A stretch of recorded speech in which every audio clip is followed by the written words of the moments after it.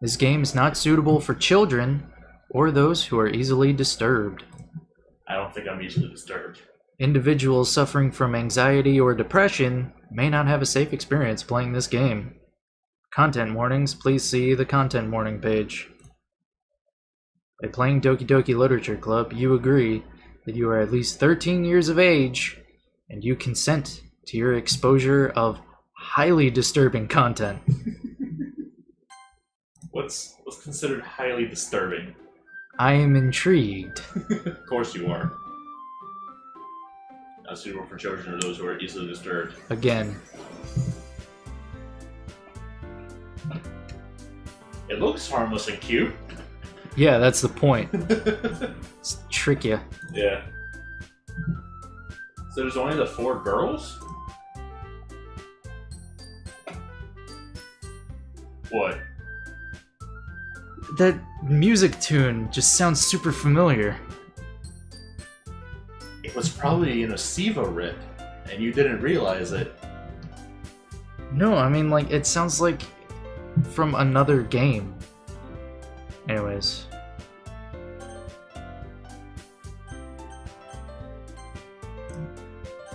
Please enter your name. What should my name be? My dude. No. Yeah, sure, why not? I can't put a space. You can't put a space? Damn it. Whoops. My dude. Do you want to move the mic like off the table so you don't like hear your mouse moving in the recording? I mean, where else would we put it? Like you could probably just move the controller and just set it right there, yeah. Maybe. Alright, hold on. Because I remember that's a thing we can hear is the mouse moving. Technical difficulties. Yeah. I have to unwind the whole cord.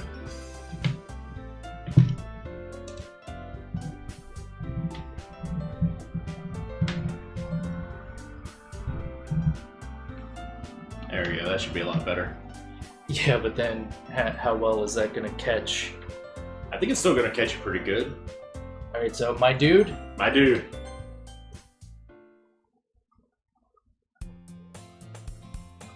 Hey! I see an annoying girl running toward me from the distance, Oh god, I'm disturbed. waving her arms in the air like she's totally oblivious to any attention she might draw to herself. Waving her arms in the air like she just doesn't care. No one cares. That girl is Sayori, my neighbor and good friend since we were children. You know, the kind of friend you'd never see yourself making today, but it just kind of works out because you've known each other for so long. We used to walk to school together on days like this. Starting around high school, she would oversleep more and more frequently, and I would get tired of waiting up. Or if she's gonna chase after me like this, I almost feel better off running away. Run. Do it. However, I just sigh and idle in front of the crosswalk and let Sayori catch up to me. Oh, she's a cutie. I overslept again, but I caught you this time. Maybe, but only because I decided to stop and wait for you. Yeah, you dumb bitch. Yeah. You know in animes, they always say, eh. Yeah, they do. You say that like you were thinking about ignoring me. That's mean, my dude. Off to a good start. Well, if people stare at you for acting weird, then I don't want them to think we're a couple or something. Fine, fine. But you did wait for me after all. I guess you don't have it in you to be mean even if you want to. Whatever you say, Sayori. We cross the street together and make our way to school. As we draw near, the streets become increasingly speckled with other students making their daily commute. By the way, my dude, have you decided on a club to join yet? A club? I told you already, I'm really not interested in joining any clubs. I want to join the psychic club. Yeah. Was it the psychic club or was it like the supernatural club? I think it was supernatural club. They're also into like aliens and shit. Oh yeah, that's right. I haven't been looking either. That's not true. You told me you would join a club this year. Did I? Sure, it's possible that I did in one of our many conversations where I dismissively go along with whatever she's going on about. This is so anime. Right? Sayori likes to worry a little too much about me, when I'm perfectly content just getting by on the average, while spending my free time on games and anime. Hell yeah. Uh-huh. I was talking about how I'm worried that you won't learn how to socialize or have any skills before college. Your happiness is really important to me, you know? Selfish bitch. Not that I like you or anything, Baka. And I know you're happy now, but I'd die at the thought of you becoming a NEET in a few years because you're not used to the real world. Not that I care or anything, Baka Oni-chan. I'm not your brother!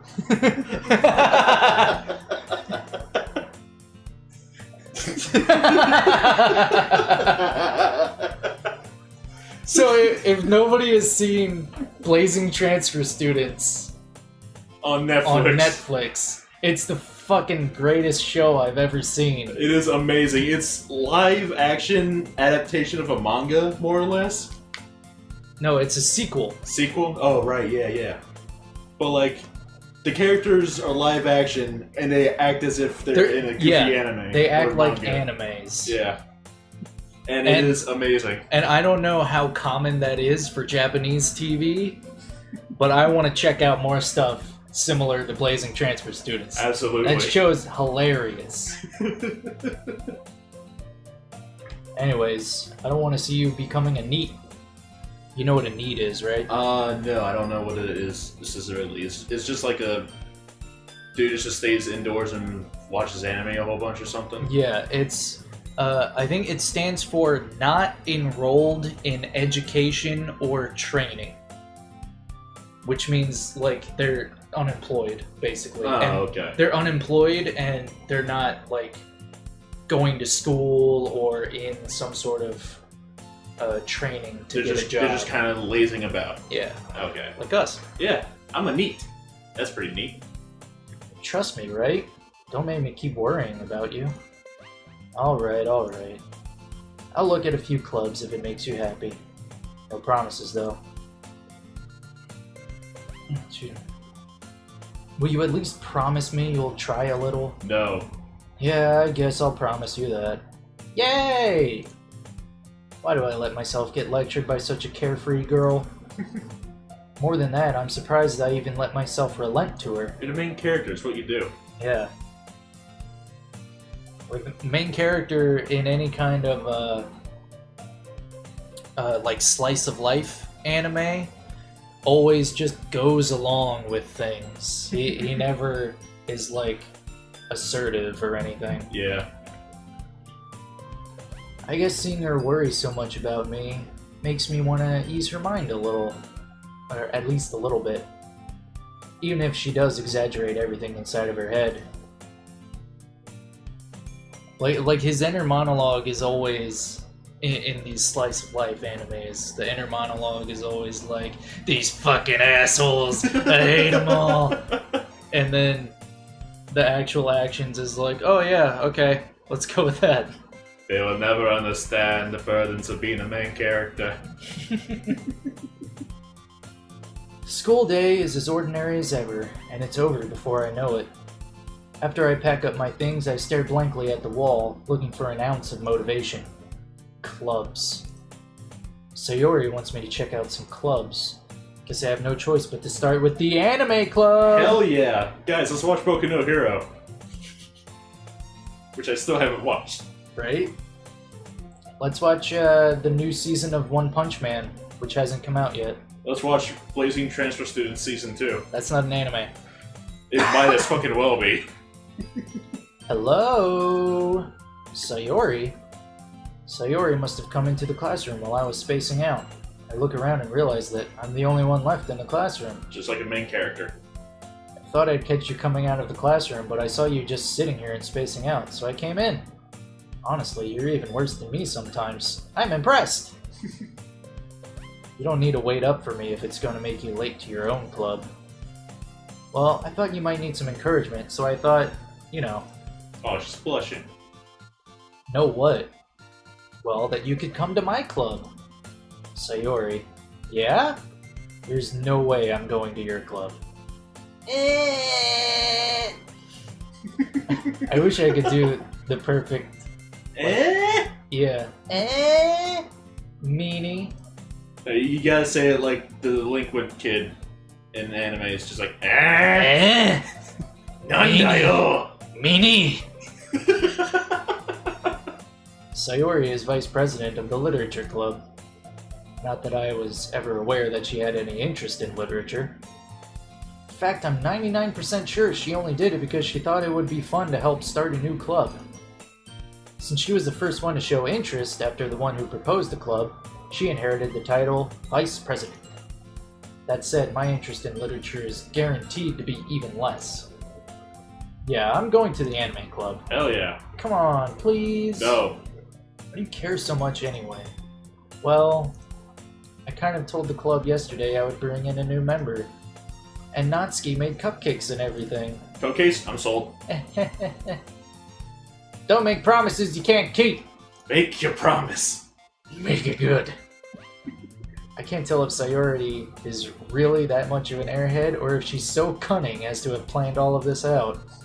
I let out a long sigh. Fine, I'll stop by for a cupcake, okay? Yes, let's go! Yosh! Ikuzo! Thus, today marks the day I sold my soul for a cupcake. Dude, me too. I dejectedly follow Sayori across the school and upstairs, a section of the school I rarely visit, being generally used for third-year classes and activities. Sayori, full of energy, swings open the classroom door. Everyone, the new member is here! I told you, don't call me a new member. Eh? I glance around the room. Hello. Welcome to the Literature Club. It's a pleasure meeting you. Sayori always says nice things about you. Seriously? You brought a boy? Way to kill the atmosphere. Tsundere. Ah, my dude! What a nice surprise! She's the cool one. Welcome to the club. All words escape me in this situation. This club is full of incredibly cute girls! Hell yeah. Where's that cupcake though? What are you looking at? If you want to say something, say it. Sorry. Natsuki. The girl with the sour attitude, whose name is apparently Natsuki, is one I don't recognize. Her small figure makes me think she's probably a first year. She's also the one who made cupcakes, according to Sayori. You can just ignore her when she gets moody. Sayori says that quietly into my ear, then turns back toward the other girls. Anyway, this is Natsuki, always full of energy. And this is Yuri, the smartest in the club. Don't say things like that. Aww. Yuri, who appears comparably more mature and timid, seems to have a hard time keeping up with people like Sayori and Natsuki. Well, it's nice to meet both of you. And it sounds like you already know Monica, is that right? That's right. It's great to see you again, my dude. Monica smiles sweetly. We do know each other. Well, we rarely talked, but we were in the same class last year. Monica was probably the most popular girl in class. Smart, beautiful, athletic, And totally evil. basically completely out of my league. So having her smile at me so genuinely feels a little... You too, Monica. Come sit down, my dude. We made room for you at the table, so you can sit next to me or Monica. I'll get the cupcakes. Hey, I made them, I'll get them. Sorry, I got a little too excited. Then how about I make some tea as well? The girls have a few desks arranged to form a table. As Sayori mentioned, it's been widened so that there's one space next to Monica and one space next to Sayori. Natsuki and Yuri walk over to the corner of the room, where Natsuki grabs a wrapped tray and Yuri opens the closet. Still feeling awkward, I take a seat next to Sayori. Natsuki proudly marches back to the table, tray in hand. Okay, are you ready? Ta-da! Whoa! Sugoi! Subarashi! Natsuki lifts the foil off the tray to reveal a dozen white, fluffy cupcakes decorated to look like little cats. Show me the picture of the cupcakes. That's kawaii as shit. Yeah, it is. The whiskers are drawn with icing and little pieces of chocolate were used to make ears. So cute! I had no idea you were so good at baking, Natsuki. Well, you know.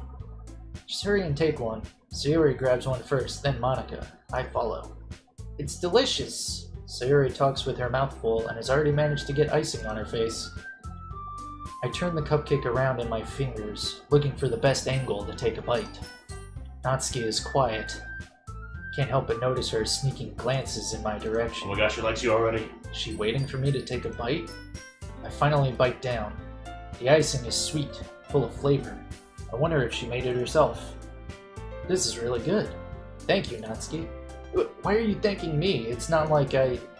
Haven't I heard this somewhere before? Baka. He's aware. Made them for you or anything. Eh? I thought you technically did. Sayori said, well, maybe. But not for, you know, you. Dummy. I like her. Baka. Alright, alright.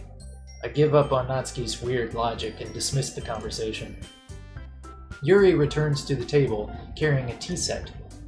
She carefully places a teacup in front of each of us before setting down the teapot next to the cupcake tray. You keep a whole tea set in this classroom? Don't worry, the teachers gave us permission. After all, doesn't a hot cup of tea help you enjoy a good book? I guess. Don't let yourself get intimidated. Yuri's just trying to impress you. That's not... Insulted, Yuri looks away. I meant that, you know, I believe you. Well, tea and reading might not be a pastime for me, but I at least enjoy tea. I don't. Yeah, I don't much care for tea too much. I'm glad. Yuri faintly smiles to herself in relief. Monica raises an eyebrow, then smiles at me. So, what made you consider the literature club? Yeah, I'm just here for the cupcake, okay? I was afraid of this question. Something tells me I shouldn't tell Monica that I was practically dragged here by Sayori.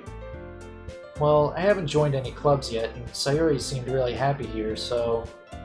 That's okay, don't be embarrassed. We'll make sure you feel right at home, okay? As president of the Literature Club, it's my duty to make the club fun and exciting for everyone. Monica, I'm surprised. How come you decided to start your own club? You could probably be a board member for any of the major clubs. Weren't you a leader of the debate club last year? Well, you know. Everyone says you know a lot. Yeah. To be honest, I can't stand all of the politics around the major clubs. Feels like nothing but arguing about the budget and publicity and how to prepare for events. I have heard that clubs in Japanese schools are goddamn intense. Yeah. It's like a whole extra class. Yeah. Rather than just like chill out like the Supernatural club.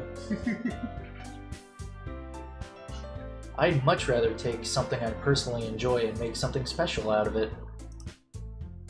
And if it encourages others to get into literature, then I'm fulfilling that dream. Monica really is a great leader. Yuri also nods in agreement. Then I'm surprised there aren't more people in the club yet. It must be hard to start a new club. You could put it that way. Not many people are very interested in putting out all the effort to start something brand new, especially when it's something that doesn't grab your attention like literature.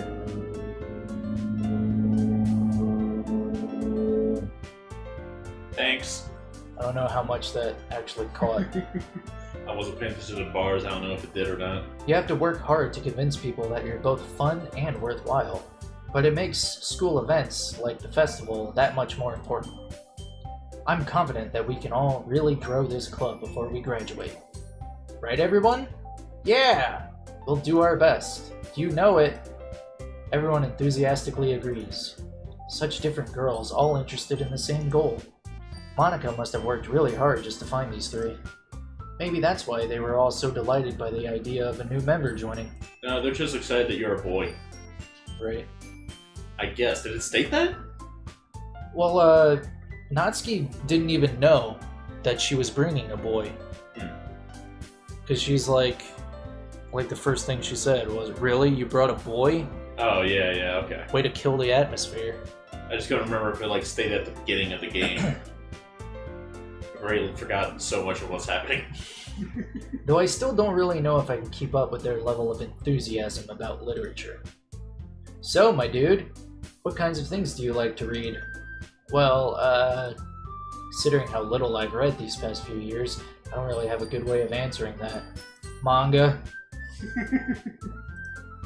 I mutter quietly to myself, half joking. Natsuki's head suddenly perks up. Looks like she wants to say something, but she keeps quiet. She likes manga. Not much of a reader, I guess. Well, that can change. What am I saying? I spoke without thinking after seeing Yuri's sad smile. Anyway, what about you, Yuri? Well, let's see. Yuri traces the rim of her teacup with her finger. My favorites are usually novels that build deep and complex fantasy worlds. The level of creativity and craftsmanship behind them is amazing to me. And telling a good story in such a foreign world is equally impressive. Yuri goes on, clearly passionate about her reading. She seemed so reserved and timid since the moment I walked in, but it's obvious by the way her eyes light up that she finds her comfort in the world of books, not people. But, you know, I like a lot of things. Stories with deep psychological elements usually immerse me as well. Isn't it amazing how a writer can so deliberately take advantage of your own lack of imagination to completely throw you for a loop? I feel like that's foreshadowing. Yeah. Foreshadowing and, leaning against the fourth wall. Oh, yeah. Anyway, I've been reading a lot of horror lately. I read a horror book once. I desperately grasped something I can relate to at the minimal level. At this rate, Yuri might as well be having a conversation with a rock. I know what horror is. I know that. Yeah. I understood that reference. I clapped. Really? I wouldn't have expected that, Yuri. For someone as gentle as you. I guess you could say that. But if a story makes me think, or takes me to another world, then I really can't put it down. Surreal horror is often very successful at changing the way you look at the world, if only for a brief moment. I hate horror. Oh, why's that? Well, Natsuki's eyes dart over to me for a split second. Never mind. She just gets easily scared. That's right, you usually like to write about cute things, don't you, Natsuki? What? What gives you that idea? You left a piece of scrap paper behind last club meeting. It looked like you were working on a poem called "Don't Say It Out Loud!" And give that back! Fine. Your cupcakes, your poems, everything you do is just as cute as you are. Sayori sidles up behind Natsuki and puts her hands on her shoulders. I'm not cute! There's a little fang. I like it. Yeah, that's how you know she's the Moe character. Oh, yeah. Natsuki, you write your own poems? Well, I guess sometimes. Why do you care? I think that's impressive. Why don't you share them sometime? No. No! Natsuki averts her eyes. You wouldn't like them.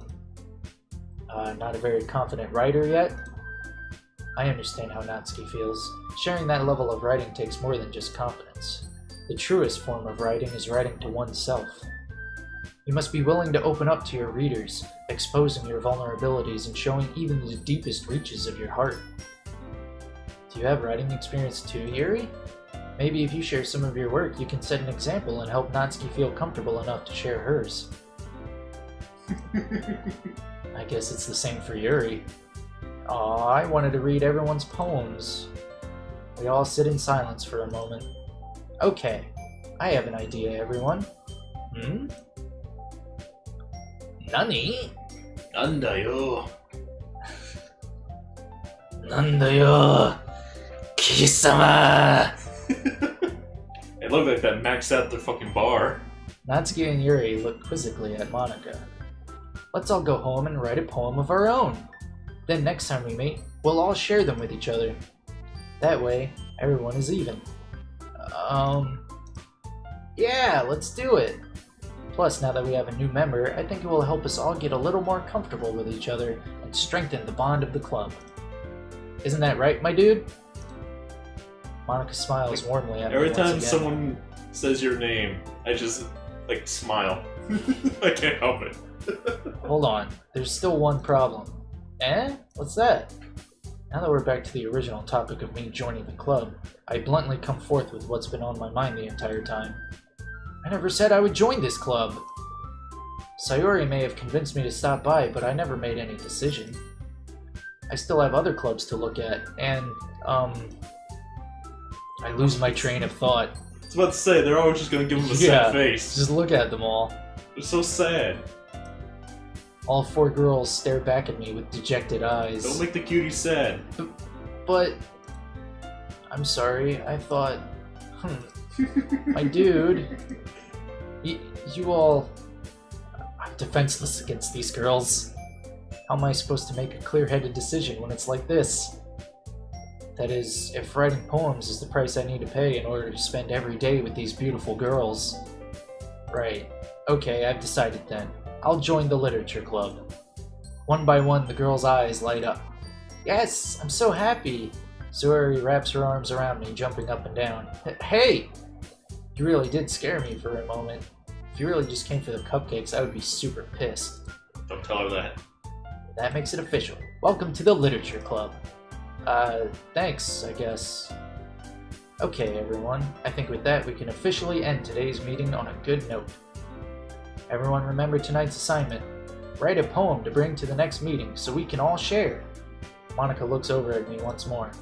My dude, I look forward to seeing how you express yourself. Yeah. Can I really impress the class star Monica with my mediocre writing skills? I already feel the anxiety welling up inside me. Meanwhile, the girls continue to chit-chat as Yuri and Natsuki clean up their food. Hey, my dude, since we're already here, do you want to walk home together? That's right, Sayuri and I never walk home together anymore because she always stayed after school for clubs. Sure, might as well. Yay! Ikuzo! When did the choices in this game start popping up? I know, right? I would have thought that like a few moments were choices. Especially when it's like, do I sit next to Sayori or Monica? Yeah, I was just like, that's choice time. Yeah, apparently not. With that, the two of us depart the club room and make our way home. The whole way, my mind wanders back and forth between the 4 girls. Sayori, Natsuki, Yuri, and of course, Monica. Which one do I want to fuck? Will I really be happy spending every day after school in a literature club? Perhaps I'll have the chance to grow closer to one of these girls. Alright, I'll just need to make the most of my circumstances, and I'm sure good fortune will find me. And I guess that starts with writing a poem tonight. It's time to write a poem. Pick words you think your favorite club member will like. Something good might happen with whoever likes your poem the most. Oh, okay, here we go. Okay. Let's see. Let's see here. Fickle. Fickle.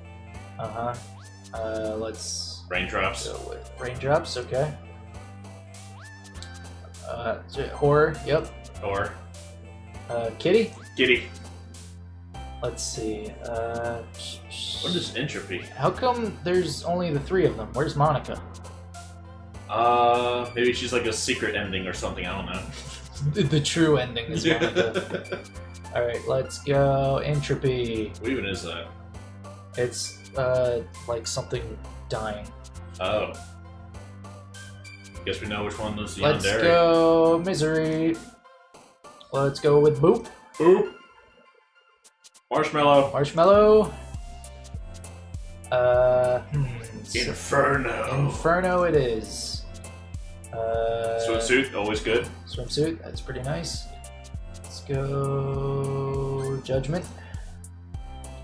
Gotta go with Climax. Oh yeah, always. Doki Doki. Doki Doki.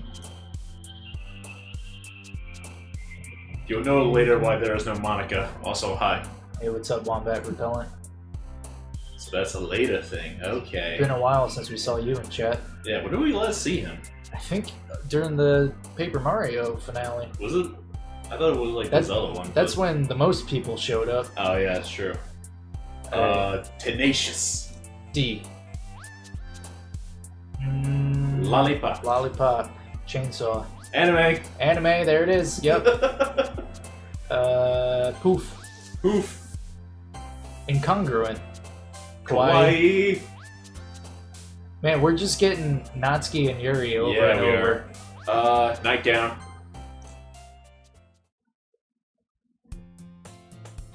Hi again, my dude. Hey, Monica. Glad to see you didn't run away on us. What the What's the story, Monica? Nah, don't worry.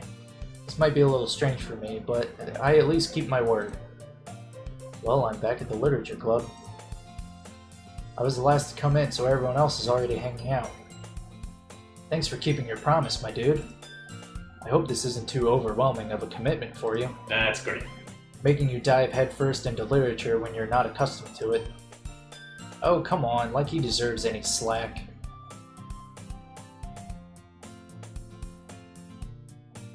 Sayuri told me you didn't even want to join any clubs this year. And last year, too. I don't know if you plan to just come here and hang out or what. But if you don't take us seriously, then you won't see the end of it. Natsuki, you certainly have a big mouth for someone who keeps her manga collection in the club room. Aha! Boom! Knew she liked manga. You got called out, son! Ah! Natsuki finds herself stuck between saying Monica and manga. Manga is literature! It is. It's like, there's a bit in The Office where, he's like reading the newspaper, right? And then someone's like, hey, let me see it. And then the hentai magazine falls on the floor. And then it goes to the interview part, and he's like, it's called hentai, and it's art. Does Samuel L. Jackson like anime? Yes, I do. Hentai too. That laugh is what gets us every time. Swiftly defeated, Natsuki plops back into her seat. Don't worry, guys. My dude always gives it his best as long as he's having fun. He helps me with busy work without me even asking. Like cooking, cleaning my room. How dependable. No, I think it's more like she just doesn't do it herself. Yeah. Sarah, that's because your room is so messy it's distracting. Knew it. And you almost set your house on fire once. Be cool about fire safety. That's so. You two are really good friends, aren't you? I might be a little jealous. How come? You and my dude can become good friends too. Sayori. As usual, Sayori seems oblivious to the weird situation she just put me into. Oh, Yuri even brought you something today, you know? Wait, Sayori. Me? Not really. Don't be shy. It's really nothing. What is it? Never mind. Sayori made it sound like a big deal when it's really not. What do I do? I'm sorry, Yuri, I wasn't thinking. Guess that means it's up to me to rescue this situation. Hey, don't worry about it. First of all, I wasn't expecting anything in the first place, so any nice gesture from you is a pleasant surprise. It'll make me happy no matter what. Did we just not notice that we got more of her, and now we're just interacting with her a lot? That's so. Maybe. Yeah, I won't make it a big deal if you don't want it to be. Alright. Well, here. Yuri reaches into her bag and pulls out a book. I didn't want you to feel left out, so I picked out a book that I thought you might enjoy. It's a short read, so it should keep your attention, even if you don't usually read. And we could, discuss it, if you wanted. How is this girl accidentally being so cute? She even picked out a book she thinks I'll like, despite me not reading much. Yuri, thank you. I'll definitely read this. I enthusiastically take the book. Phew. Well, you can read it at your own pace. I look forward to hearing what you think. Now that everyone's settled in, I expected Monica to kick off some scheduled activities for the club. But that doesn't seem to be the case. They're just sitting around. Sayori and Monica are having a cheery conversation in the corner. What about sharing our goddamn poetry? I worked so hard on that poem. The word boop is in there, guys. Yeah.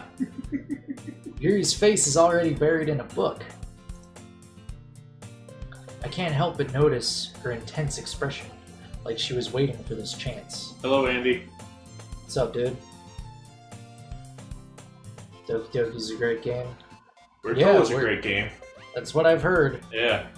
Meanwhile, Natsuki is rummaging around in the closet. Ugh. I hear Natsuki utter an exasperated sigh from within the closet. She seems to be annoyed by something. I approach her in case she needs a hand. You looking for something in there? Frickin' Monica. She never puts my stuff back in the right spot. Stupid bitch. Oh, this frickin' Monica, dude. What's the point? What's the point in keeping your collection organized if someone else is just gonna mess it up? You goddamn son of a bitch. Frickin' Monica. Natsuki slides a bunch of stacked books and boxes across the shelf. Manga. You read manga, right? Sometimes. Manga is one of those things where you can't admit you're really into it until you figure out where the other person stands. It's just like real life. Yeah. How did you know, anyway? I heard you bring it up at some point. Besides, it's kind of written on your face. What's that supposed to mean? I see. There's a lone volume of manga amidst a stack of various books on the side of one of the shelves. Curious, I pull it out of the stack. There it is! Natsuki snatches it out of my hand. She then turns to a box of manga and slips the volume right into the middle of the rest. Ah, much better. Seeing a box set with one book missing is probably the most irritating sight in the world. OCD. I know that feel. That feel when... I get a closer look at the box set she's admiring. Parfait Girls? It's a series I've never heard of in my life. That probably means it's either way out of my demographic, or it's simply terrible. If you're gonna judge, you can go do it through the glass on that door. She points to the classroom door. Hey, I wasn't judging anything. I'm judging. I didn't even say anything. It was the tone of your voice. But I'll tell you one thing, my dude. Consider this a lesson straight from the literature club. Don't judge a book by its cover. In fact, Natsuki pulls out the first volume of Parfait Girls from the box. I'm gonna show you exactly why. She shoves the book right into my hands. I stare at the cover. It features 4 girls in colorful attire striking animated feminine poses. It's exceedingly moe. Don't just stand there. What? Natsuki grabs my arm and pulls me out of the closet. She then takes a seat against the wall beneath the windowsills. She pats on the ground next to her, signaling me to sit there. Ooh. Wouldn't chairs be more comfortable? I take my seat. Chairs wouldn't work. We can't read at the same time like that. Why's that? I guess it's easier to be close together like this. Aw man, got my heart going Doki Doki right now. Don't just say that, Baka. You make me feel weird about it. Baka? Natsuki crosses her arms and scooches an inch away from me. Sorry. I didn't exactly expect to be sitting this close to her either.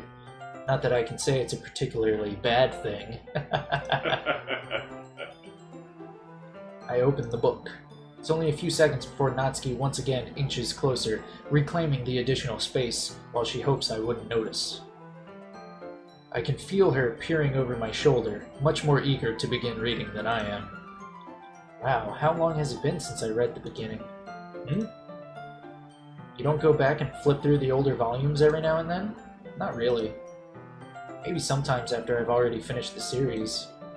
Hey, are you paying attention? I am, but nothing's really happened yet, so I can talk at the same time. Looks like it's about a bunch of friends in high school. Typical slice of life affair. Of course. They hang out at a cafe and eat parfaits.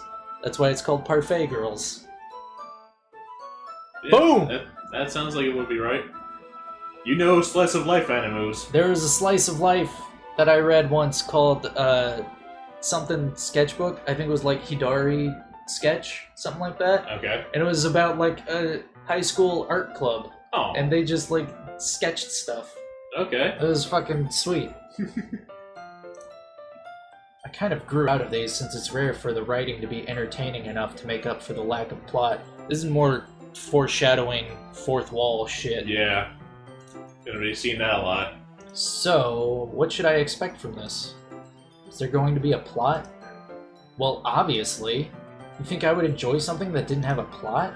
I mean, well, I guess I know what you're saying. A lot of the beginning is about simple things. Like, there's a really funny chapter where they're obsessed with a guy at the ice cream shop. But that just helps you get to know the characters. And besides, it's still entertaining. But later on, there's all kinds of drama. Like when they get into all their backstories, and when some of the romance starts to happen. That's really what makes it so good. There's so many touching parts. Ah, is that so? Sounds like you really know what you're talking about. Maybe I underestimated you. Hey, wait! What's that supposed to mean? Uh-oh. Ah! Run! Natsuki gives me a little shove. I just meant that I haven't yet seen you at your full power. Good save. This isn't even my final form. It's over 9,000. This chapter seems like it's about baking. This is just a guess, but is there a lot of baking in this manga? Well, Natsuki pauses for a moment as if she doesn't want to admit something. Yeah. Why does that matter? It doesn't, I was just curious. Since you enjoy baking too, right? That's just a coincidence. No. I just happened to get into baking around the same time I got into this manga. Like I would ever get into anything because it's in a manga. Oh, okay. I feel bad for anyone that impressionable. Yeah, that's how I got into becoming a ninja. It's because I read Naruto. Definitely not a coincidence. Definitely. I guess that explains Natsuki's interest in baking. Still, of all the hobbies to pick up from a manga, that's definitely one of the better ones. Yeah, not like being a ninja or a Shinigami. not like some people I've seen who just make their whole life about the manga. Yeah. Like, their whole room looks like a character's room. Like, all they do is dress up like Light or L. Yeah, exactly. And then they just write people's names in a notebook while staring at them. And then they take a chip and eat it. Not to mention she's really good at it. So who am I to judge? Oh. We read on for a few more minutes. I've finished a couple chapters at this point. Are you sure this isn't boring for you? It's not! Even though you're just watching me read? Well, I'm fine with that. You say so.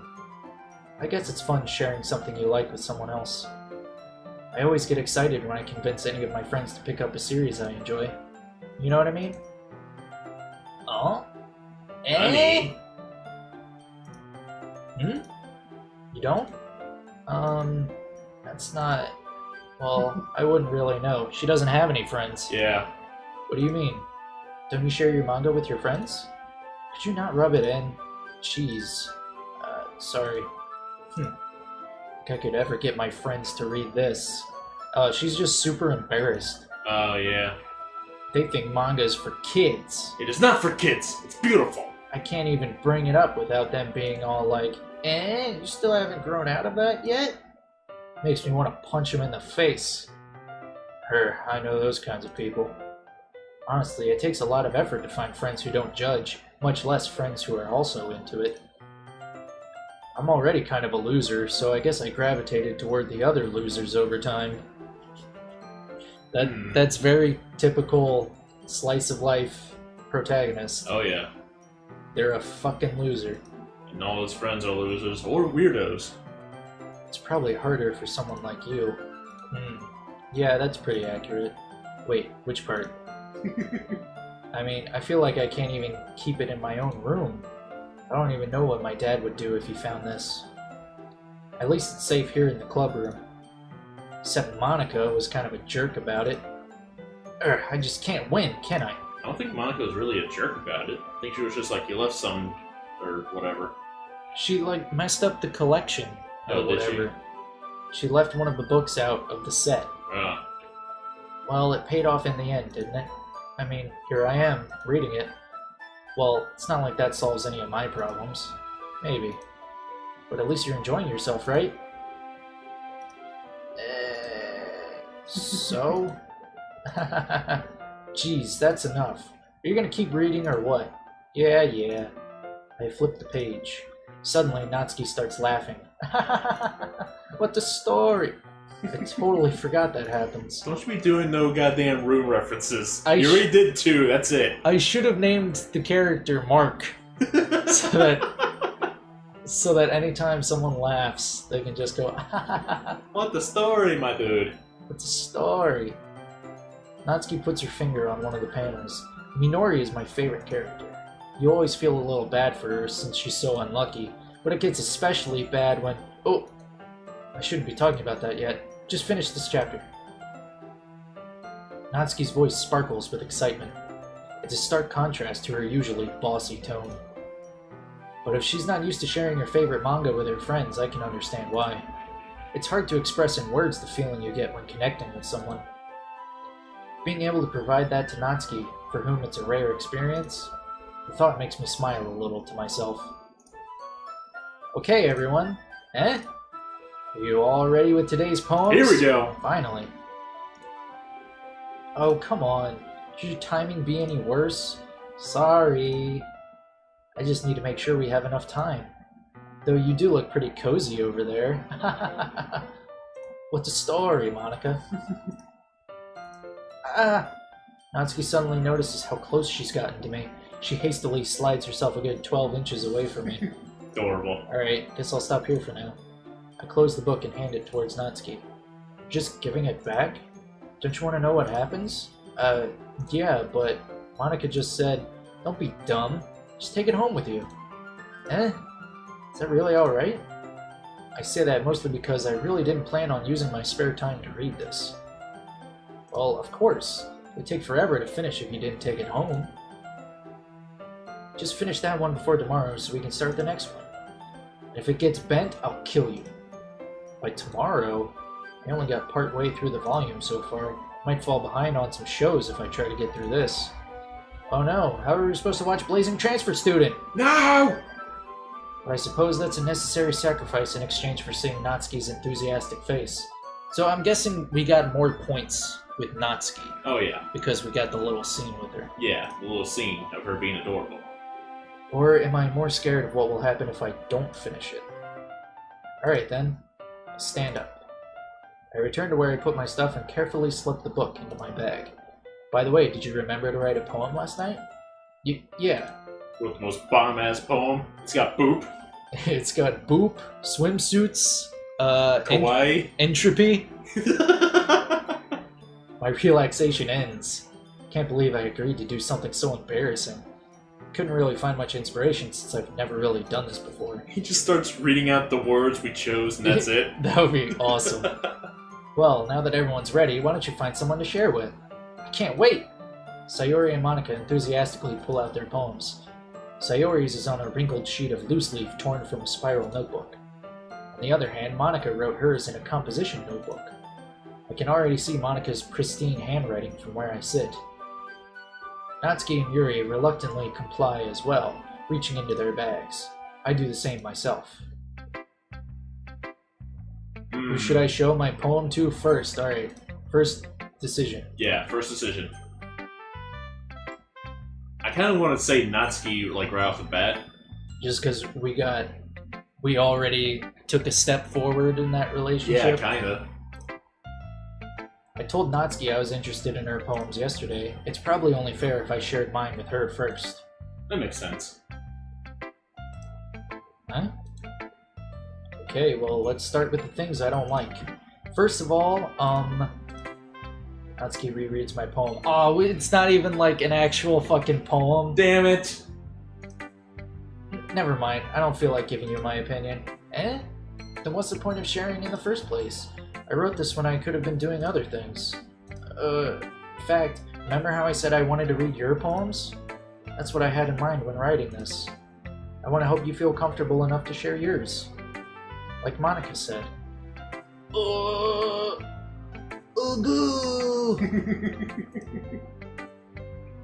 I would be more comfortable sharing my poem if yours was really bad. Yay, she likes hers! You were supposed to show me some dumb poem and make me go, ha, well, it's not that great, but let me show you what real literature looks like. And you went and ruined it. I hope you're happy. I am happy. So in other words, you're saying you liked it? Natsuki's retort gets caught in her throat.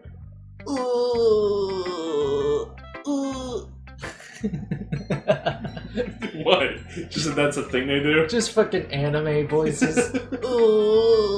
You're so... You don't understand anything, do you? I already told you that you don't have to go announcing it to the world like you're all self-important. Pretty sure you never actually said that. I say that mostly to myself. Natsuki must really hate me or something. No, dude, she's super tsundere. Oh yeah, she loves you, dude. Baka? Why else would she give you one of her mangas? She's very self-conscious. Oh yeah. As well. I can't figure out if it's a win or a loss that she liked my poem. In any case, you still need to show me yours, right? Go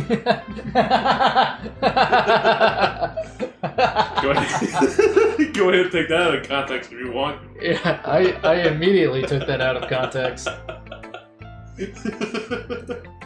Grr. Fine, I guess. Only because Monica will make me if I don't.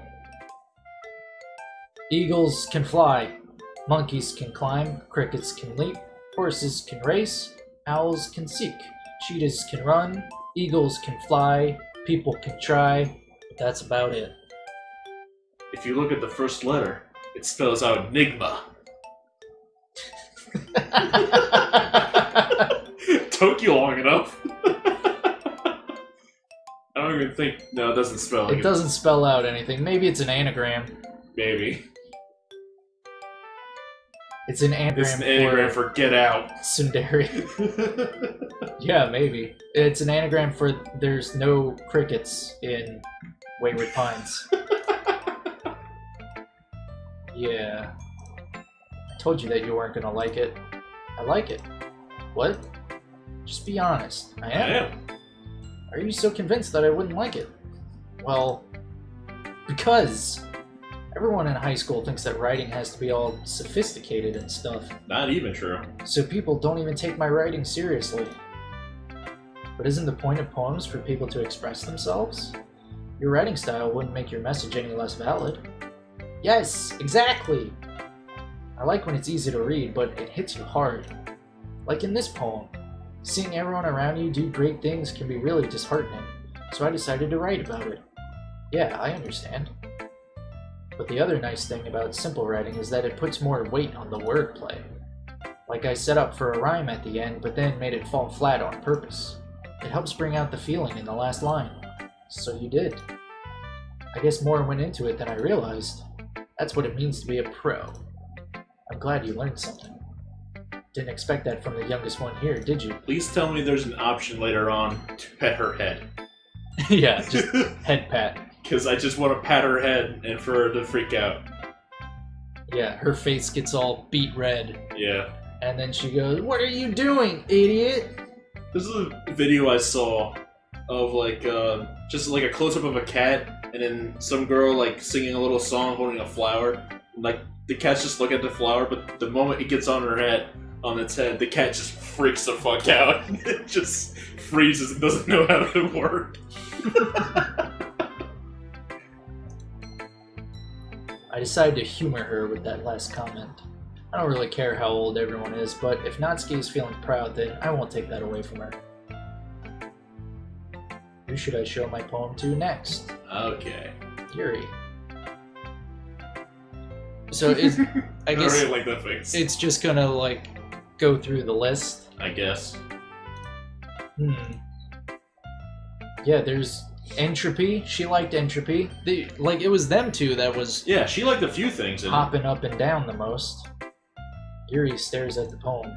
A minute passes, more than enough time for her to finish reading. Sorry, forgot to start speaking. It's fine, don't force yourself. I just need to put my thoughts into words. Hold on. Okay. This is your first time writing a poem, right? Yeah. Why do you ask? I'm just making sure. I guessed that it might be after reading through it. So it's that bad? No! Did I just raise my voice? Did you just raise your voice? I'm so sorry. Yuri buries her face in her hands. I couldn't help but notice that it's been several minutes and we really haven't gotten anywhere. So this game already has two of my favorite character types. It's got the easily embarrassed tsundere and the easily embarrassed shy girl. Yeah. That's the thing, is every anime has these stereotypes. I know. And then you have Sayori, who's the airhead, carefree girl. Yeah, and also childhood friend. Yeah. Because they always are. Yeah. Every single time. You can't stop it. Either the airhead, carefree girl is the childhood friend, or the self-conscious tsundere is the childhood friend. Right, yeah. It's either one of them. The shy girl is always a classmate, and then the popular girl that he thinks he has no chance with is also here. Might take Yuri a while to get used to new people. It's fine, I really didn't notice. What were you saying? Right, it's just that there are specific writing habits that are usually typical of new writers. And having been through that myself, I kind of learned to pick up on them. I think the most noticeable thing I recognize in new writers is that they try to make their style very deliberate. In other words, they tend to pick a writing style separate from the topic matter, and they form-fit the two together. I don't know what the fuck you're saying. I don't know either. The end result is that both the style and the expressiveness are weakened. I guess she's trying to say, oh, I can't scroll back. History. There we go. Pick a writing style separate from the topic matter and they form-fit the two together. I guess she's like trying to say... I have no idea what she's trying to say. Yeah, I'm confused by it. Help. Whatever. Once Yuri finds her train of thought, it's as if her demeanor totally changes. Her stammering is completely gone and she sounds like an expert. Of course, that's not something you can be blamed for. There are so many different skills and techniques that go into writing even a simple poem. Not just finding them and building them, but getting them to work together is probably the most challenging part. It might take you some time, but it all comes with practice, and learning by example, and trying new things. And being good. I also hope that everyone else in the club gives you valuable feedback. Natsuki can be a little bit biased, though. Biased? How? Well, never mind. I shouldn't be talking about people like that. Sorry. It's fine. I'm not sure if Yuri is apologizing to herself, to me, or to Natsuki. She's just apologizing in general. Do you mind if I read your poem now? Please do. I'd love to share my thought process behind it. Yuri smiles dreamily as if that's a rare opportunity for her, which itself is kind of funny. After all, isn't this supposed to be a literature club? Oh, Jesus. Ghost under the light. The tendrils of my hair illuminate beneath the amber glow, bathing. It must be this one, the last remaining streetlight to have withstood the test of time. The last yet to be replaced. I can barely fucking read this shit. The last yet to be replaced by this sickening blue-green hue of the future. I bathe, calm, breathing air of the present, but living in the past. The light flickers. I flicker back. Eagles can fly. Yeah. I'm sorry I have such terrible handwriting. What? Wasn't thinking that at all. I was. If I can't read it, it's terrible. But it took you a long time to read. Well, I just don't read script very often. I actually think your handwriting is pretty. That's a relief. Also, I like the poem. Even though it's short, it was really descriptive. It wasn't too short. I usually write longer poems. Not at all. I'm really glad you like it. I'll be honest, since it's our first time sharing, I wanted to write something a little more mild. Something easy to digest, I suppose. Are you into ghosts, Yuri? Actually, the story isn't about a ghost at all, my dude. Really? I must have totally missed the point. Well, I suppose you did only glance over it after all. But remember that poets often express their own thoughts, feelings, and experiences in their work. They usually do more than tell a simple story or paint a picture. In this case, perhaps the subject of the poem is only being symbolically compared to a ghost. This is like a straight-up fucking literature club. Right? Like it's going into it. Yeah. Lingering in her last remaining place of comfort, unable to let go of the past, and soon to be left with nothing. It's a lot more solemn putting it that way. I hadn't even thought of that. That's impressive. It's nothing really. Well, it makes me happy that you think that. Just remember that it won't be long before you pick up on these things too. Yeah, maybe you're right. I guess I'll have to keep trying. I'm counting on you. Let's go with Monica. Yeah. Hi, my dude. Now, she wasn't there, bouncing up and down. Yeah, when we no, were she writing. wasn't one of the people that could be influenced by it. Having a good time so far? Yeah. Good, glad to hear it. By the way, since you're new and everything, if you ever have any suggestions for the club, like new activities or things we can do better, I'm always listening. Let's go for a swimsuit party? How about that? Let's go for Let's go for some kawaii shit. Let's play some beach volleyball, or Let's shoot each other with water guns, guys. Peach Beach Splash. Let's go Yeah. for it. Don't be afraid to bring things up, okay? Alright, I'll keep that in mind. Of course, I'll be afraid to bring things up. I'm much better off just going with the flow until I'm more settled in. Anyway, want to share your poem with me? It's kind of embarrassing, but I guess I have to. What story? Don't worry, my dude. We're all a little embarrassed today, you know? But it's that sort of barrier that we'll all learn to get past soon. We're gonna go ahead and make a drinking game where anytime they laugh and you say what a story, Yeah, take a right. shot. What a poem, my dude. Yeah, that's true. I hand Monica my poem. I like it, my dude. Really? It's a lot cuter than I expected. Oh, jeez. No. It kind of makes me think of something Natsuki would write. That was the goal. And she's a good writer, too. So take that as a compliment. If you say so. You didn't say what a story, but you still did the laugh. I'm just reading it, man. But you're reading it like Tommy Wiseau. By any chance, have you read anything by Shel Silverstein? Maybe a long time ago. He's famous for telling all kinds of stories in just a few simple words. His poems can be funny, endearing, or even sad. And sometimes they're only a few lines long. They might even feel like they're written for kids, but if you think about them, they can express views of the world that would apply to anybody. I see. So you're saying that Natsuki is kind of like that? Sort of. Maybe she's not an expert, but you probably won't find much filler in her poems. They might be easy to write, but they're super challenging to get the meaning through. So I can see why it would be your kind of poem to explore. I'm sure I'll end up trying different things a lot. It could take a while before I feel comfortable doing this. That's okay. I'd love to see you try new things. That's the best way to find the kind of style that suits you. Everyone else might be a little bit biased toward their own kinds of styles, but I'll always help you find what suits you the most. Oh, okay. So the reason she's not in the thing is because it doesn't influence whether she likes it, because she only wants to help you develop your own style. I guess, yeah. Not develop a style similar to yourself. Right.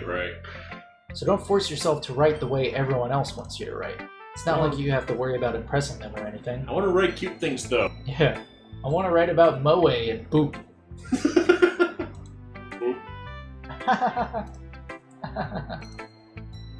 Anyway, do you want to read my poem now? Don't worry, I'm not very good. You sound pretty confident for someone who claims to not be very good. Well, that's because I have to sound confident. That doesn't mean I always feel that way, you know? I see. Well, let's read it then. Hole in the wall. Okay. It couldn't have been me. See? The direction the speckle protrudes.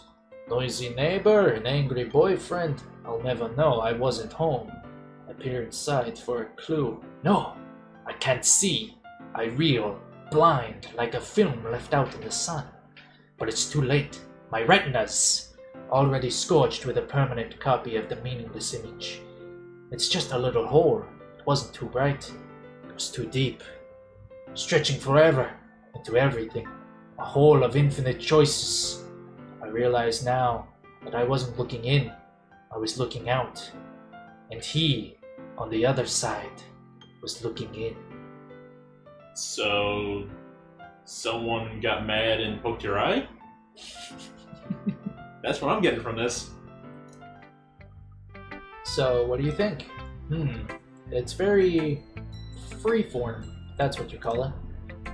Sorry, I'm not really the right person to ask for feedback. It's okay. Yeah, that kind of style has gotten pretty popular nowadays. That is, a lot of poems have been putting emphasis on the timing between words and lines. When performed out loud, it can be really powerful. What was the inspiration behind this one? Well, I'm not sure if I know how to put it. I guess you could say that I had some kind of epiphany recently. It's been influencing my poems a bit. An epiphany? Yeah, something like that. Kind of nervous to talk about deep stuff like that because it's kind of coming on strongly.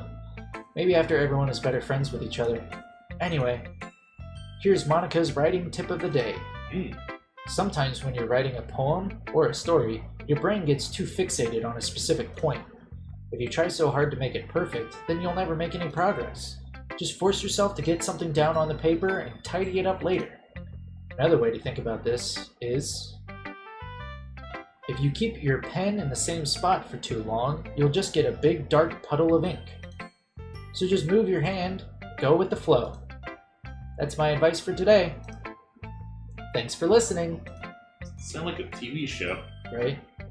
Who should I show my poem to next? I think we're done here. No one else needs to read it. How about Natsuki? Natsuki, say it's good again. Say it's good without saying you like it. This is a good poem, my dude. You sure it's your first time? Of course. It's not that good. Am I the kind of guy who would be writing poems in his spare time? I guess you're right. But that's why it impressed me. Well, to be honest, I was afraid that you wouldn't do it seriously, or that you wouldn't write one at all. I'm really happy just that you wrote one. It just reminds me of how you're really a part of the club now. Not to mention the fact that I'm standing in front of you in the club room. Well, of course.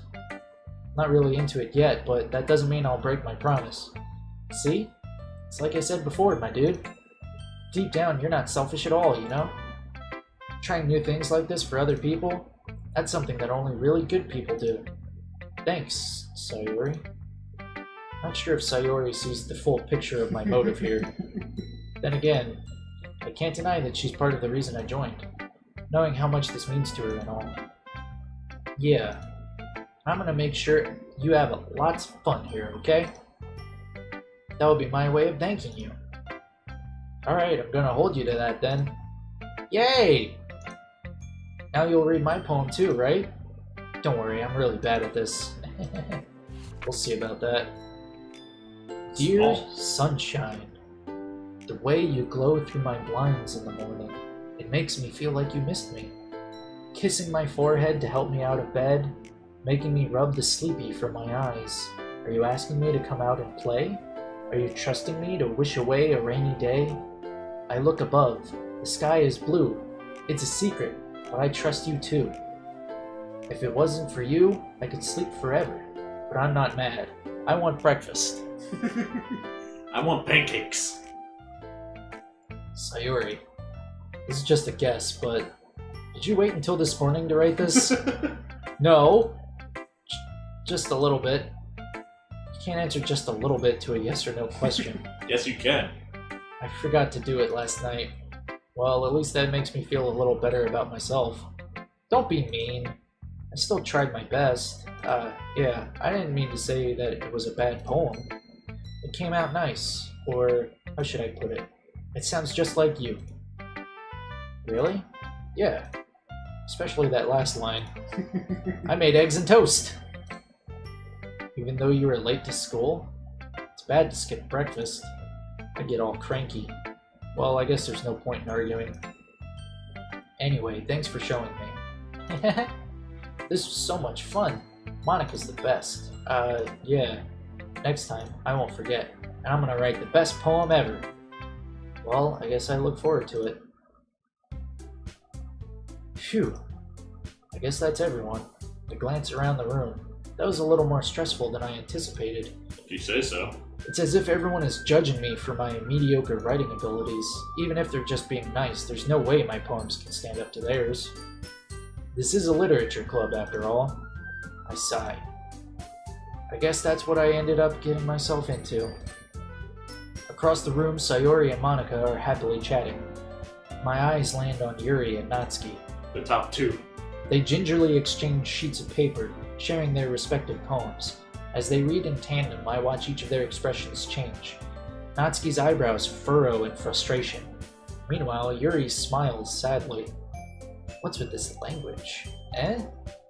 Did you say something? Oh, it's nothing.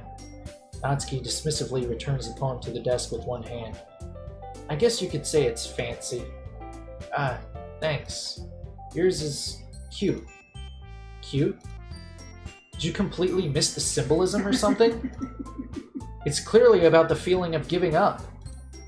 How can that be cute? I know that. I just meant the language, I guess. I was trying to say something nice. Eh? You mean you have to try that hard to come up with something nice to say? Thanks, but it really didn't come out nice at all. Well, I do have a couple suggestions. If I was looking for suggestions, I would have asked someone who actually liked it. Which people did, by the way. Sayori liked it, and my dude did too. So based on that, I'll gladly give you some suggestions of my own. First of all, excuse me, I appreciate the offer, but I've spent a long time establishing my writing style. I don't expect it to change anytime soon, unless, of course, I come across something particularly inspiring. Which I haven't yet. And my dude liked my poem too, you know. He even told me he was impressed by it. Natsuki suddenly stands up. Uh-oh. Oh no. Oh? I didn't realize you were so invested in trying to impress our new member, Yuri. Oh, goofy music. That's not what I... Ugh. Sounds like Donkey Kong music. You're just... Yuri stands up as well. Maybe you're just jealous that my dude appreciates my advice more than he appreciated yours. Uh-oh. Huh. And how do you know he didn't appreciate my advice more? They had to choose which one you like more. Are you that full of yourself? No. If I was full of myself, I would deliberately go out of my way to make everything I do overly cutesy. Is everyone okay? Well, you know what? I wasn't the one whose boobs magically grew a size bigger as soon as my dude started showing up. Yes, the boob talk. Natsuki! Natsuki, that's a little... This doesn't involve you! I don't like fighting, guys. And mommy are fighting. Suddenly both girls turned towards me, as if they just noticed I was standing there. Oh god. My dude! She's just trying to make me look bad. That's not true. She started it. If she could get over herself and learn to appreciate that simple writing is more effective, then this wouldn't have happened in the first place. What's the point of making your poems all convoluted for no reason? The meaning should jump out at the reader, not force them to have to figure it out. Help me explain that to her, my dude. Wait! There's a reason we have so many deep and expressive words in our language. It's the only way to convey complex feelings and meaning the most effectively. Avoiding them is not only unnecessarily limiting yourself, it's also a waste. You understand that, right, my dude? Well? How did I get dragged into this in the first place? It's not like I know anything about writing. But whomever I agree with, they'll probably think more highly of me. So okay. Of course that's going I agree with both sides of them. I also. We can either go Natsuki, Yuri, or help! I'm gonna go Natsuki. Okay. Yuri, you're really talented. Well, but Natsuki has a point. I think that I racked my brain in an attempt to back myself up. I think that conveying feelings with few words can be just as impressive as well. It lets the reader's imagination take over, and Natsuki's poem did a really good job at that. Yeah, it did, didn't it? Aha! Shows how much you know. That's not Natsuki. I think that's enough. Huh? Me? She was so mean to me. Natsuki's voice whines. Oh no, don't whine. Look, what we talked about yesterday was right. Writing is a really personal thing, and sharing it can definitely be hard. It looks like we learned that today. Even small criticism can lead to something pretty heated. I glance over my shoulder. Sayori is nodding vigorously. Yeah, so you don't need to feel threatened. You're a great writer, Natsuki. Natsuki's voice gets caught in surprise. Thanks for noticing. She finally mutters that, barely audible. Yuri. Yuri looks at me dejectedly. With a face like that, I can't help but feel bad for her as well. I'm sure that Natsuki didn't mean everything she said, so you don't need to feel threatened either. Well, you say so. Hey! It's not like you need to apologize for me, my dude. Sheesh. Natsuki takes a breath. The thing about, Natsuki glances around the room. Would everyone stop staring at me?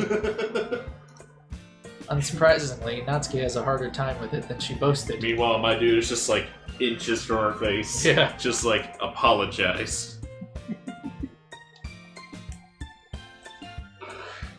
Sayori and Monica look away. Anyway, thing about your boobs. I didn't mean it, okay? That's all. Natsuki looks away, avoiding eye contact with anyone. Yeah, you're naturally beautiful, Yuri. Sayori? I'll go make some tea. Eh? I was just trying to help. I'm sure she appreciated it, Sayori. I pat Sayori on the shoulder. Well, now that we're past that, everyone's read each other's poems, right? I hope that it was worthwhile for everyone, especially you, my dude. And to be honest, it's a nice change of pace from the lazing around we got a little too used to. Maybe jump a little bit. Right? You know that fucking, the laughing in Yandere Simulator? How she'll just like stand there and you can just make it go, yeah. like a fucking crazy person. Funny thing about that, that's how she regains her sanity. Oh, cool. Yeah. So like, in the game, when you start like going on a killing spree, she like just starts twitching like very scarily. Yeah, so you just have to laugh like a crazy person. You just have to laugh, and then she's like, "Oh, get that out of my system." Yeah, exactly. That makes perfect sense. Yeah, it's kind of funny, honestly. So my joining the club was responsible for ruining the atmosphere. No, not at all, not at all. There's still time before we go home, so we'll all relax for a bit. Of course, besides chatting, we do literature-related things in the club room, so maybe you can take the chance to pick up a book or do some writing. For some reason, that reminded me of something I saw in an anime where he's just like, "Oh, so it was my fault that the atmosphere was ruined." Where I think I'm remembering this right. Where there's like a character who, anytime someone's like, "Hey, you did this," he always is like, "Oh, I made a problem for you." Okay, well, then it just gets a noose out for no reason. It's just like, "I'll just pull myself out of your misery." They're like, "No, we're not saying it's a bad thing." Right. Can't remember what anime that was. After all, that's what the club is for. I disagree, Monica. Eh? About what? That's not the most important thing about the literature club. The most important thing is having fun. Hahaha, of course. Well, I guess that's why you're the vice president, Sayori. And also not because you're the second person that joined. In the end, though, Monica's right. Being in the literature club probably means I can't spend all my time doing nothing. But in the end, I guess it's been worth it so far. Okay, everyone. It's just about time for us to leave. How did you all feel about sharing poems? It was a lot of fun. Well, I'd say it was worth it. It was alright. Well, mostly. My dude, how about you? Yeah, I'd say the same. It was a neat thing to talk about with everyone. Awesome. In that case, we'll do the same thing tomorrow. Yes! Maybe you learned something from your friends, too. So your poems will turn out even better. I think to myself, I did learn a little more about the kinds of poems everyone likes. With any luck, that means I can at least do a better job impressing those I want to impress. I nod to myself with newfound determination. My dude! Ready to walk home? Sure, let's go. Sayori beams at me. It truly has been a while since Sayori and I have spent this much time together. Can't really say I'm not enjoying it either. Sayori, about what happened earlier. Eh? What do you mean? You know, between Yuri and Natsuki. Does that kind of thing happen often? No. That's really the first time I've seen them fight like that. I promise, they're both wonderful people. You don't hate them, do you? Oh, no. No, I don't hate them. I just wanted your opinion, that's all. I can see why they'd make good friends without you, or with you. We make better friends without Yeah, they'd be better friends if you weren't around. you. Fucking bitch. I can see why they'd make good friends with you. Phew. You know, my dude, it's nice that I get to spend time with you in the club. But I think seeing you get along with everyone is what makes me the happiest. And I think everyone really likes you, too. That's... Every day is going to be so much fun. Looks like Sayori still hasn't caught on to the kind of situation I'm in. Sure, being friends with everyone is nice, but does it really need to stop there? We'll just have to see what the future holds, Sayori. I pat Sayori on the shoulder. I said that more to myself than to her, but it's easy to use Sayori as an internal monologue sometimes. Okay. Yeah, let's do this. Yosh! Alright.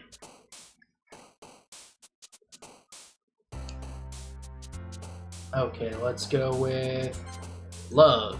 Okay. And Parfait. Parfait. Suicide. Lust. Blammo. Skipping. Shiny. Shiny. My favorite kind of Pokemon. Family. Boom. Poof. Poof? No, we already used Poof. Did we? Damn it. Okay, Boop. We used Boop. Puppy. Puppy. Good. Alright, Vertigo. Candy. Candy. Amazing. Vacation. It's gonna be a maze. Don't say amaze. Vacation. Milk. Milk. Vibrant. Warm. Warm. Fantasy. Silly. Marriage. Why not?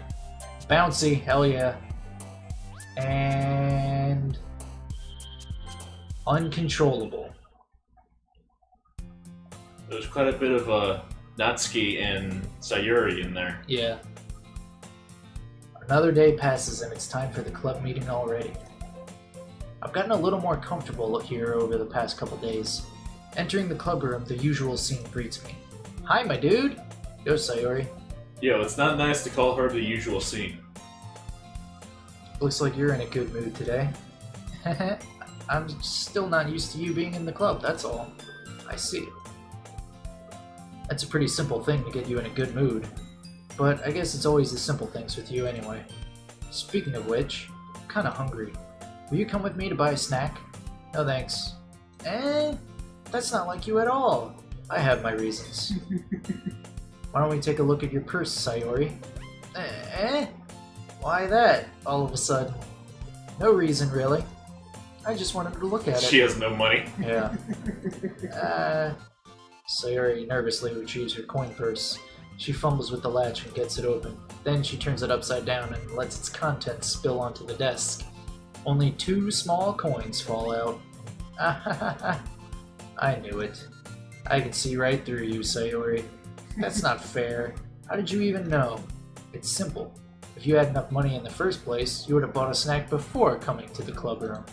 J'accuse! So either you're not hungry and wanted an excuse to take a walk, or you plan to conveniently forget that you spent all your money so that I would lend you some. But there's one more thing. You're always hungry. And so that only leaves the one option.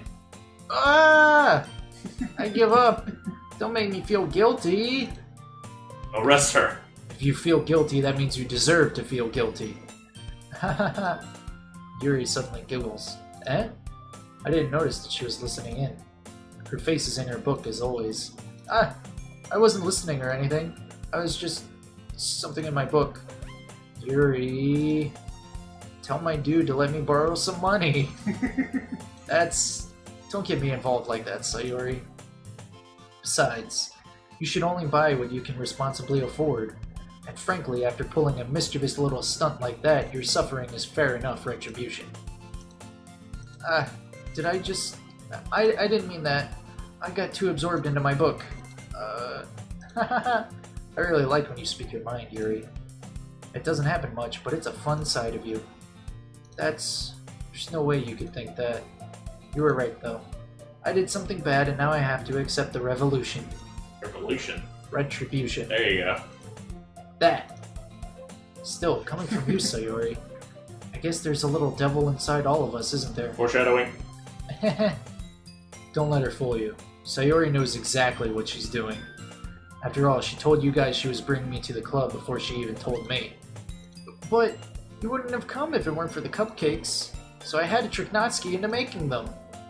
Come on, give me more credit than that, Sayori. I suspected. Pwap! Whoa. Yeah! Someone smack her ass? Out of nowhere, something smacks Sayori in the face and tumbles onto the desk. Ow. What was... A cookie! Sure enough, it's a giant cookie wrapped in plastic. Ooh, piece of candy. Sayori glances around. Is this a miracle? It's because I paid my restitution! Retribution. Actually, that one almost worked. I was just gonna give it to you, but then I heard you blab about the cupcakes. It was totally worth seeing your reaction, though. Natsuki, that's so nice of you. I'm so happy. Sayori hugs the cookie. Jeez, just eat it. Sayori rapidly tears open the wrapper and takes a big bite. So good! Sayori suddenly clasps her hands over her mouth. I bit my tongue. You're going through a lot over just one cookie. Natsuki takes a bite of her own cookie. Ah, yours looks really good too, Natsuki. Can I try it? No! Go get your own. Jeez. Beggars can't be choosers. But yours is chocolate. Yeah, why do you think I gave you that one? Fine. Still, I'm really happy that you shared this one with me. Sayori gets out of her seat and goes behind Natsuki, then wraps her arms around her. Ah, jeez. I get it. Hey, quality trash. Cookie still in hand, Natsuki reaches up to nudge Sayori off of her. Ow. Sayori suddenly leans down, takes a bite out of Natsuki's cookie. Hey! Did you seriously just do that? Run away! Mouth full, Sayori trots away to safety. Yuri and I laugh as well. Geez, you're such a kid sometimes. Monika, can you tell Sayori... Natsuki glances around. Monika isn't in the club room. She's out scheming. Ugh. Where's Monika anyway? Good question. Have any of you heard anything about her being late today? Not me. Yeah, I haven't either. That's a bit unusual. I hope she's okay. Of course she's okay. She probably just had something to do today. She's pretty popular after all. You don't think she has a... Hahaha, I wouldn't be surprised. She's probably more desirable than all of us combined. That's true. Excuse me? Suddenly, the door swings open. Sorry, I'm super sorry. Ah, there you are. I didn't mean to be late. I hope you guys weren't worried or anything. Monika chose the club over her boyfriend after all. You're so strong-willed. Boyfriend? What on earth are you talking about? Monika quizzically glances at me. Hey, don't look at me. Never mind that. What held you up anyway? Well, my last period today was study hall. To be honest, I kind of just lost track of time. That makes no sense, though. You would have heard the bell ring, at least. I must not have heard it since I was practicing piano. Piano?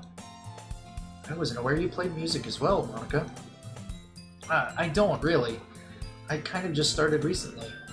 I've always wanted to learn piano. That's so cool. Monika is just such a prodigy. Right? She's the perfect girlfriend. She's the popular girl that doesn't have a boyfriend but thinks main character Kun is cute. Yeah.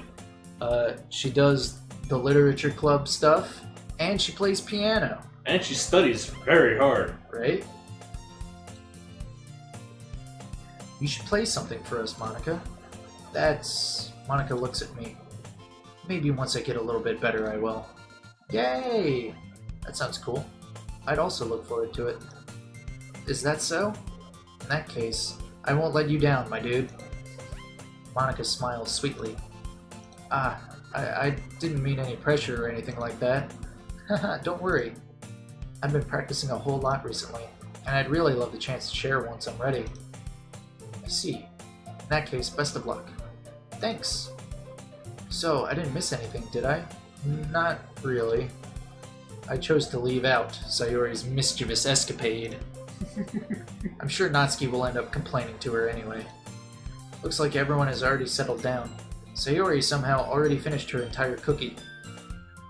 Yuri is back to her book and Natsuki disappeared into the closet. Ooh. It's not long before Natsuki comes up to me expectantly. Yeah, don't worry, I kept my promise. Oh yeah, she gave you the mangas. I pull the first volume of Parfait Girls out from my bag. Natsuki takes it from my hands, then quickly turns it over, presumably to check for wrinkles. Hey, I'm not that careless. I handle manga all the time, you know. I just wanted to make sure.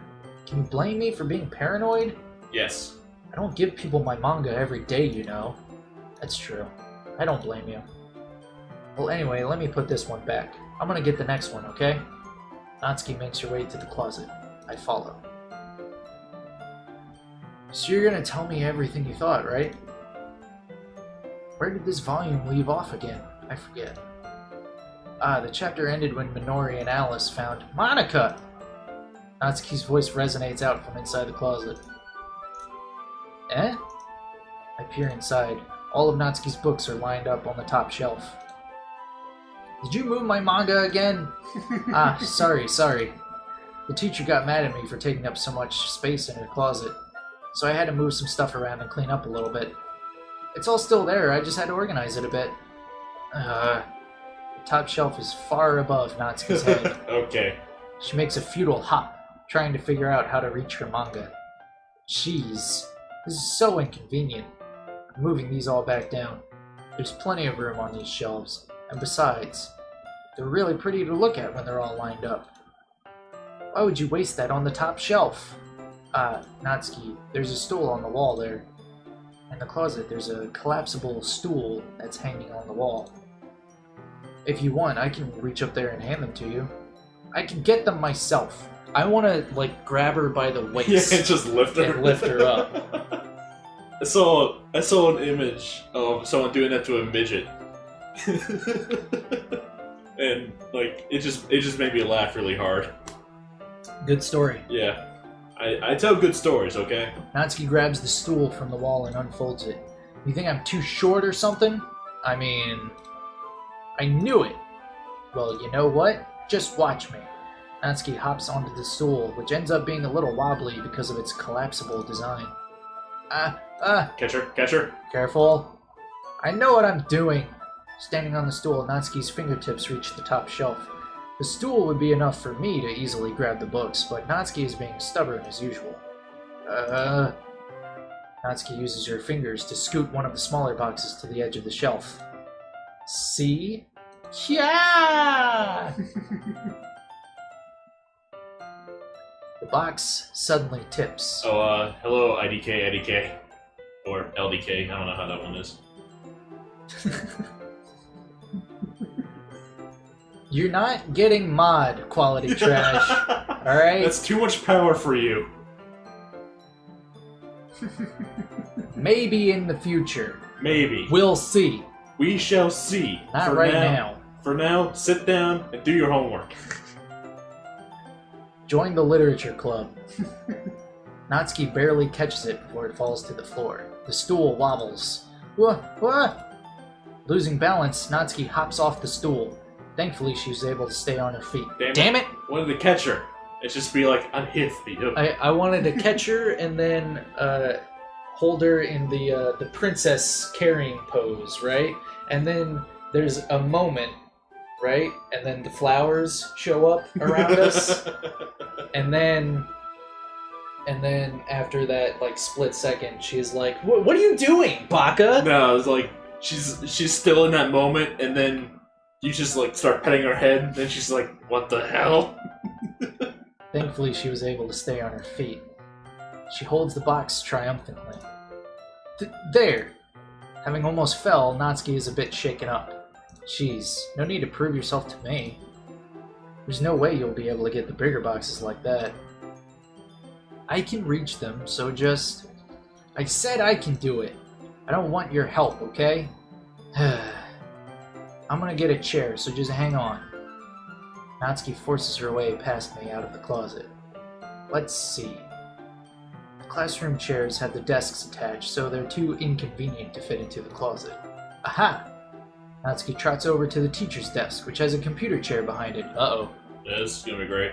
She rolls it on its wheels back over to the closet. Here we go. Yeah. Maybe what I said before is gonna come true now. Maybe, we shall see. It's a little dangerous since the chair swivels and rolls, but I've already learned my lesson, so I keep my mouth shut. Oosh. Natsuki climbs onto the chair, then slowly balances onto her feet. Since she refuses my help, I take a seat with my back against the side of the doorway and simply watch. Aha! There we go. See, I can easily do it now. Natsuki grabs a stack of manga and bends down to put it on the That's shelf. a very below. worried face she has right there. Yeah. Whoa, what? There we go. The chair swivels. Natsuki catches herself on the shelf. What are you doing? Can you at least hold the chair steady instead of sitting and doing nothing? Who was it who told me not to help? Yeah, I got you. I hold the chair while Natsuki reaches back up. I can almost see up her skirt. I force myself to turn away. Natsuki seriously didn't think this through. Once she realizes I'll be dead. Hup. Natsuki wraps her arms around the Parfait Girls box set, easily the largest one on the shelf. Ugh, heavy. Hey, my dude, I don't think I can bend down without falling. Hurry and take this one. Eh? But then I have to let go of the chair. That's fine, just for a second. Hurry up. Alright, let me just stand up. I slowly release my grip from the chair. What do you mean, stand up? Natsuki looks down at me. Are you all the way back? Natsuki looks like she just realized something, but she'll lose her balance if she moves. Natsuki, the box! What are you looking at?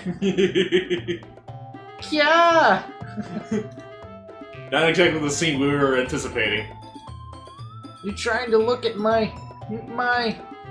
Natsuki's legs shake. I'm not. I was just... Natsuki, don't try to move. Just give me the box. You perv! You love it though, shut up, give me the box. You set me up!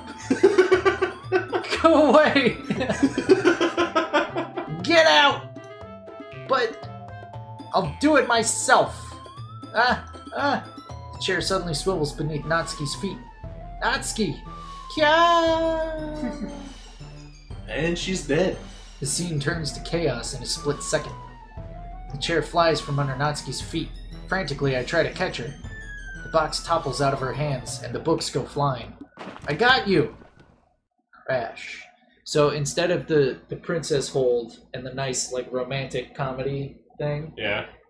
it's instead going to be she lands on top, and then his hands accidentally grab something he's not supposed to. He just goes, huh? Why is it saying squish?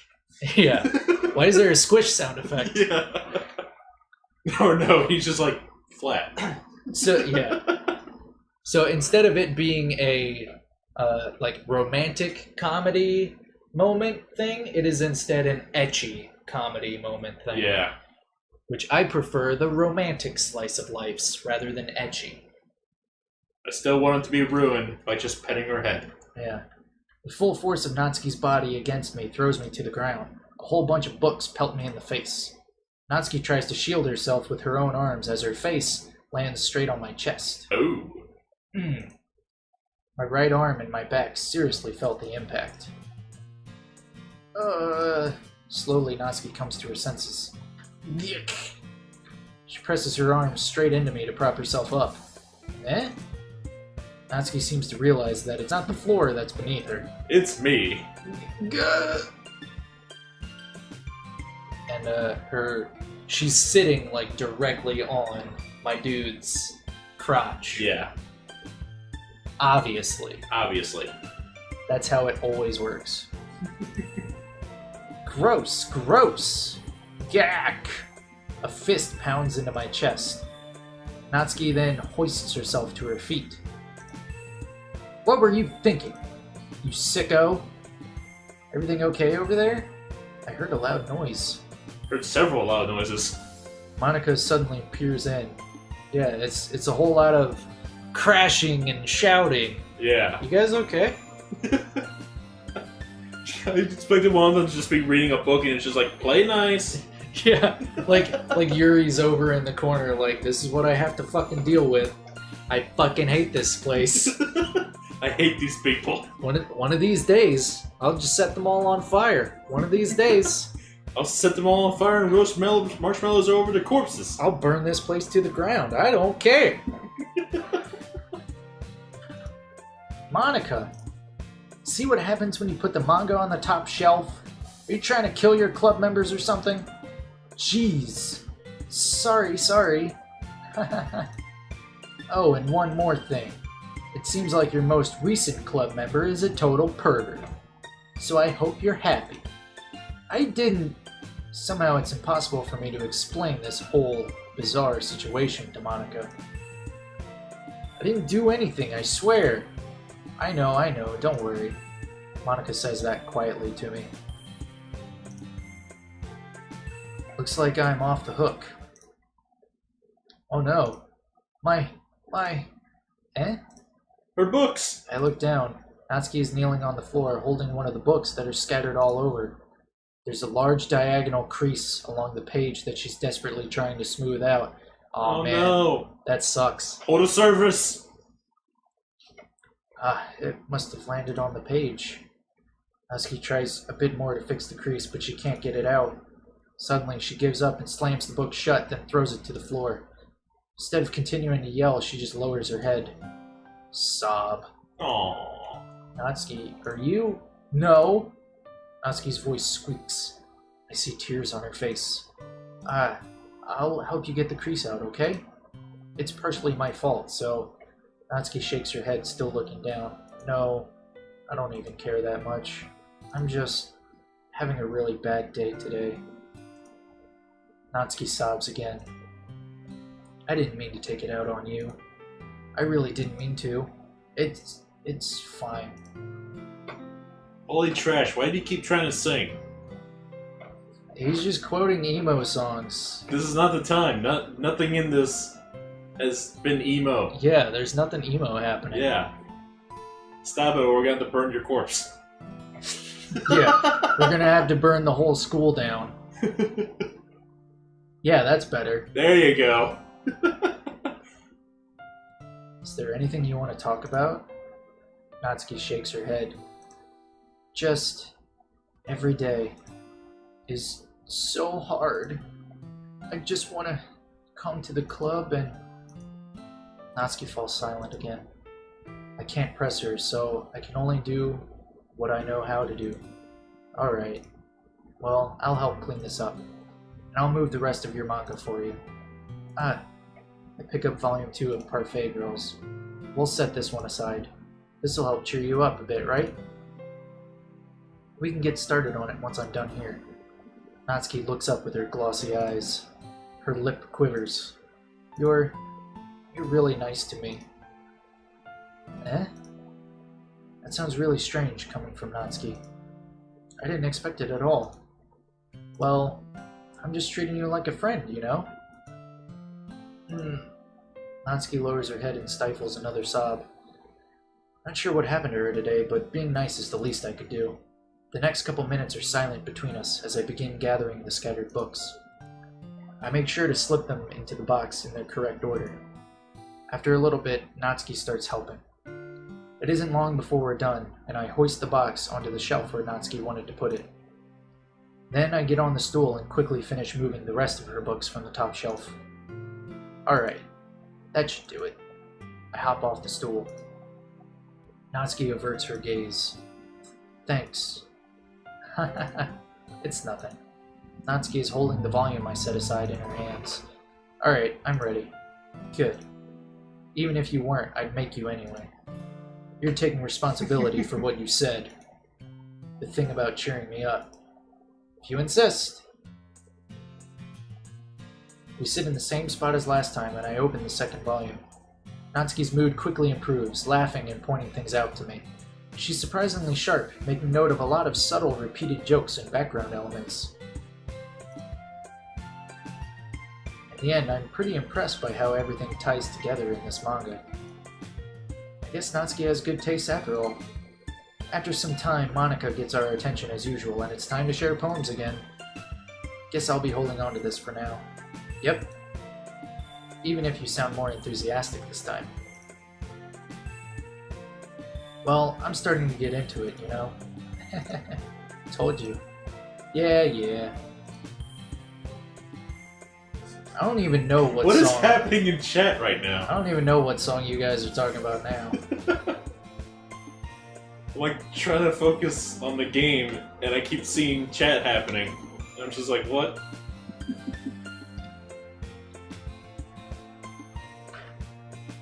Yeah, there you go, Andy. Yeah. It's always time for Smash Mouth. Always. Smash Mouth is the only band that matters alongside Crush 40. Yeah. I was about to say, whoa, calm down there, Chief. Yeah. Don't worry, Crush 40 is at the top with everything else that we like. I mean, you could say Shrek is the only movie that matters. That's fine. What about Shrek 2? Did your lip just like shake a little bit? You get that garbage out of here! What do you mean, you don't like Shrek 2? Shrek is the only movie that matters. Yeah, but Shrek 2 has that really good cover of I Need a Hero. No! Yes! It's really good. Especially against living ear holes. I returned to my seat and slipped the book into my bag.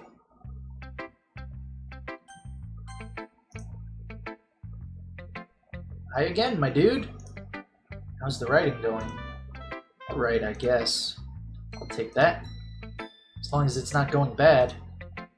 I'm happy that you're applying yourself. Maybe soon you'll come up with a masterpiece. I wouldn't count on that. You never know. Want to share what you wrote for today? Sure, here you go. I give my poem to Monika. Alright. It's pretty good. You've been spending some time with Natsuki, haven't you? You must like her writing style. Hey, I just like cute things. Yeah. I think it's a neat way to tell a story. I don't disagree. Natsuki's poems may be cute, but they're also meaningful. I can see why you'd be into the style. I guess that means you're not as much a fan of Yuri's poems, then? I wouldn't say that. I kind of like everyone's poems. That's true, but I'm sure you like some more than others, right? I like Yuri's use of complex words and symbolism. Or Sayori's way of expressing happiness or sadness in a more direct way. You must have some kind of preference, don't you? Not that it's a contest or anything. I was just curious, that's all. But anyway, you want to read my poem now? I like the way this one turned out, so I hope you do too. Alright, let's take a look. Okay. Save me. Wake me up! Wake me up inside. Can't wake up! Wake me up inside. Yeah, we get the joke. Save me! Call my name and save me from myself. You just gave chat an excuse to sing that now. I don't care. They were going on about emo songs anyway. Now they're talking about Smash Mouth. That's fine. Save me. The colors, they won't stop. Bright, beautiful colors, flashing, expanding, piercing, red, green, blue, an endless cacophony of meaningless noise. The noise, it won't stop. Violent, grating waveforms, squeaking, screeching, piercing, sine, cosine, tangent, like playing a chalkboard on a turntable, like playing a vinyl on a pizza crust. An endless poem. Meaningless. Load me. What? Save me and then load me. Oh, shit. Okay. Like, she's all bright and cheerful, but her poems are all, like, fucking... Kind of dark. crazy. Yeah. It's even more abstract than your last one, huh? I guess it's just the way I write. I'm sorry if you don't like it. No, I never said that. It's just a kind of thing I've never really seen before, I guess. I kind of like playing with my space on the paper. Choosing where and how to space your words can totally change the mood of the poem. It's almost like magic. The way I wrote the lines really short makes it feel like they're trying to speak over the noise. I see. It's still hard for me to tell what it's about, though. Sometimes asking what a poem is about isn't the right question. Yeah, it is. A poem can be as abstract as a physical expression of a feeling, or a conversation with the reader. So putting it that way, not every poem is about something. Anyway, here's Monica's writing tip of the day. Sometimes you'll find yourself facing a difficult decision. When that happens, don't forget to save your game. You never know when you might change your mind, or when something unexpected may happen. Wait, is this tip even about writing? And my dude's like, what are you talking about? What am I even talking about?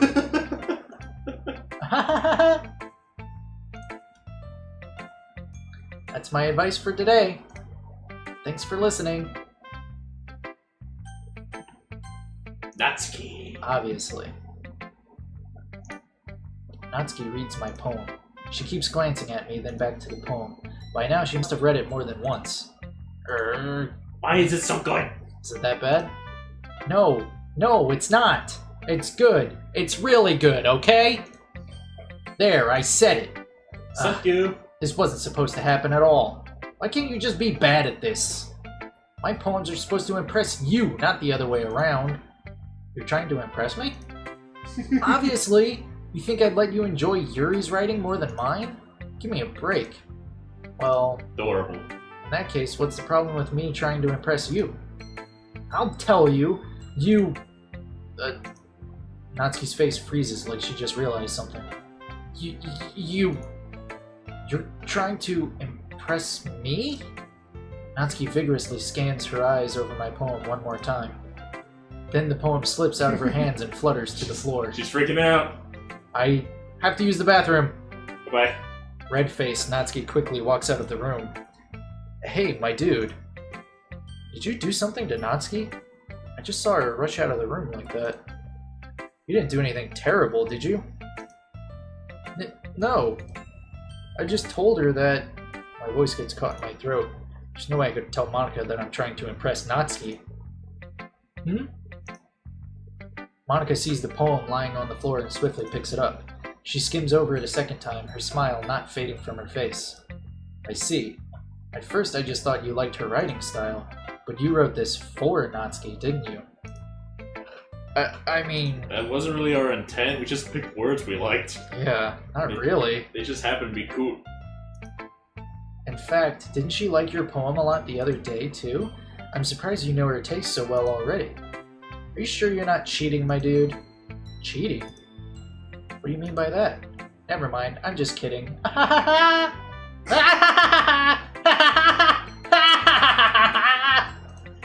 You just do that fucking laugh from Final Fantasy X. Everyone's just like, why are you laughing like that, Monica? What the hell's going on? I didn't understand Monica's joke at all. Anyway, how do you think Natsuki feels about you? Oh, you don't need to answer that. It was just something for you to think about. Hey! Hey! Natsuki comes up and snatches the poem out of Monica's hands. Neither of us had noticed her re-enter the classroom. Did you read this, Monica? Of course, I liked it. You should really stop reading things that aren't for you, you know. You have a bad habit of doing that. Eh? But my dude wrote this poem, and we're supposed to share with everyone, right? Natsuki freezes. She apparently forgot that my poem is technically for everyone to read. Okay, well, I think my dude is done sharing this poem with everyone. It's not like anyone would want to read this anyway. In fact, I'm just going to hold on to this. If you insist. What? Why are you looking at me like that? Like what? Never mind. Ah, Natsuki. I'll give you the poem, but that's still not very fair to Sayori. She hasn't gotten to read it yet. So what? Well, I guess my dude is right, Natsuki. It's not fair if you don't let everyone finish reading it. Fine. Natsuki returns my poem. Yeah, Yuri hasn't read it either. Yeah. It's not like she's going to like it, though. Yes, Quality Trash, we named him my dude again. It's funny. The last time, Link's name was my guy, not my dude. Yeah. So, cool your jets, bro. Yeah. And also, stop obsessing over Monica. Like, seriously. We get it. She's the perfect girl.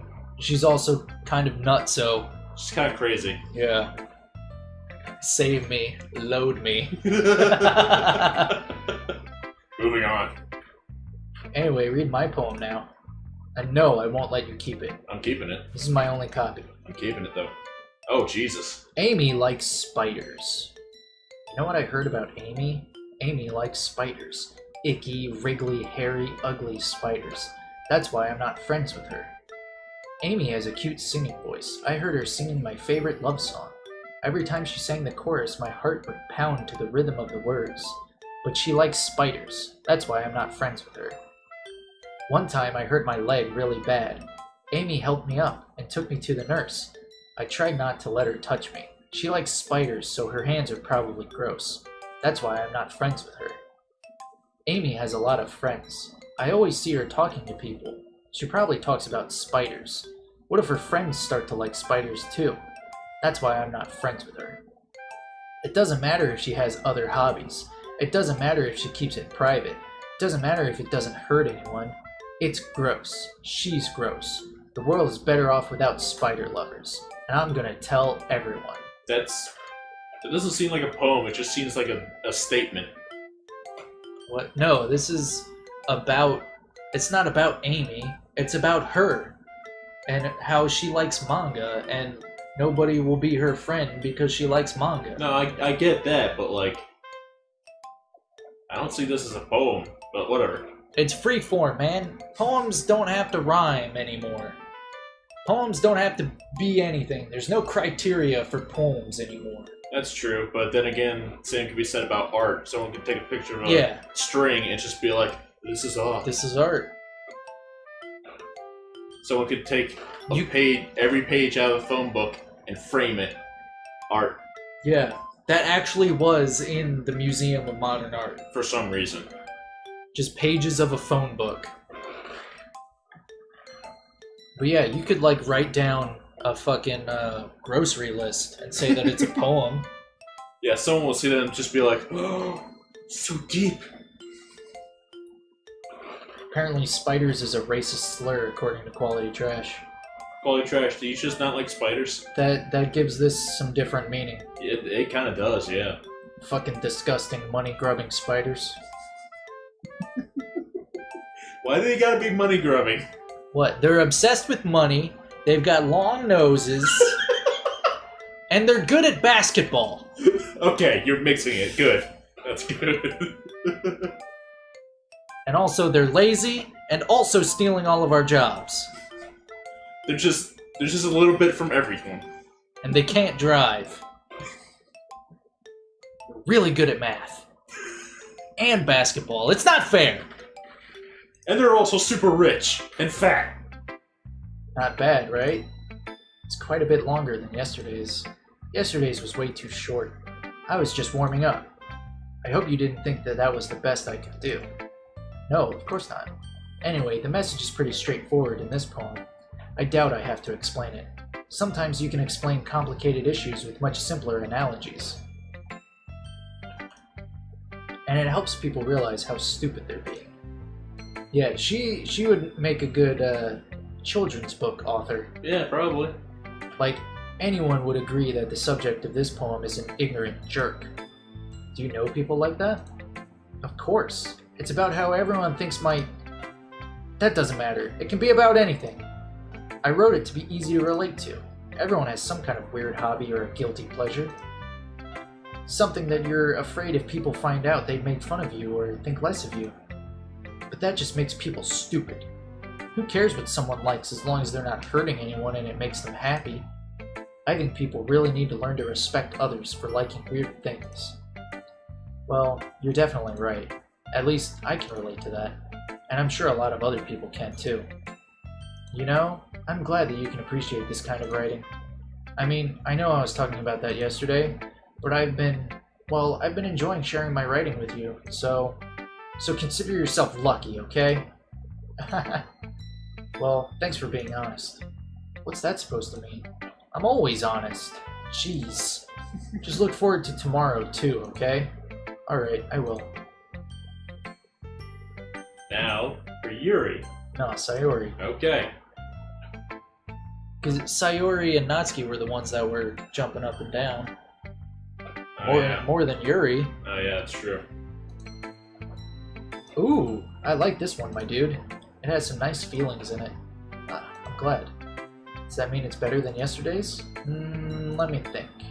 I don't know. I guess I like them both. That's not very helpful, you know.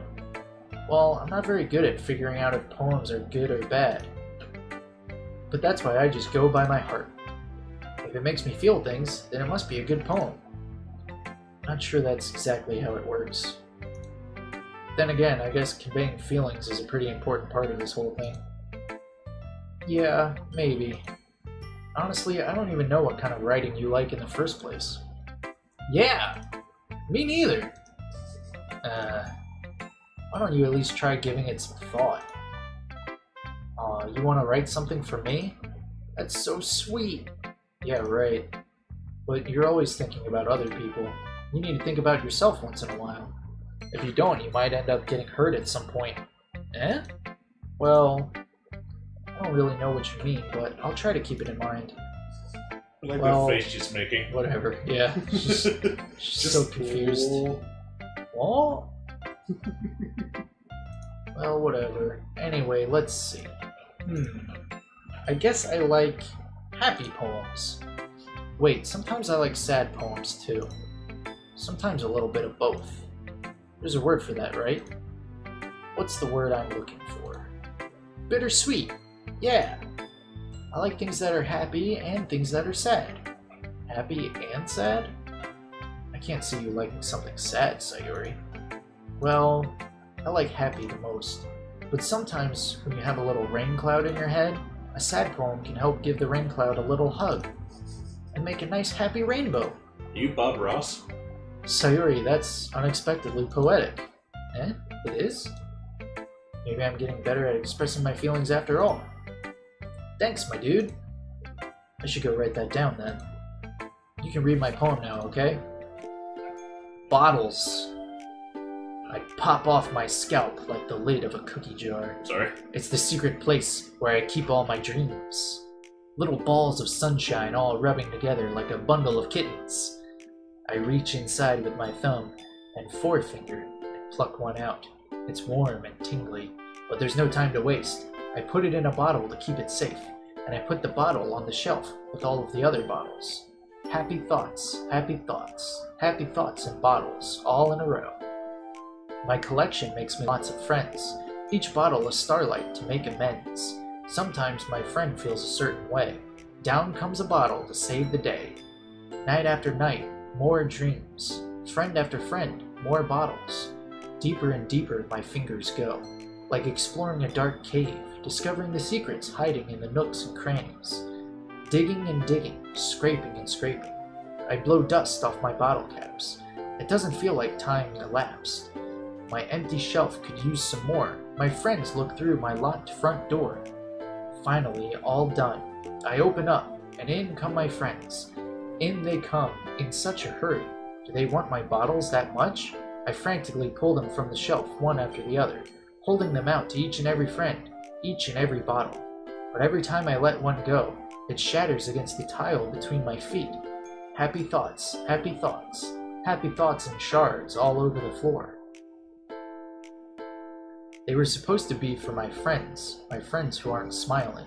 They're all shouting, pleading, something. But all I hear is echo, echo, echo, echo, echo, inside my head. Stop reading the poems, it's pointless. What are you talking about, man? That's the whole game. Yeah, like that's the point of it. Sharing poems. You're supposed to read them and just be like, you're kind of messed up. Yeah. Holy crap. Sayori, did you really write this? course I even did. Quality Trash agrees. Yeah, it's a very important plot. You get a feel for each of the characters. Yeah. Didn't I tell you yesterday I was going to write the best poem ever? Yeah, but, I mean, I didn't expect something like this coming from you. Monica taught me a whole lot. I've been really in touch with my feelings recently. I see that. It's almost kind of creepy. Creepy? Well, not exactly. Maybe because I'm so used to you being cheerful. Well, never mind. I'm thinking too hard about it. Point is, it came out good, so you should be proud of it. I never read any of the messages playing this game. What, you just like skip through all the dialogue? He just gets through the dialogue and then it's just like, okay, this one, this one, this one, this one, this one, this one. Yeah, right? Just which cutie do I like more? I feel like I was meant to express myself this way. It even helps me understand my own feelings a little bit better. Writing is like magic. You've gotten pretty passionate about this, huh? I hope you keep it up. Yeah, writing's the best. I'm gonna keep writing until I die.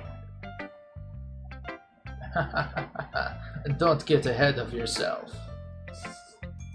Don't touch me, motherfucker. You're just like a chicken. Cheep, cheep, cheep, cheep, cheep, cheep. I'm done with this world. We need to watch The Room.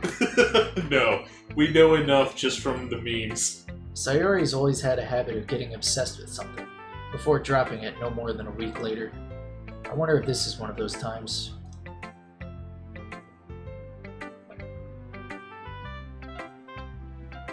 The good ending? So there's a bad ending? I thought all the endings weren't supposed to be necessarily good. They were just supposed to be I thought endings. it was just like a different ending. Yeah. Well, there's a good ending we're probably not going to get on the first try. But seeing the passion in her eyes makes it hard for me to be pessimistic. And now for Yuri.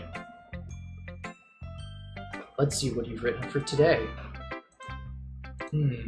Well done, my dude. Your skills are already improving. Thank you. Really? Thanks, Yuri. Coming from you, that means a lot. Eh? It's nothing. I'm just happy to help inspire fellow writers. I know you're new to this, so don't worry so much if it seems like you can't get your poem to feel perfect. You don't need to be afraid to be a little more daring. No bad ending. There's a true ending and a good ending. Oh, sweet. Okay. I'll have to look up a guide later. So we cannot fail, I guess. Well, sure. It's not like Bible Black, where there's like obvious bad ending. Right. We should stream Bible Black. No, we shouldn't. We should. We should not. Yeah, we absolutely should.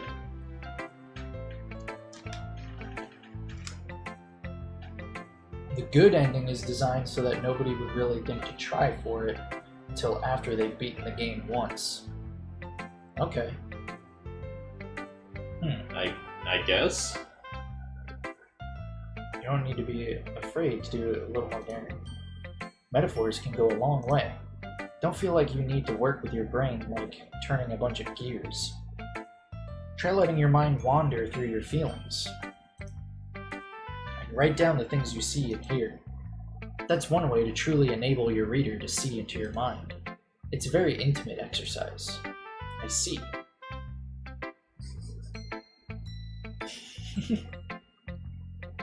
Been saying thank you. Certainly an interesting technique. Thanks for sharing. I have, well, an example of that if you'd like to read it. Of course. Is this the poem you wrote for today? Yuri nods and timidly hands me your poem. Okay. Good luck reading this. I forgot how much I can't read. Right. You need your glasses? The raccoon! It happened in the dead of night while I was slicing bread for a guilty snack.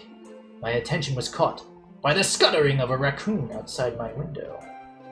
That was, I believe, the first time I noticed my strange tendencies as an unordinary human.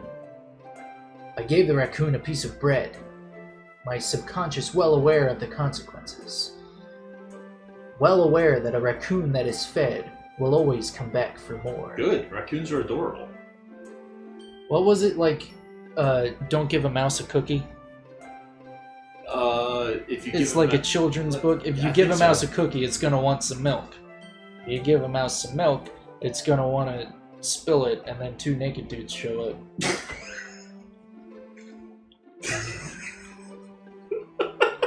That's a reference that only the two of us will get. First of all, you have to spill the milk on yourself. That's the clarification for the two naked dudes to come in. Did she spill it on herself? Yes, she did. Okay. I'll have to try to find that again. Don't think you will. I don't think I It will was either. like, what, 10 years ago? It was a while. Yeah. Oh god, did you lose your place? I gave the raccoon a piece of bread, my subconscious well aware of the consequences. Well aware that a raccoon that is fed will always come back for more. The enticing beauty of my cutting knife was the symptom. The bread, my hungry curiosity. The raccoon, an urge. The moon increments its phase and reflects that much more light off of my cutting knife. The very same light that glistens in the eyes of my raccoon friend. I slice the bread fresh and soft. The raccoon becomes excited. Or perhaps I'm merely projecting my emotions onto the newly satisfied animal. The raccoon has taken to following me. You could say that we've gotten quite used to each other. The raccoon becomes hungry more and more frequently, so my bread is always handy. Every time I brandish my cutting knife, the raccoon shows me its excitement. A rush of blood. Classic Pavlovian conditioning. I slice the bread, and I feed myself again. Oh. Shit. That one wasn't as dark as I thought it would be. It's just it's weird and complicated. I don't like Yuri's writing style. I don't much care for it either. I was a little more daring with this one than yesterday's. I can see that. Yeah, stop writing in cursive, you goddamn classy bitch. It's a lot more metaphorical. I don't know if it's my fault, but I can't begin to imagine what this poem is about. Do you think it would be different if we wrote our poem to be more like Yuri's? I don't know, maybe. I just have no idea. That's right. It's a bit closer to my preferred writing style, using the poem as a canvas to express vivid imagery and conveying emotions through them. Yeah, if I take it at face value, then I can't even figure out what it's supposed to mean. Well, I think it's something that different people can relate to in their own way. I wanted to express the way it feels for me to indulge in my more unusual hobbies. It's those sorts of things I'm usually forced to keep to myself. So I sometimes enjoy writing about them. Huh, that's funny. Didn't Natsuki also write something about that? About someone being ridiculed for a strange interest? Eh? She did? She's trying to copy me. Yeah. She was talking about how it doesn't matter what you're into as long as you're not hurting anybody. Andy's saying that it absolutely would. Cool. She's right. I mean, does she really feel that way? Yeah. Sounds like you two have that in common. It would be different if you guys wrote poems appealing more to Yuri. So yeah, the dialogue would all be different. Yeah. I mean, I guess that makes sense because everyone's talking like, oh, you seem to have wrote this for Natsuki. Yeah. Trying to impress her, and then she freaks out and be's all cute about it. Yeah. Sounds like you two have that in common. That's interesting. To me, she seemed like the kind of person who would make fun of my hobbies. But I suppose that's my fault for judging, isn't it? Please don't tell her I said that. I'm gonna. Don't worry, I have no reason to. Said that like Hal, or whatever the fucking robot's name was, where it's just like, I can't let you do that. Okay. He just sounded robotic. Well, thank you for sharing it with me. After all, if I hadn't learned to embrace my own weirdness, I would probably hate myself. I might be ranting a little bit now, but I'm glad that you're a good listener. That's all I can do. Okay, everyone. We're all done reading each other's poems, right?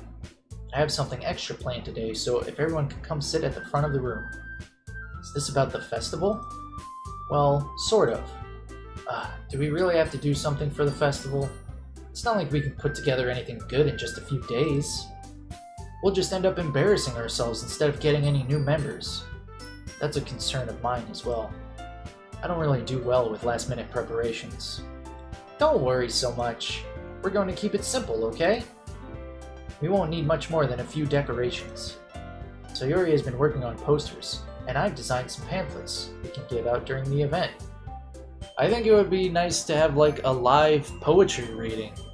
Like everyone is, finding their style and getting really into sharing their poems. Yeah, maybe. That would be pretty cool. And then if, because everyone's style is so different, people in the audience are like, they can find something that appeals to them. Yeah. They might come check out the literature club. And make more friends. Dude, I'm a better club president than these bitches. Run for office. Okay, that's great and all, but that doesn't tell us what we're actually going to be doing for the event. Sorry, I thought you heard about it already. We're going to be performing. Performing? Monica. Yeah, we're going to be having a poetry performance. Yeah, hey! See? She She's got my to it before idea. you, therefore she's the better president. She didn't get to it before me, because I said it before she said it. But she had the idea and already was in motion. Nah. I'm the better president. Each of us are going to choose a poem to recite during the event. But the cool part is, we're also going to let anyone else come up and recite poems too. Sayori's putting it on all the posters in case anyone wants to prepare ahead of time. Sayori, who's been coloring a poster, holds it up for us to see. Are you kidding me, Monica? You didn't already start putting these posters up, did you? Well, I did.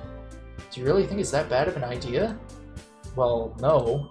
It's not a bad idea, but I didn't sign up for this, There's no way I'm going to be performing in front of a group of people like that.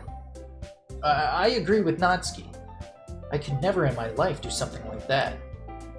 Imagining it, Yuri shakes her head in fear. Guys. No, Sayori. I understand where they're coming from. Remember that Natsuki and Yuri have never shared their poems with anyone until a couple days ago. It's a lot to ask for them to recite their poems out loud to a whole room full of people. I guess I kind of overlooked that. So, I'm sorry. But, I still think we should give it our best.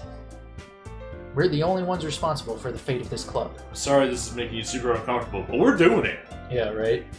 We have to do it, guys. If we start the event and each put on a good performance, then it will inspire others to do the same.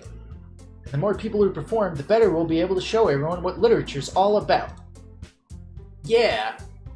It's about expressing your feelings, being intimate with yourself, finding new horizons, and having fun. That's right. And it's those reasons that we're all in this club today. Don't you want to share that with others? To inspire them to find the same feelings that brought you here in the first place? I know you do. I know we all do. And if all it takes is standing in front of the room for 2 minutes and reciting a poem, then I know you can do it.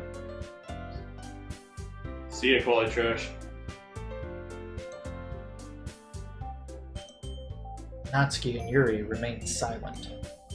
Sayori looks worried. I guess that leaves me no choice. I agree. I don't think it's too much to ask. I think that Sayori and Monica have been trying really hard to get new members. The least we can do is help them out a little bit. Well, maybe, but it looks like Natsuki doesn't have any arguments left. Okay, fine. I guess I'll just have to get it over with. Alright! Phew. Thanks, Natsuki. What about you, Yuri? Yuri dejectedly glances around at everyone else's expectant faces. I guess I don't really have a choice. Ha ha ha! That's everyone! You're the best, Yuri! This club is seriously going to be the death of me. Or several other people. I'll burn this whole fucking building down. Swear to God. Oh gosh. You'll be fine, Yuri. But anyway, let's move on to the main event. I want each of you to choose a poem of yours. We're going to practice reciting them in front of each other. No way! Monica, this is too sudden. Well, if you can't recite your poem in front of the club, how do you expect to do it in front of strangers? Oh no. Don't worry.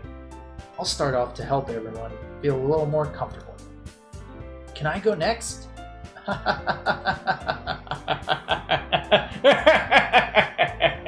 Of course!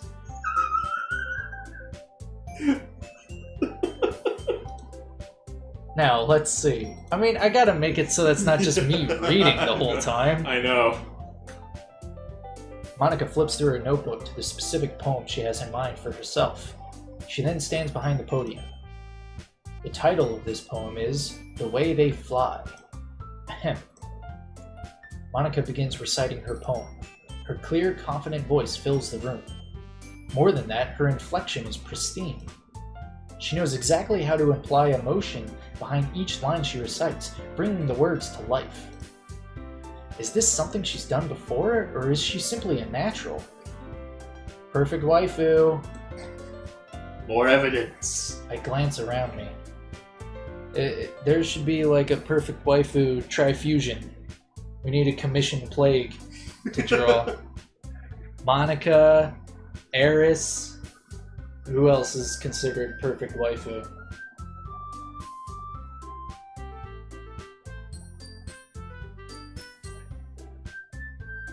Luigi. Cooking Mama. Fine, Cooking Mama. Yeah. I glance around me. Everyone has their eyes on Monica. Sayori looks amazed. Yuri has an intense expression on her face that I don't understand. Finally, Monica finishes the recitation. The four of us applaud. Monica takes a breath and smiles. That was so good, Monica! Thank you! Very much. I was just hoping to set a good example. Are you ready to go next, Sayori? I'll go next. Wah! Yuri's fired up all of a sudden. Yuri clutches a sheet of paper between her hands and stands up. Keeping her head down, she walks quickly over to the podium. This poem is called... Yuri anxiously glances at each of us. You can do it, Yuri. It's called After Image of a Crimson Eye. Ooh. Yuri's voice shakes as she starts reading the poem. Just a moment ago, she practically refused to do this. Why is she suddenly putting in so much effort? As Yuri gets past the first couple of lines, her voice changes. It's almost like what happens when Yuri gets absorbed into her books. Her quivering words transform into the sharp syllables of a fierce and confident woman. The poem is full of twists and turns in its structure that she enunciates with perfect timing. This must be a rare glimpse into the whirling fire Yuri keeps concealed inside her head. Suddenly, she's finished. Everyone is stunned. Yuri snaps back into reality, glances around her, as if she'd bewildered even herself. Snap back to reality. Oh, there goes gravity. I don't know the rest of the words. I don't even know what the fuck Mom you just... spaghetti. Okay. It's good. Now you just made me hungry for spaghetti. What? It's that song. Okay. The Eminem song. I get that, yes. Snap back to reality. Oh, there goes gravity. Nobody but nobody did. That's reality. Moving on. It's up to me to save this situation. I'm the first to start applauding. Everyone joins me afterward and we give Yuri the recognition she deserves.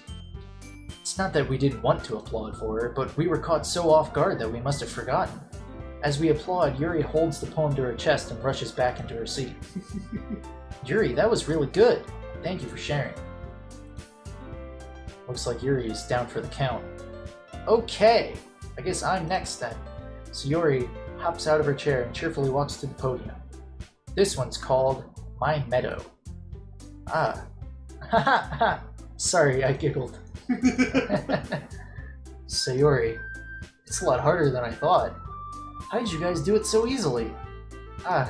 Try not to think of it like you're reciting to other people. Imagine you're reciting it to yourself, like in front of a mirror, or in your own head. It's your poem, so it'll come out the best that way. I see. Okay then. Sayori begins her poem. Somehow it feels like her soft voice was made as a perfect match.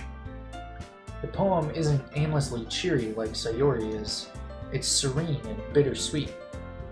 If I were to read this on paper, I probably wouldn't think much of it. But hearing it come from Sayori's voice almost gives it a whole new meaning. Maybe this is what Sayori meant when she said she likes my poems. It's like I get to reach more deeply into someone I thought I knew through and through. Sayori finishes, and we applaud. I did it! Good job, Sayori. Even my dude liked it. I guess that's a good sign. What does that even mean?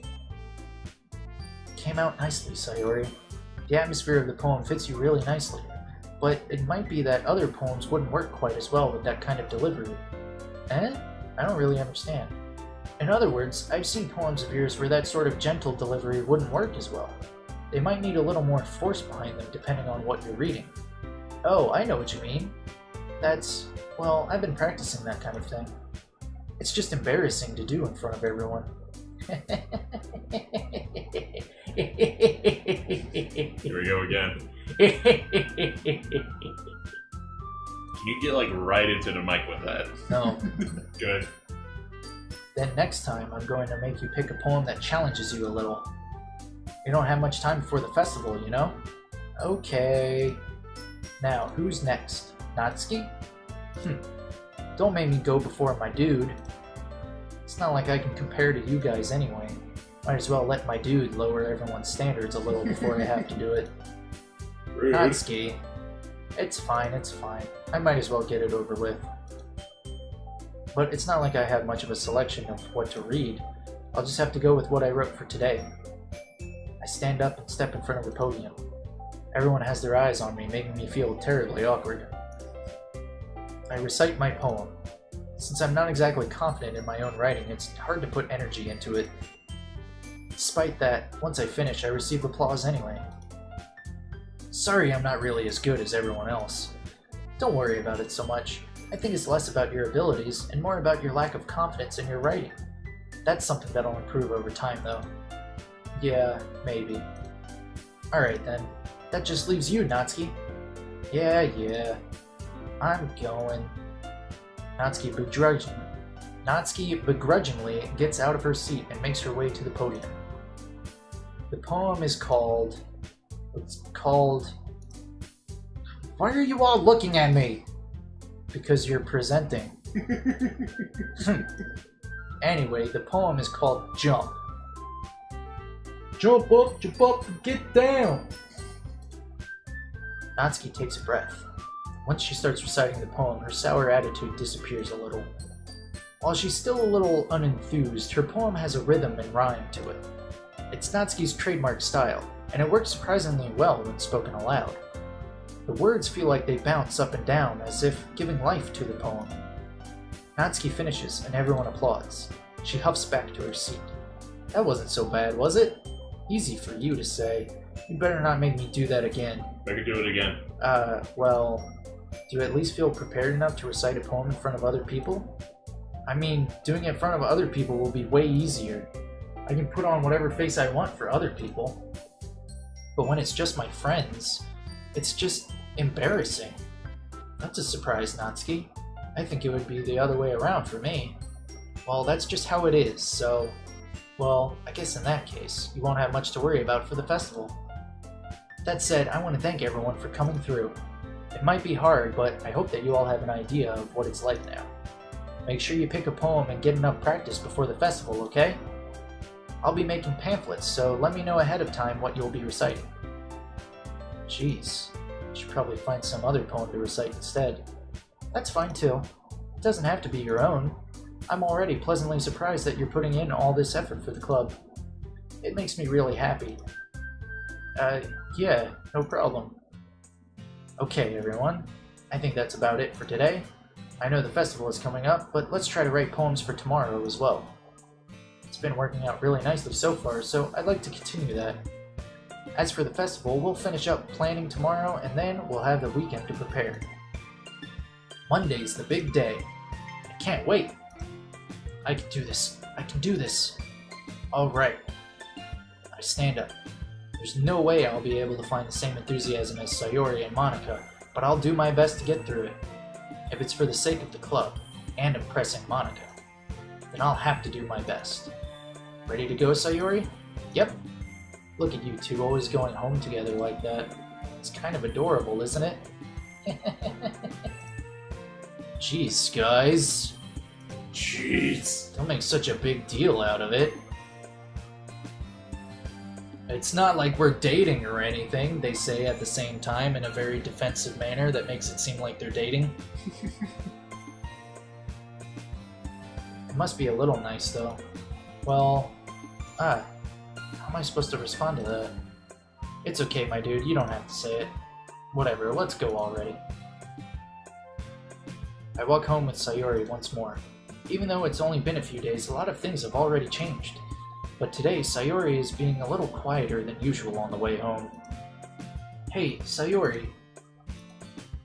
Sorry, I was spacing out. No wonder. I was thinking about something from earlier. I like how we get to... I mean... Sayori fumbles with her words. So, let's just say that one day, Natsuki asked to walk home with you. Huh? What would you do? What kind of question is that? You're kind of putting me on the spot here. Well... Ooh.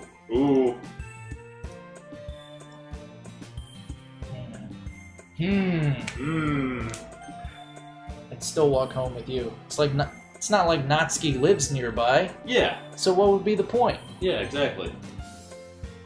Sayori, you really think I would ditch you for Natsuki? Eh? But she's so cute and fun to be around. She is very cute. Jeez. I already see her in the club every day. Besides, you always seem to really like going home together.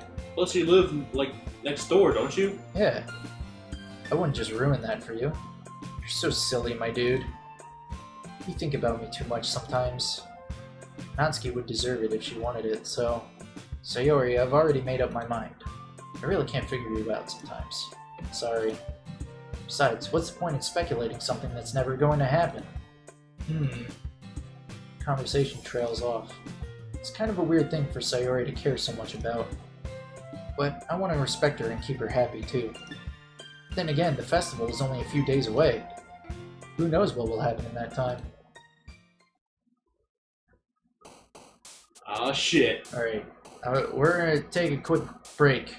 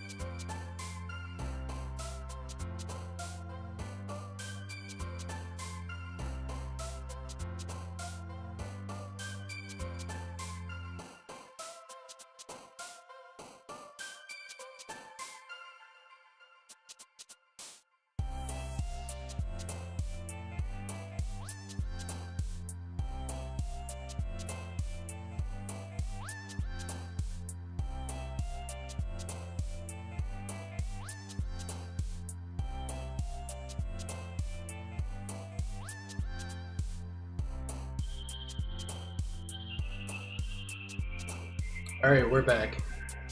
I'll take a little quick break, but we're good. We're back. Now it's time to write this poem. Puppy! Alright, hold on. Do we want to keep appealing to Natsuki? Or do you want to change gears for Sayori? I want puppy.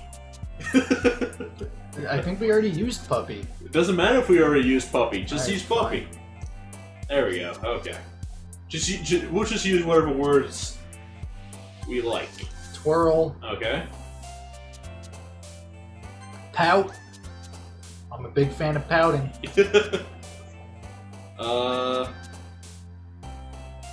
Adventure. Yes. Kawaii. Papa go. Papa don't preach. Wow, Contamination. okay. Yeah, I wonder which one that's going to appeal to. Sticky. Sticky. What's the sticky white stuff? Oh, the Demon Souls servers got shut down finally, like 10 years later. Oh, really? Yeah, there's no more online play for Demon Souls. Oh, that's fine. Yeah, not like we ever played it anyway. Yeah. I'm not gonna like it when I take down the Dark Souls 3 servers, because I like PvPing in that game. Well, by then, they would have a new game It's true. in Dark Souls style. Oh, speaking of games in Dark Souls style, Code Vein? Oh, yeah. Yeah, there's some new trailers that came out that we might want to check out. Maybe. Was Bloodborne 2 confirmed? No. Or just implied? It's just- There was like a teaser thing that people thought was Bloodborne 2. There was no names involved. It was just FromSoft and a little teaser thing that people thought it was Bloodborne 2, or it was like some other game that they did like a long time ago that they're like reviving because now they're popular. I would have to watch the trailer, or the teaser, whatever it is. Yeah. So, hold on. Write it down. Once we're done streaming, well, once we're done playing this, we might stream the trailers too. Okay. Code Vein trailers and the FromSoft Bloodborne 2 teaser. Alright. Alright, now let's see here. I like Vibrant. I like Email.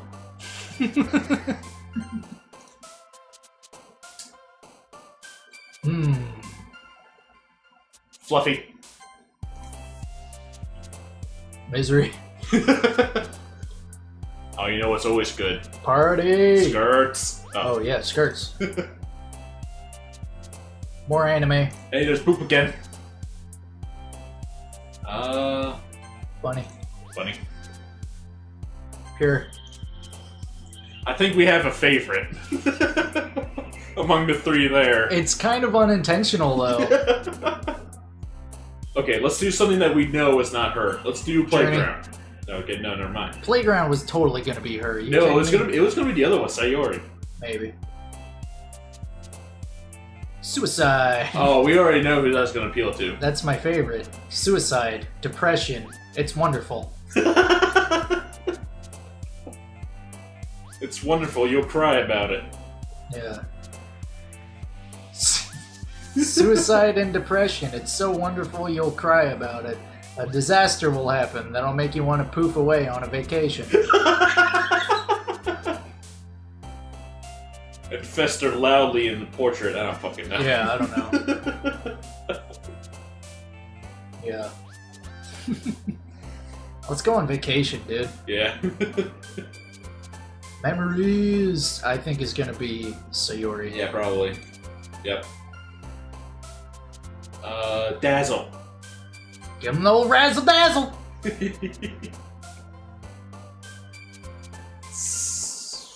Love. Love. Lust. Alright. My favorite homunculus. You scored poorly. It's like, choose your words, man. Aw, man. I'm the last one here again. Don't worry, I just walked in too. Were you practicing piano again? Yeah. You must have a lot of determination. Starting this club and now picking up piano? Well, maybe not determination, Determination. but I guess passion. Is this Undertale? What? What's Undertale? Yeah, it's the greatest anime of all time. I thought that was Cory in the House. No, you're thinking of the Hitler anime. Oh, you know what? You're right.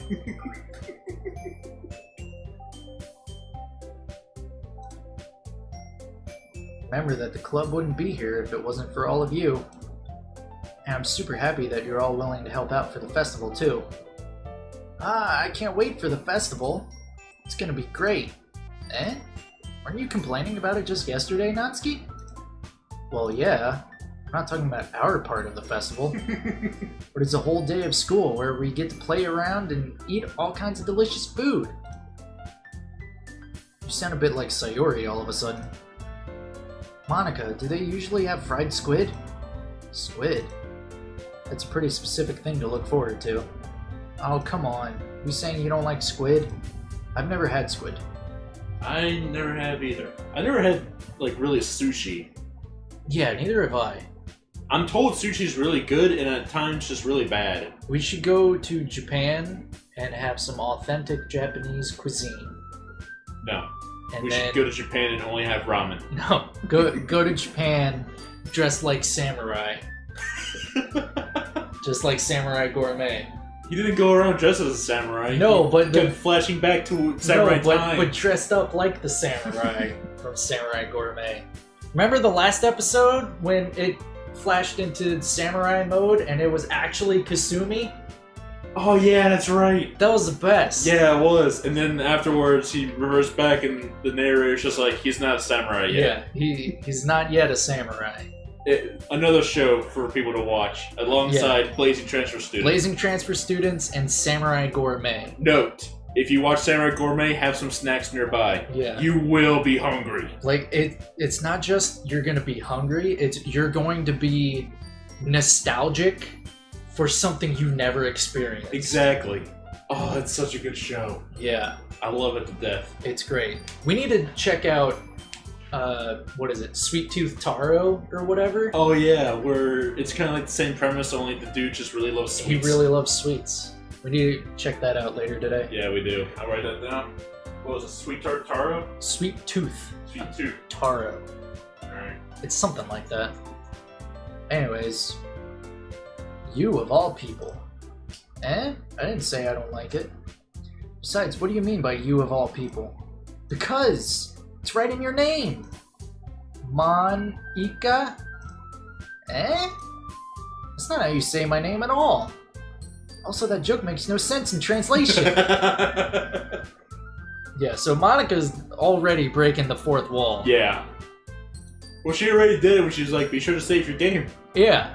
Like, so, you know, already pretty early. She's like, the fuck you mean? Right. Never mind. Let's just focus on our own event for now, okay? Fine. Your reactions aren't as fun as Yuri's or Sayori's anyway. Excuse me? Where is Sayori anyway? Oh, there you are. Sayori is sitting at a desk in the corner of the room looking down at nothing. Uh-oh. I walk over to her. Hey, Sayori. I wave my hand in front of her face. Eh? You're spacing out again. Sorry. Don't mind me. You can go talk to everyone else. Huh. Is everything alright? Of course. Why wouldn't it be? It just feels like you're a little off. Sorry for assuming things. Jeez, you worry too much about me. I'm fine, see? Sayori shows me a big smile. It's a false smile. Yeah, of course. This is another classic anime trope of the cheerful, carefree girl is secretly, you know, emotionally distressed. The super outgoing girl used to be shy. Yeah, just like Pronto. I'm Sasuke. Don't let me distract you from having fun with everyone. Well, alright. You say so. I worriedly glance at Sayori before turning back toward everyone else. but the conversation is already dispersed with everyone back at their usual activities. Maybe I should ask Monica if she's noticed anything about Sayori recently.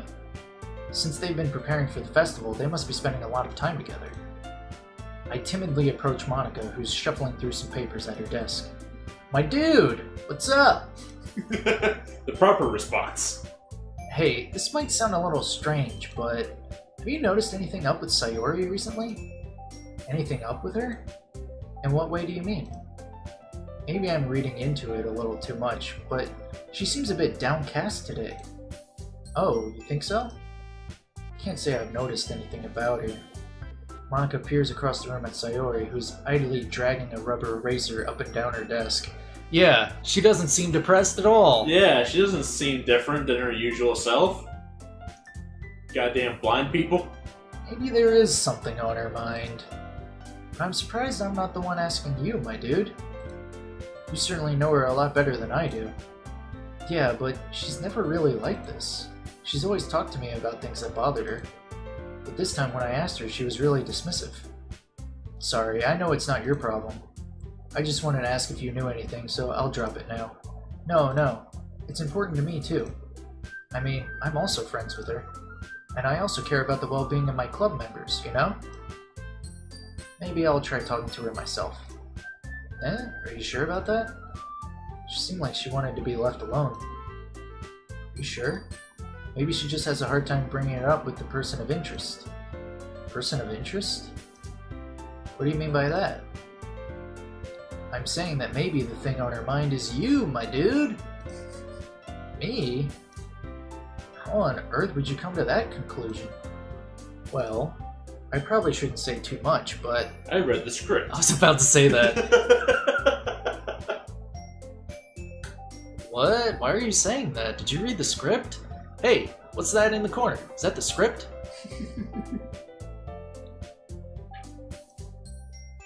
Sayori talks about you more than anything else, you know?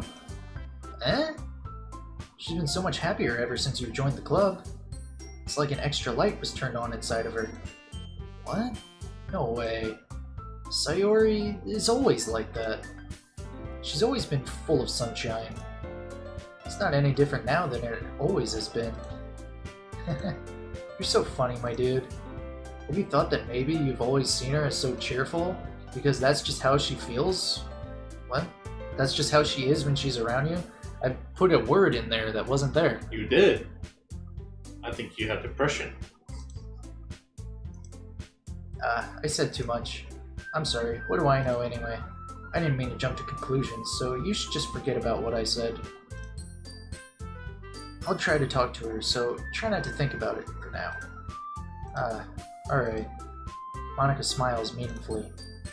I know she said to forget about it, but I already know that I won't be able to get her words out of my head.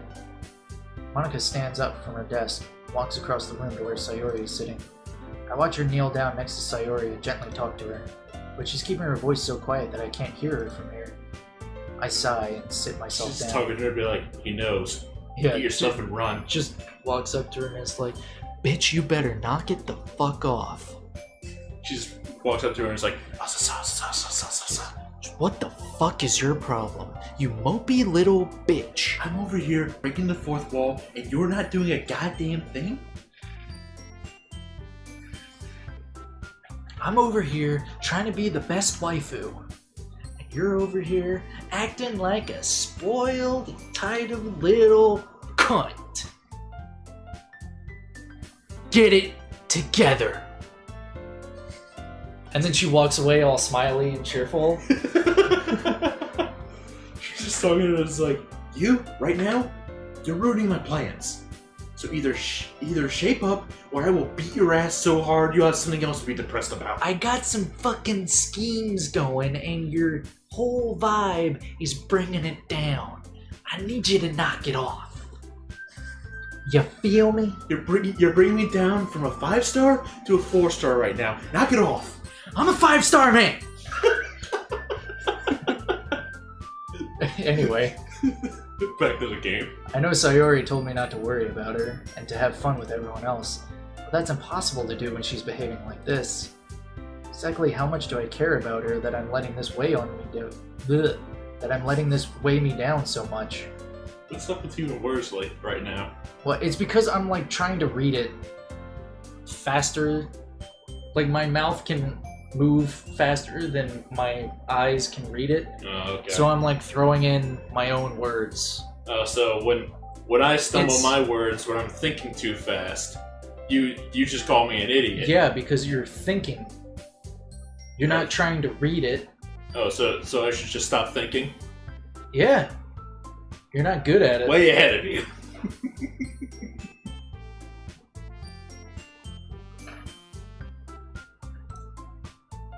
Now it feels like I'm the one behaving out of the ordinary. But there's nothing I can do besides wait for Monica. Hey, you. Eh? I look up to see Natsuki next to me. Are you just gonna sit there and keep staring at nothing? Yes. There isn't that much time, so... sorry. I didn't mean to make you worry or anything. It's not like I'm worried. I was just... Natsuki glances down at her side. She's holding a volume of manga in her hand. That's right. Something just came up for a minute, but we can get started now. I won't make you wait any longer. Jeez. Now you're making me feel like a jerk. If something's bothering you, then you can just tell me to leave you alone and I will. I mean, assuming you didn't feel like talking about it or anything. She practically mumbles that last part. Nah, I'm probably making it seem like a bigger deal than it is. I've just been thinking about Sayori, that's all. Sayori? Thinking about her? Yeah, she seems pretty down today, but she didn't want to admit it to me. So I can't help but wonder if something happened to her. Oh. Natsuki exhales. Well, first of all, you should really work on your phrasing. Oh! But anyway, yeah, phrasing boom! You're her best friend, right? Yeah, I guess so. Yeah. Then in that case, I think you should trust her a little more. If she needed you, then you would be the first person she would go to, right? Well, I guess that's true. I mean, some people just have those days. You can't always avoid it. If anything, she probably doesn't want you to worry about her because it's not important. Yeah, that's kind of what she said to me. Maybe it's not right for me to go against her wishes. Exactly. If she needs you to worry about her, then it'll be a lot more obvious. Yeah. I should have thought of it that way from the start. Natsuki fiddles with the book she's holding in her hands. She really means a lot to you, doesn't she? Don't get the wrong idea or anything. We've just been friends for a long time. It's normal to be worried about your friends. I mean, you were worried about me, so... I was not! Yes, you were. Geez, if you're fine, then let's hurry and get started already. I like tsundere types. I like them a lot too. They're cute. They get all flustered, and then when you tell them they're cute when they're flustered, they get even more flustered. Yeah. There's a character in anime called Nichijou who is super tsundere to the point where she will start shooting whoever's complimenting her. And then at like some point she nukes the entire school and was like, "Why are you calling me cute?" Yeah. How long is this gonna go on before, like, the shit starts going down? Because I know shit goes down in this. Shit's gonna start going down. I don't know. Okay, everyone. After some time passes, Monica calls out to the club room. Why don't we share our poems now? Oh, no scene this time. Before I know it, everything is back to normal. Everyone goes to retrieve their poems, and I do the same. I make eye contact with Monica, and she smiles at me. I wonder what she was talking about with Sayori. Alright, who are we starting with? Go with Monica, because we gotta talk about this shit, dude. We also gotta get our tip for the day. Yeah, always gotta get the tip of the day. Be sure to save. Hi, my dude! Have you thought about what you want to submit to perform at the festival? Well, being in this club is one thing, but performing in front of a bunch of people? I'll have to give it some more thought. Okay, no pressure. But whatever you do, I'm sure it'll turn out great. It would also make me happy to see. Anyway, let's take a look at today's poem. Sure. I let Monica take the poem I'm holding in my hands. Sticking with the Natsuki style once more. Unintentional! It wasn't intentional! It's just like whenever we're playing Stardew Valley and for some reason Penny is the #1 waifu. Yeah. Every time. It just happens. It's just because there's more stuff that she likes at the beginning of the year than later in the year. Like fall and winter is all other people. Yeah. But spring and summer, that's when Penny likes the shit. You really like Natsuki, don't you? Oh, come on, my dude. It's awfully suspicious, you know. You're Spending suspicious. time with her in the club room every day, pretending to like the manga that she's into. You know how Natsuki is. If I don't indulge her, she'll end up hating me.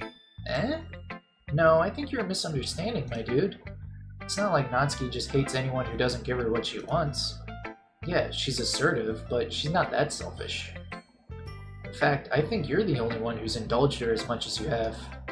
Is that so? I kind of knew that, but I just didn't want to admit it. So, I just need to ask one thing of you. Be careful, please. Natsuki is kind of unpredictable. A lot of times she doesn't even know what she wants. After all, she's the youngest one here. She might not know how to handle her own feelings properly. She might start killing people. What I'm saying is, if something bad happens, then it could end up damaging the club, too. You wouldn't do that to me, right? I'm not sure how to respond to Monica. While I care about her and the club, it's also kind of unfair to bring that up. Well, you're smart. I'm sure you'll do the right thing. Monica smiles sweetly. Anyway, I'll share my poem with you now, alright? Alright. The Lady Who Knows Everything. An old tale tells of a lady who wanders Earth, the lady who knows everything. A beautiful lady who has found every answer, all meaning, all purpose, and all that was ever sought. And here I am, a feather, lost adrift the sky, victim of the currents of the wind. Day after day I search with little hope, knowing legends don't exist. But when all else has failed me, when all others have turned away, the legend is all that remains, the last dim star glimmering in the twilit sky. Until one day the wind ceases to blow. I fall, and I fall and fall and fall even more, gentle as a feather, a dried quill, expressionless. But a hand catches me between the thumb and forefinger, the hand of a beautiful lady. I look at her eyes and find no end to her gaze. The lady who knows everything knows what I am thinking. Before I can speak, she responds in a hollow voice. I have found every answer, all of which amount to nothing.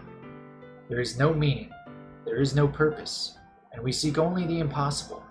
I am not your legend. Your legend does not exist. And with a breath, she blows me back afloat, and I pick up a gust of wind. What the fuck, Monica? And scroll back up to the top. What? Okay, never mind. I thought there was like something else there, like a mark or something. What? How it says, save me? Save me. Load me. Yeah. We check out the chat. It's just sometimes... Sometimes there's nothing really to respond to, Yeah, sometimes. sometimes you guys are talking to each other. Like Yeah. right now. Yeah. Unless you're talking to yourself, Wamba, in which case, get help. You know, I feel like learning and looking for answers are the sorts of things that give life meaning. Not to get too philosophical or anything, but it was kind of on my mind, so that's what I wrote about. I see. I never really put much thought into it. In a way, it's almost paradoxical, because if we had all the answers, wouldn't the world start to lose its meaning? You know, there's one thing I noticed. It seems like everyone in the club prefers writing about things that are more sad than happy. Are you surprised? Did you write it? Yeah. Did you write it? I mean, if everything was okay, we wouldn't really have anything to write about, would we? Humans aren't two-dimensional creatures. I think you'd know that better than anyone. You mean one-dimensional? Yeah, that. You're a being that exists beyond space and time, aren't you? Yeah, she knows. She's the lady who knows everything. Oh, God! Anyway, here's Monica's writing tip of the day. Are you ever too shy to share your writing because you're afraid it's not that good? Yeah, this is directed towards you, Wombat Repellent. Yeah.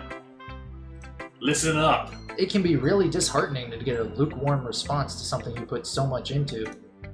But if you find other people who enjoy writing, then sharing becomes a lot easier. Because instead of just telling you that your writing is good or okay or bad, they'll want to focus more on everything that went into it and the things you can work on. It's much more encouraging that way, and it will make you want to continue improving.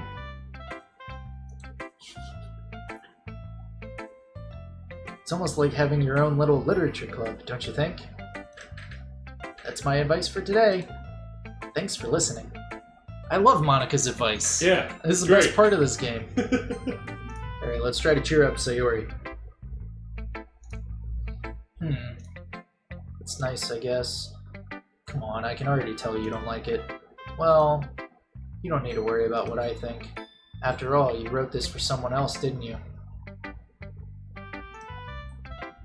Probably Natsuki. Why does everyone keep saying that?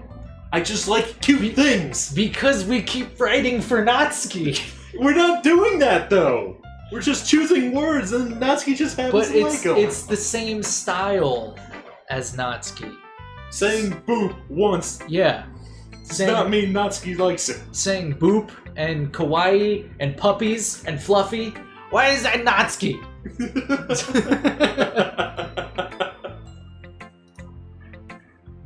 I didn't write this for anyone specifically. Maybe. I wrote this specifically for Quality Trash. Yeah, Because I know he likes cute things like that. our little baby boy. It's not really what I meant though. But it's okay. You're making new friends, just like I was hoping. That makes me really happy.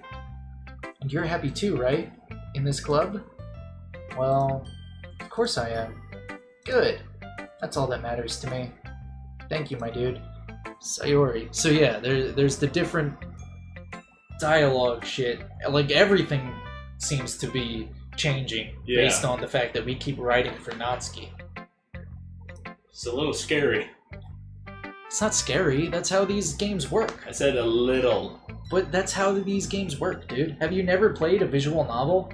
I have. I've played 3? I think I played 3. And One of then them Bible Black? I'm not counting Bible Black as one of them. I'm counting Bible Black. Bible Black, the Sagara family, Secret Wives Club. Do you like horny bunnies? 1 and 2. The answer is yes and yes. Yes, I have played those. Snow Sakura, which is a good one. It's not as like full of smut like Bible Black. Mm. But Snow Sakura is more of like a romance thing. Little love game. One I know offhand that I played was Katawa Shoujo, is that what it's called? Yeah. And One with all the disabled girls. yeah, and another one that I played along it, but I didn't much care for, so I kind of like dropped it or something.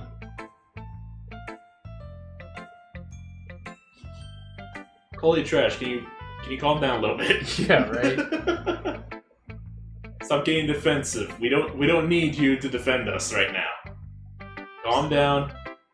Get some help. Is there something wrong? Huh? No, nothing. I'm just a little tired today. Just say you're jealous, man. Alright? Are you the one that's gonna go all yandere? Guys like it when girls are direct. Yeah, they like it when they walk up and it's just like, you, boyfriend. Yeah. Oh, okay, yeah, okay. When you walk up and push them to the ground and say, "You're my boyfriend now," they really respond to it. Men love when a woman is able to beat them up and bully them. Yeah. Don't let anybody tell you different. Yeah. If a strong woman comes up to you, picks you up bridal style, you're her man now. There's nothing that gets me going more than seeing a woman that could probably use me in a squat rack. Like Jasper. Yeah. The only character you like. The only character that I fucking give a shit about. Because she can squat me. Just tell me if you need anything. I will. Don't worry about me, okay? You can go play with everyone else now. If you insist. Yay! I'm gonna go home a little bit early today. Sayori, tell Monica I wasn't feeling well, okay? I'll see you tomorrow. Before I can say anything else, Sayori cheerfully walks out of the classroom, humming to herself. Well, now.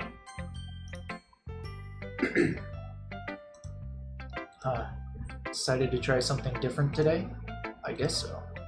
Is that good or bad? Well, neither. I have my preferences, but it would be unfair of me to call something good or bad based on that. As always, I believe what's most important is exploring and discovering yourself. That's comforting. I'm kind of afraid of disappointing you in some way or another. Eh? Why me? Well, you're always sophisticated with your writing and have the most advice to share. Is that so? Yuri thinks for a good minute. That must be terrible. Eh? For me to have become someone whose opinion is fearsome. How unlikable of me. Yuri, it's not as bad as you're making it sound in your head. I just meant that I respect your opinion. I see. I'm sorry that I always overthink and come to these sorts of conclusions. I'm just a little too used to it. Overthinking? Being disliked. Yuri. What am I saying? I'm sorry, I didn't mean to bring that up. Let's move on. Alright. Do you want to share your poem now? Okay. Here. I don't feel like reading this. Finally. I'm aware that the beach is kind of an inane thing to write about, but I did my best to take a metaphorical approach to it. You say that like you didn't even want to write about it. Oh, you haven't heard? After yesterday, Natsuki and I, well, it was amusing that we wrote about something similar in such different ways. So Natsuki wanted us to write about the same topic as each other again. I suppose to better compare the differences in our writing styles, or thought processes. Anyway, it was her idea. Knowing her, it's no surprise that she'd want to do something like that. She probably just wants to show off. It's not like I have a particular interest in her writing style. Baka. I just went with her request. But, well, I suppose it's not so bad to write about something simple on occasion. Yeah, see you later, quality trash. See ya. It can be refreshing, you know? It's good for me to calm my thoughts once in a while. Yeah, I think I agree. Thanks for sharing. Who should I show my poem to next? This chair. Let's just go home.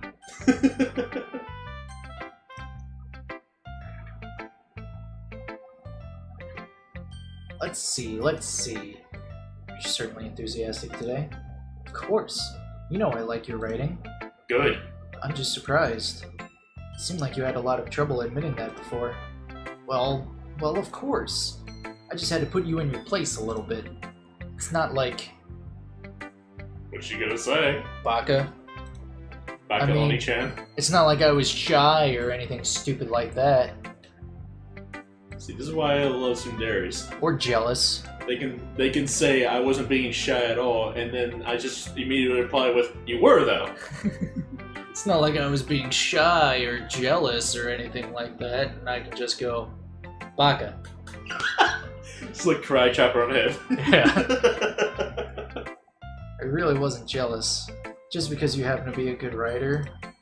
That's such a dumb thing to get jealous about. Natsuki. What? You're not very confident about your writing, are you? Eh? What are you talking about? My writing is obviously the best. Right? It took me a while to figure out, but I think I finally did. Maybe Natsuki acts so arrogant because she's trying to make up for her own insecurities.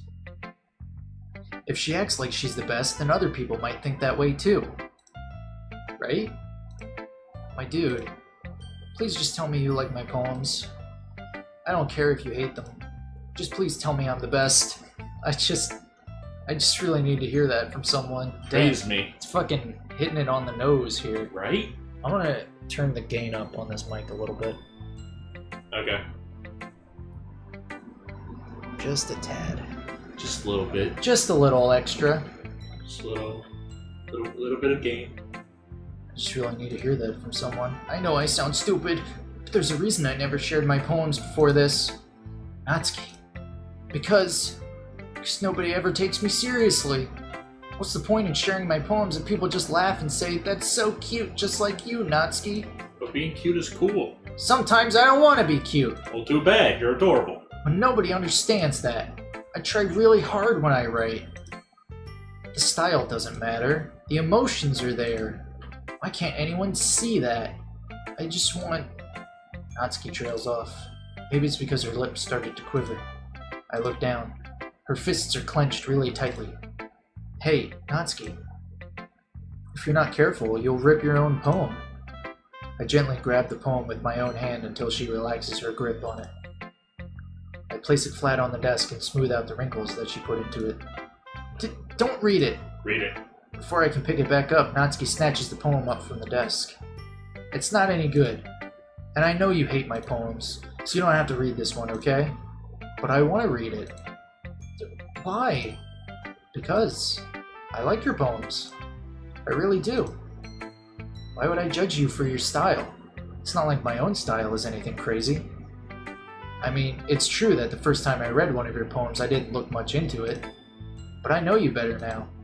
And it's wrong for Yuri to think your style is more amateur than hers. And Sayori, she always means well, but sometimes she's so focused on simple happiness that she doesn't understand what people really want. Yeah, I guess I never really thought about how hard it is for you. Like, this really feels like it's gearing up for the end. Right? Like, now that it's, like, breaking down every character's thing. Yeah, it's kind of insane. And I'm sorry if I was part of that problem. I understand now. You're not just cute, you're a lot more than that. Mostly cute, though. Natsuki, you're doing it again. Once again, Natsuki clutches her poem a little too hard. She looks down, hiding her eyes from me. I never realized how difficult this was for her. But finally she forces herself to extend her arms and set her poem on the table. You can read it. Just turn that way. I don't want you to look at my face right now. Okay, I will. Oh, jeez. Because you... Tomorrow will be brighter with me around, but when today is dim, I can only look down. My looking is a little more forward, because you look at me. Aw, man.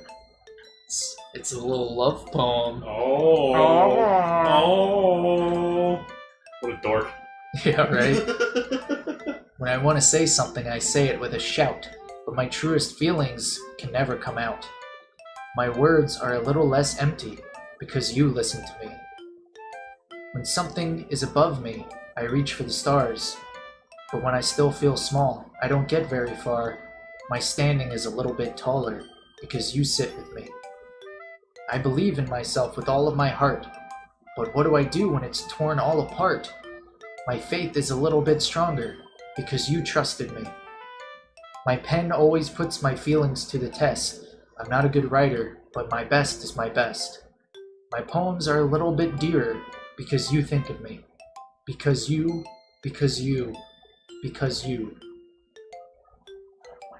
Adorable. Gay! Bang!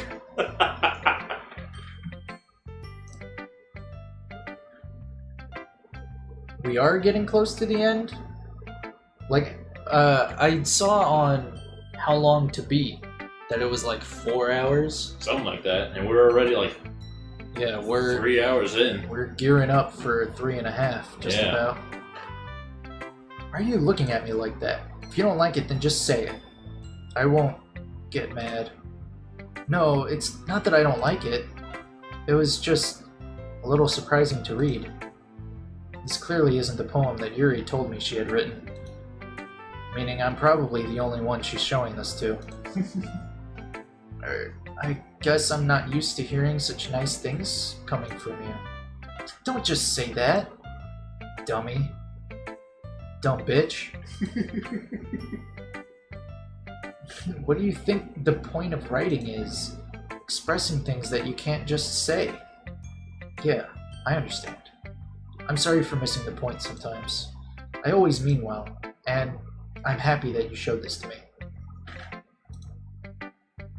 It's close to the end, kind of. You'll know what I mean. Alright, you say so. He said sorta and kind of. Yeah. I don't like that. Something's gonna happen at the festival. Something is really gonna happen. It's gonna turn into Yandere Simulator. Oh no. Well, It's not the end until the credits roll. Well, yeah.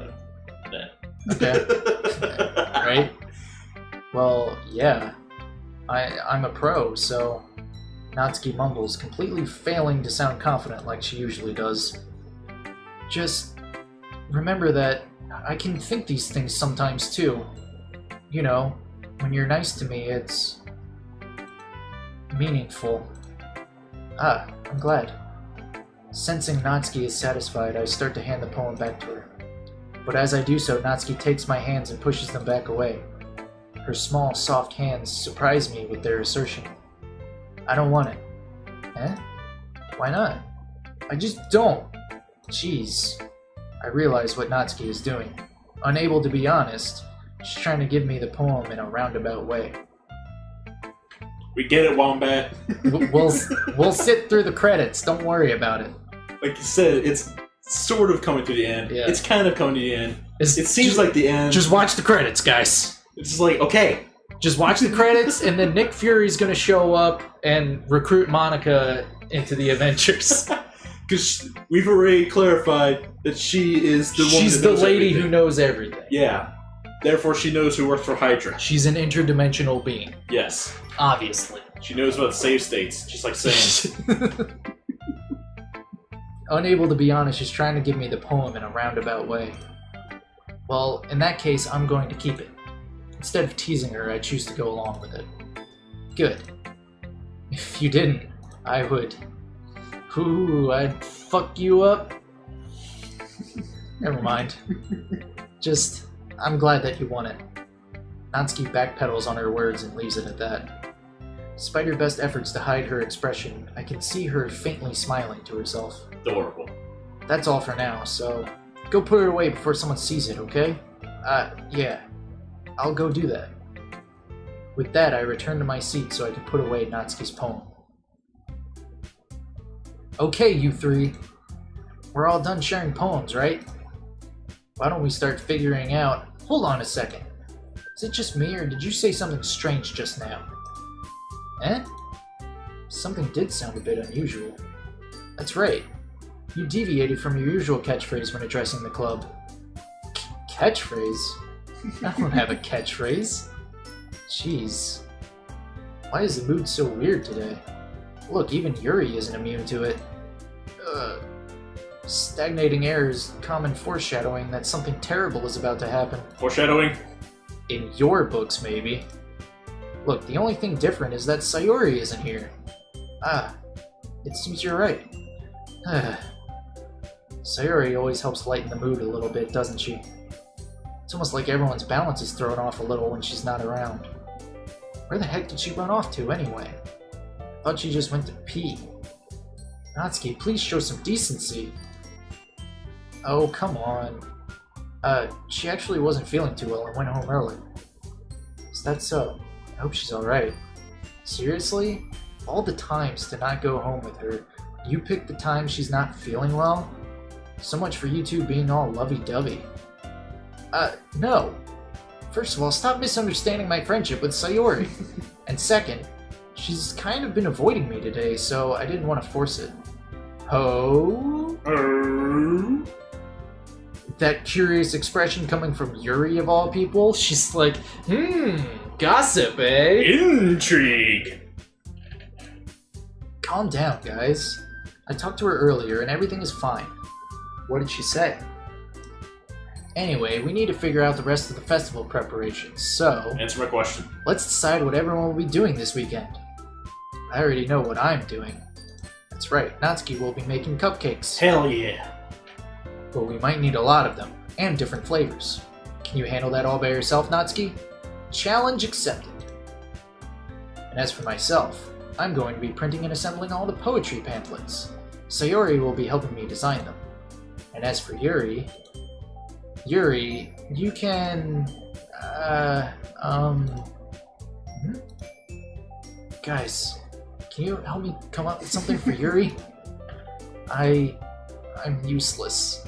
No, that's not it at all. You're the most talented person here, you know? Now Natsuki's pounding too? Jeez, even I can tell now. I guess I never gave Sayori enough credit, but I can tell things are even harder on you when she's not around. That may be the case. But if I can't also be a leader on my own, then I won't grow as a person. So, Yuri, you have beautiful handwriting, you know? So you should make some banners and decorations to help set the atmosphere. Atmosphere? About that. I love atmosphere! Yes. Yuri's expression suddenly changes as she stares at her desk in focus and starts nodding to herself. Your mind is already racing, I see. That's great. You'll be a wonderful help, Yuri. But anyway, that just leaves you, my dude. The one who is truly useless. Don't say that. In fact, both Natsuki and Yuri have some pretty heavy tasks to handle. I'm gonna help Natsuki. Yep. Probably go a long way to give one of them a hand. You could always help me out as well. I'm gonna help Monica. Nope. I'd be really appreciative of that. Is Monica suggesting I spend the weekend with one of my club members? Hell yeah. How on earth are they going to respond to a suggestion like that? I suppose I wouldn't mind a bit of help.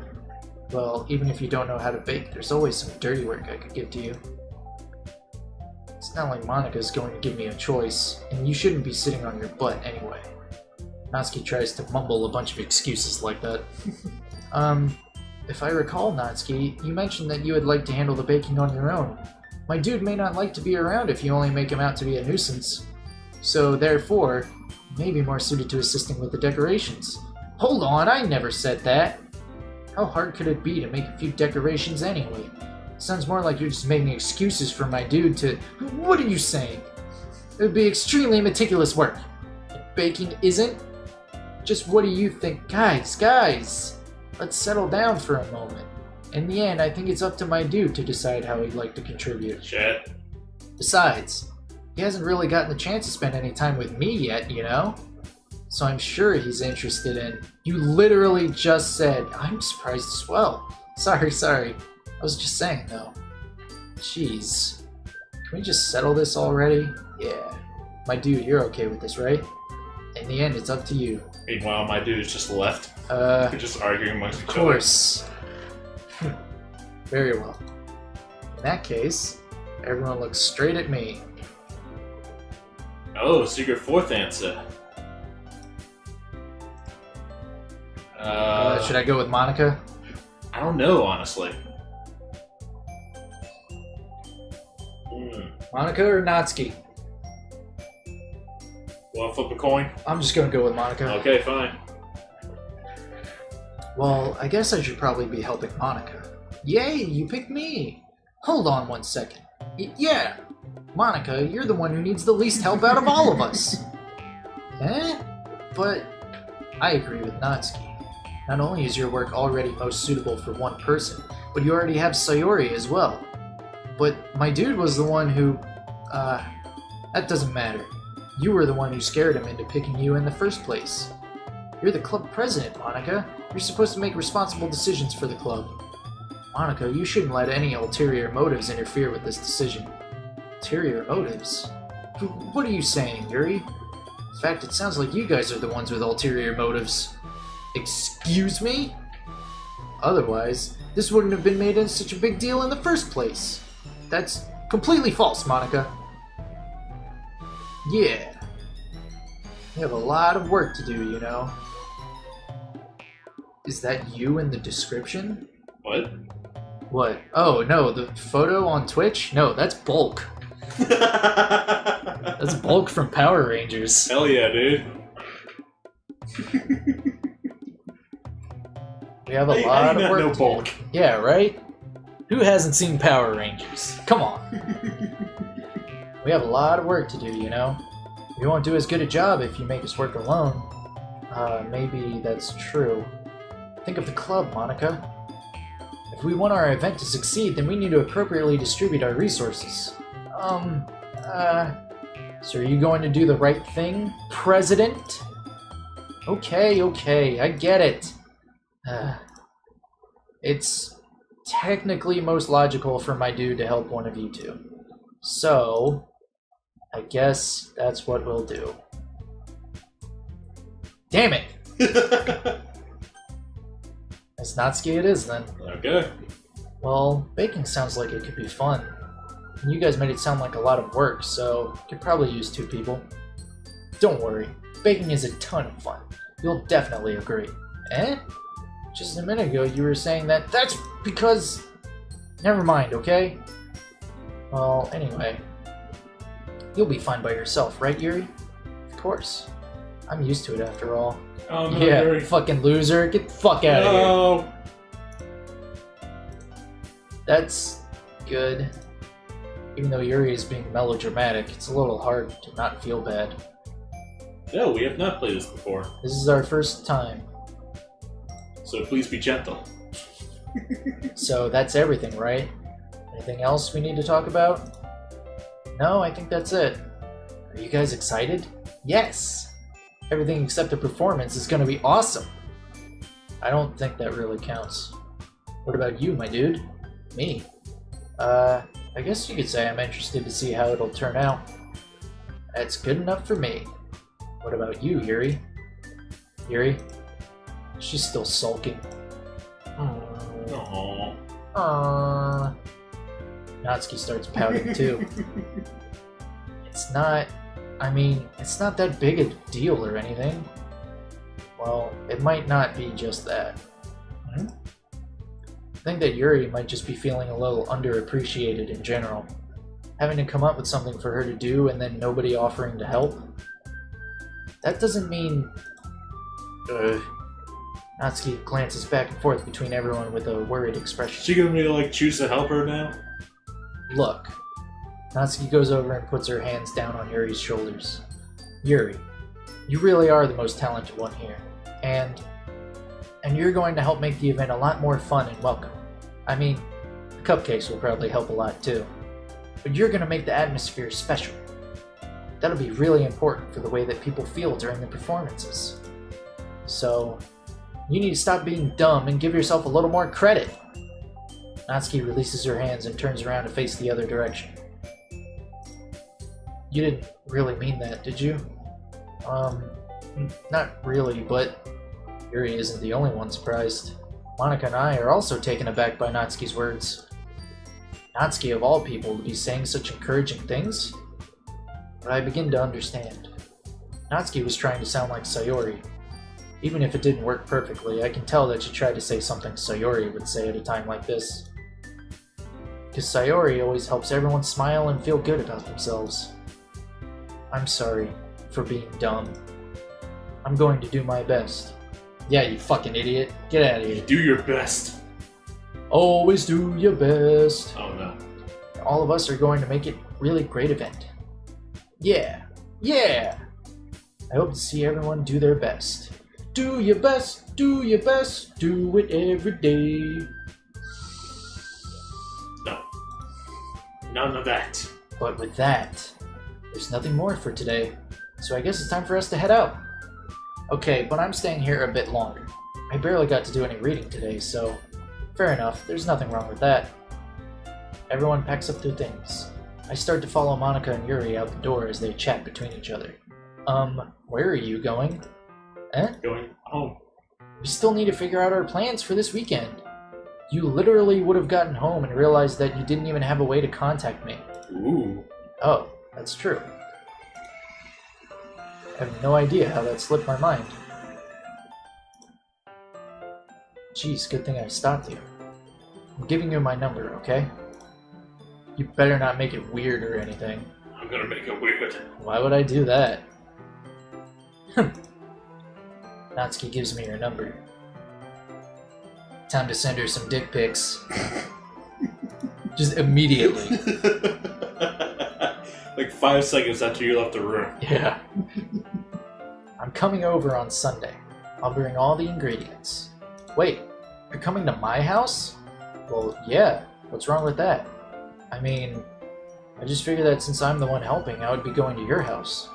Yeah, right. Like I could have a guy over at my house. My dad would kill me. Really? It's kind of strict if you ask me. Yeah, how do you think I feel? I can't do anything when my dad is home. Anyway, I just needed to complain for a second. We have each other's numbers now. That's all I needed from you. I guess I'll text you when I'm coming over. Alright, fine by me. Yeah. I'm really gonna show you why I love baking so much, so you'd better look forward to it. Oh? Didn't you say you were just going to give me the dirty work? Well, I was just saying that. It's not like I could act like, in front of everyone, that I was looking forward to this. Wait, really? Well, kind of. Just because I never got to bake with someone else before. That's all it is. So, alright, I get it. Sorry for overreacting. Put my dick in you, girl! Dick pics! Anyway, I'll be heading out now. See you on Sunday. Ah, never mind. I can't believe this. Natsuki's going to be coming to my house on Sunday?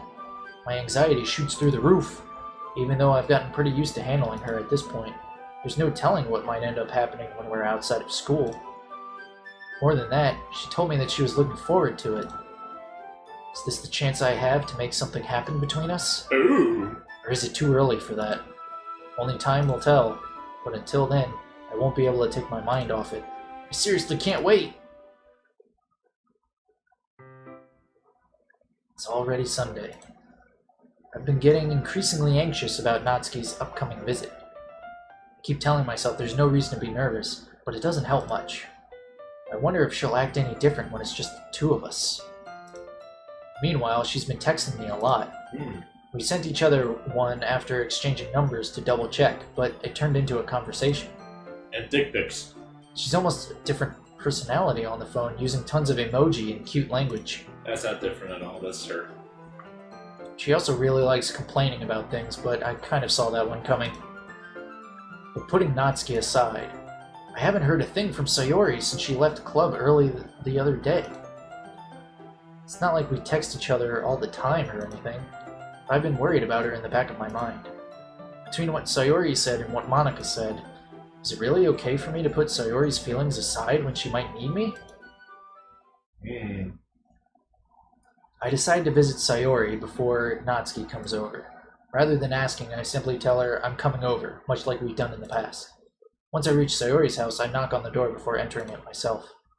Again, we used to play so often that we've made it a habit of simply entering each other's houses like we were family. The house is quiet. Sayori isn't anywhere on the first floor, so I assume she's up in her room.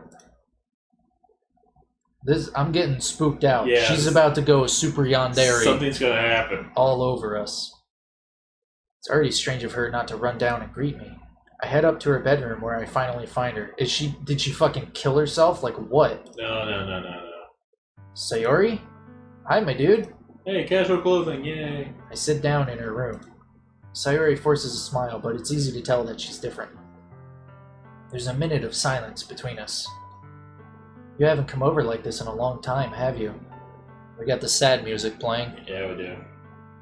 sad things are about to happen. Ah, Prepare your hearts. I guess you're right. It has been a long time. Not much has really changed, has it?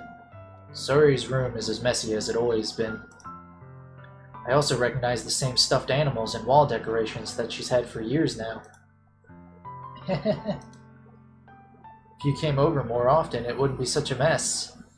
That's because I end up cleaning it for you. How come you suddenly wanted to come over today? Aren't you supposed to see Natsuki today? Yeah, but... Wait, how did you know that? Sayori had already left by the time we decided that last meeting. Monica told me. It's only natural for her to keep me informed about the festival preparations, right? Ah, that's true. But what about you? Aren't you going to be helping Monica today? Of course. But I'm just helping her online. We didn't plan to meet up or anything. Ah, so it's just me and Natsuki then. Yep. There's more silence between us.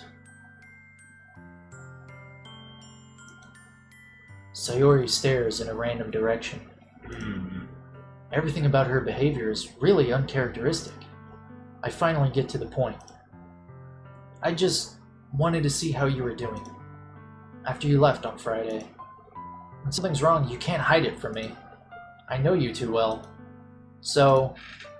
Sayori smiles, shaking her head. That's no good, my dude. Eh? Why can't it just be like it's always been? This is all my fault. If I didn't get so weak and accidentally express my feelings, if I didn't make that stupid mistake, then you wouldn't have been worried about me at all. You wouldn't have come here. You wouldn't have even been thinking about me right now. But this is just my punishment, isn't it? I'm getting punished for being so selfish. I think that's why the world decided to have you come over today. It just wants to torture me. Sayori! I grab Sayori by the shoulders. What on earth are you saying? Are you listening to yourself right now? I know something happened to you. There's no other explanation for you to be like this. So tell me already. Until I know, I won't be able to stop thinking about it. Sayori gives me an empty smile. You really put me in a trap, my dude. The seriousness of the situation is just gone the moment you say his name. Just every time. But you're wrong. Nothing happened to me. I've always been like this. You're just seeing it for the first time. Seeing what? What are you talking about, Sayori? You're really just going to make me say it, aren't you, my dude? I guess I have no choice this time. The thing is, I've had really bad depression my whole life. Did you know that? Kind of assumed. Why do you think I'm late to school every day? Because most days I can't even find a reason to get out of bed. What reason is there to do anything when I fully know how worthless I am? Why go to school? Why eat? Why make friends? Why make other people put their energy and caring to waste by having them spend it on me? That's what it feels like. And that's why I just want to make everyone happy, without anyone worrying about me. I'm in shock. I can't even figure out how to respond. How is it possible that Sayori kept this from me the entire time that I've known her? Did she really want so badly for me to just not think about her? Why, Sayori? Eh? Why is it that you've never told me about this? It almost feels like I've been betrayed as your close friend.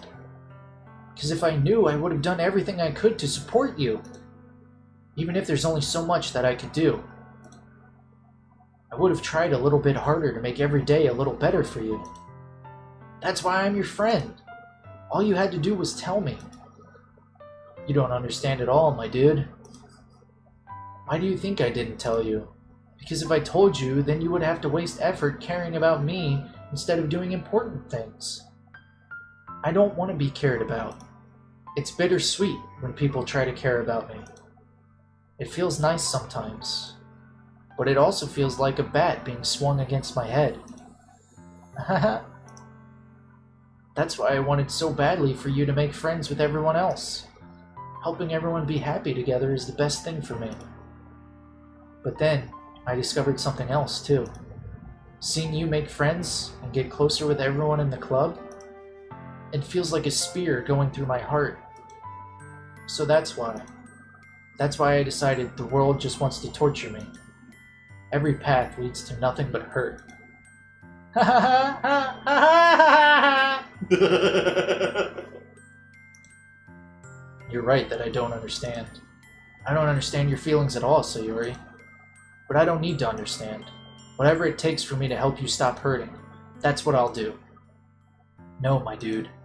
There's nothing. Nothing at all. Nothing at all. The only thing that could have helped is if everyone could be like it always was. But I was selfish. I finally showed you what a horrible person I am. Tears streaked down Sayori's face. I made you join the literature club because I was selfish, and I was punished by my heart hurting in a way that I couldn't understand. And now you came here, and I made you hurt too. I'm just weak and selfish. That's all I am. And that's why I'm going to accept these punishments. Because I deserve every last one. Without thinking, I once again grab Sayori's shoulders. This time, I pull her into a tight embrace. Hugs. My dude. Sayori, I don't care if you feel selfish. I'm really happy that you convinced me to join the club. Seeing you every day makes it worthwhile enough. If I make friends with everyone else, then that's just a bonus. But please never underestimate how much I care about you. I wouldn't have it any other way. My dude. Sayori isn't hugging me back. Despite my arms being wrapped around her, Sayori's arms remain at her sides. She starts sobbing next to my ear. No, don't do this to me. Please don't do this. You're adding a sobbing? But dude! There it is. Sayori barely manages to speak between her sobs. I don't know if I'm doing the right thing, but all I want is for her to know that I care. If you have it in you to call yourself selfish, then you have to let me be selfish too. Sorry. No matter what it takes, I'll figure out what needs to change. I'll make these feelings go away. And if there's anything that you need me to do, then you'd better tell me. I'll get mad if you don't. I need you to kill Natsuki. I don't know. I don't know. Gently, Sayori finally puts her arms around me in return. I don't know anything. It's all really scary. I don't understand any of my feelings, my dude. The only time I'm not feeling nothing is when I'm feeling pain. Oh. But your hugs are so warm. And that's really scary too. Sayori lets me go. I was expecting there to be a graphic Yeah. with the hug. Right? But we haven't bonded with her enough. As she does so, I let her go as well. The festival is tomorrow. Yeah. It's going to be fun, right? Yeah. How would you like for me to spend it all with you? It's what I want. I promise. I think that would be nice then. Yeah. Sayori wipes her eyes. If I could spend the whole day here, I would. Of all days, this has to be the one where I have other plans. Maybe I should cancel. No, don't. Please don't. If you did that, then I really wouldn't forgive you. But it's almost time for Natsuki to meet me at my house.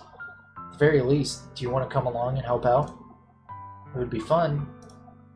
To my surprise, Sayori shakes her head. I'm sorry. I don't know if that would be very good for me today. You understand, right? It's kind of hard for me to fully understand, but I'm trying my hardest. It's okay. Don't worry too much about it. I'll see you tomorrow, okay? Alright. I look forward to it. I say goodbye to Sayori and exit her house. On the way home, I find myself still feeling uneasy. But it's hard for me to keep thinking about it when Natsuki is about to come over too. I think Sayori is right. I shouldn't be worrying too much, and we're definitely going to have a great time tomorrow. I should just focus on what's ahead of me. Is it bad that the entire time she's going through that emotional moment, I just kept yawning? Like the entire time I was just like, yeah, I get it, yeah. Yeah, right. It's like, let's get to the post-credits scene. Let's get to where you're probably killing yourself, The I guess. teaser for the Avengers. I spend only a few minutes back at home anxiously waiting Natsuki's arrival. Before I know it, she texts me to let me know she's outside the front door. Without delay, I open... Without delay, a motorcycle runs by. Without delay, I open the front door to let her in. Sup, bitches. It's Chad Ward. Natsuki is the embodiment of Chad Warden. No, she's not. Chad Warden is absolutely a tsundere.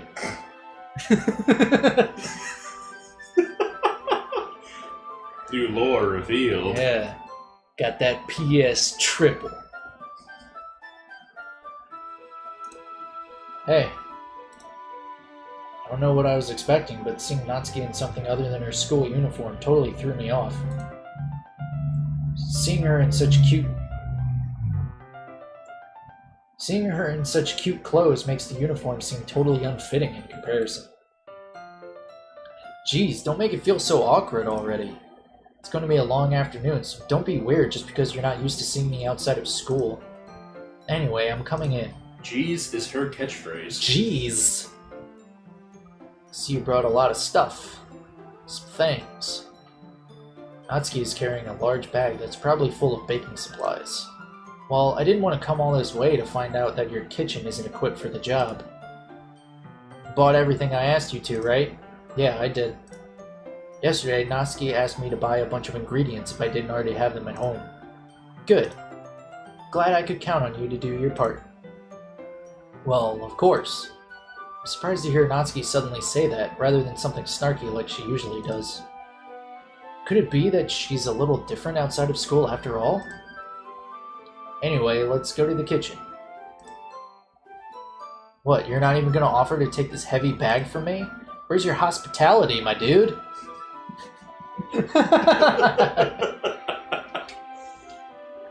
It works perfectly, outside of a name. Come on. Since when did I need to be a gentleman? I grab the bag Natsuki holds out to me. This is ridiculously heavy. Got you with that one, kid! You just got zapped! You got Natsuki'd. I carried that all the way here. Are you impressed? I see now. Yeah, I am impressed, Natsuki. Seems like I always underestimate you. It's because I'm so small, isn't it? This is the point in the anime where she would be standing proudly and, like, rubbing her finger under her nose. Well, she's kind of standing proudly. She's always standing proudly. You jerk. Ki-sama!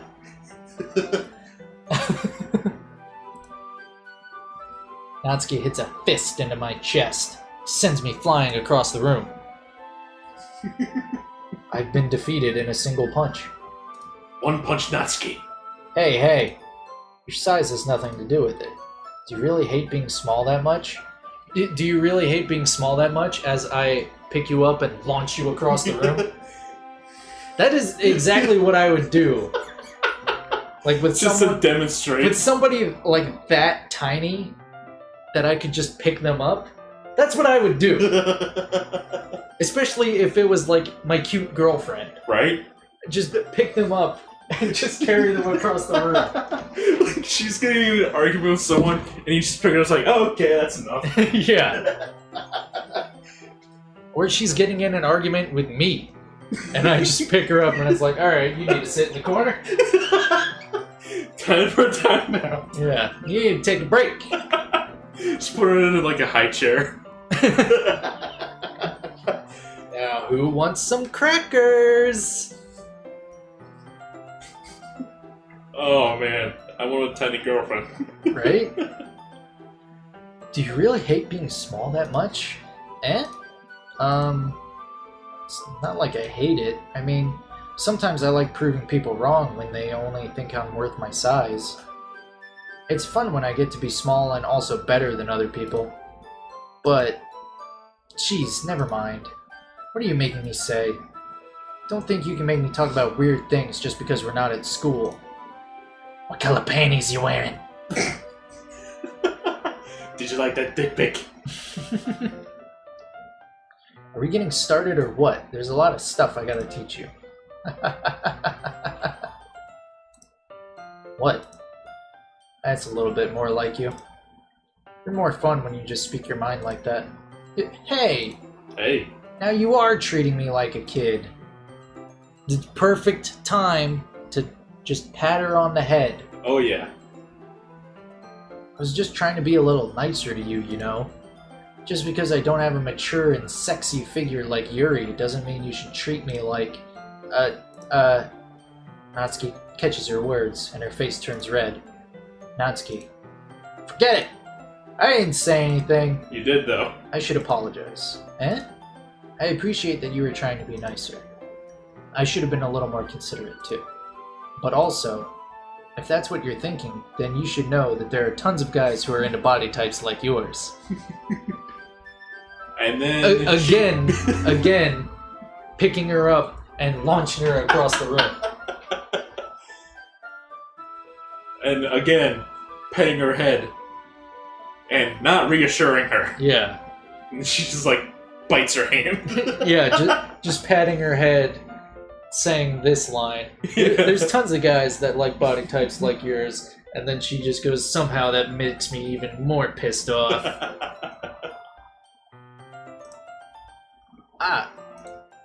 How would you know that anyway? Just trust me on this one. Trust me, I've been to a lot of sites. Gross. Hey! Is that to me? Who else? Man, let's just get started already. Shit. What you think?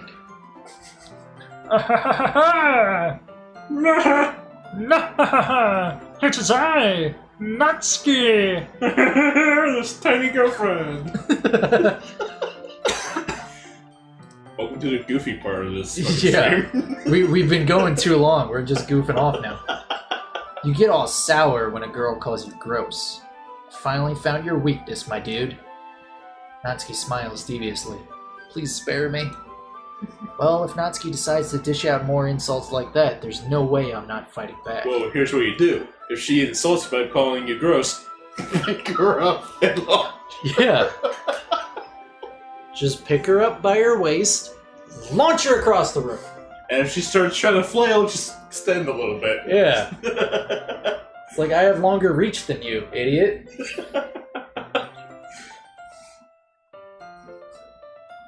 But she's satisfied enough for now, finally starting to pull things out of her bag so we can get started. Before long, the whole kitchen is a mess. Spoons, dirty bowls, flour, spilled fluid, and plastic bags are strewn about every countertop. The mixer isn't big enough to make all the batter at once, so we've had to do it several times. Meanwhile, Natsuki is babysitting all of my movements to make sure I don't mess up her precious baking. My dude, where did you put the food coloring? The batter's going in the oven soon, so I need to fill the trays. I think it's still in the bag next to the table. What are you using it for? To color the batter, of course. I'm making each tray a different color. Ooh. That way, even if the flavors aren't different, everyone can still pick their favorite. Ah, that's a cute idea. Are we doing anything like that with the icing? Do you want to? You're asking me? I don't really have a preference, so... Come on. You're not putting any heart into this at all. Can't you at least try to have fun? I am having fun. Not really sure what Natsuki is trying to get out of me. Meanwhile, I see her separate the batter into smaller bowls and put a few drops of food coloring into each. Ah, that does look pretty cool. See? It's not like baking is just about following instructions. The presentation is where you get to be creative and have the most fun. It's a million times more worth it in the end. Just looking at makes everyone's eyes lighten up. Sound like you stumbled on some of the words there. Yeah, maybe. Like the ones you made on my first day, huh? I recall Natsuki proudly presenting her cat-shaped cupcakes and Sayori and Monika's delighted expressions. Wonder if I can make Natsuki proud like that too. Yeah. Maybe I will use the food coloring then. Sounds like you're starting to understand. Just make sure you completely finish mixing the icing before you mess with the food coloring. Yeah, it's getting there. I'm on it. We were using the electric mixer for the batter, so I got stuck with a whisk and a huge bowl for the icing. Eh? The icing's still all lumpy. Are you even trying? Well, yeah. It'll just take a little longer. Geez, I'll be here all night if you do it like that. Here, look. Natsuki grabs the whisk from me and uses her other hand to tilt the bowl back. You really need to beat the crap out of it. After a few seconds, the consistency of the icing has already improved.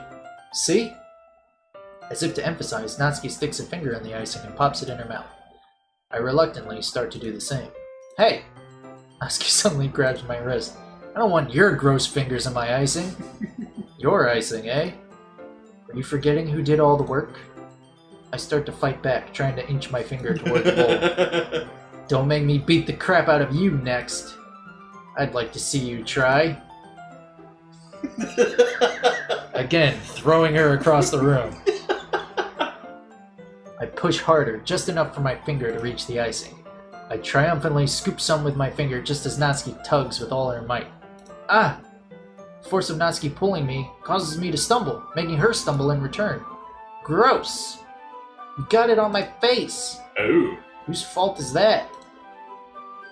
There's a big glob of sticky white stuff on Natsuki's cheek. Thanks, Demon Souls. She tries to reach it with her tongue, but it's too far away. Jeez. Yeah, now reach it with my tongue. She's like, that's not your tongue? Get away!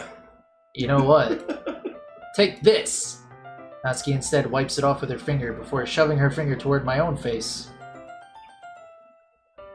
If you could throw Natsuki across the room in this game, about how many times per minute would you? Any moment she would be snarky. Constantly, dude! Like, are you kidding me? Every time she does anything remotely cute. No, like, anytime she does something remotely cute, you pick her up. Anytime she starts fussing, toss her. Yeah. Oh, okay. It's just like, you ever see someone like toss a cat at the ceiling and it just clings to the rafters? No, have you ever seen someone like toss a basketball behind them, trying to make trying to make it without looking? Yeah. That's what I would do with Natsuki. Is just toss her and then hear the swish in the basket. And just be like, that's good. I don't know why I did a fucking touchdown motion. Yeah. That's how we do. Natsuki instead wipes it off with her finger before shoving her finger toward my own face. You wish! I'm faster. I grab her wrist with my hand before it reaches my face.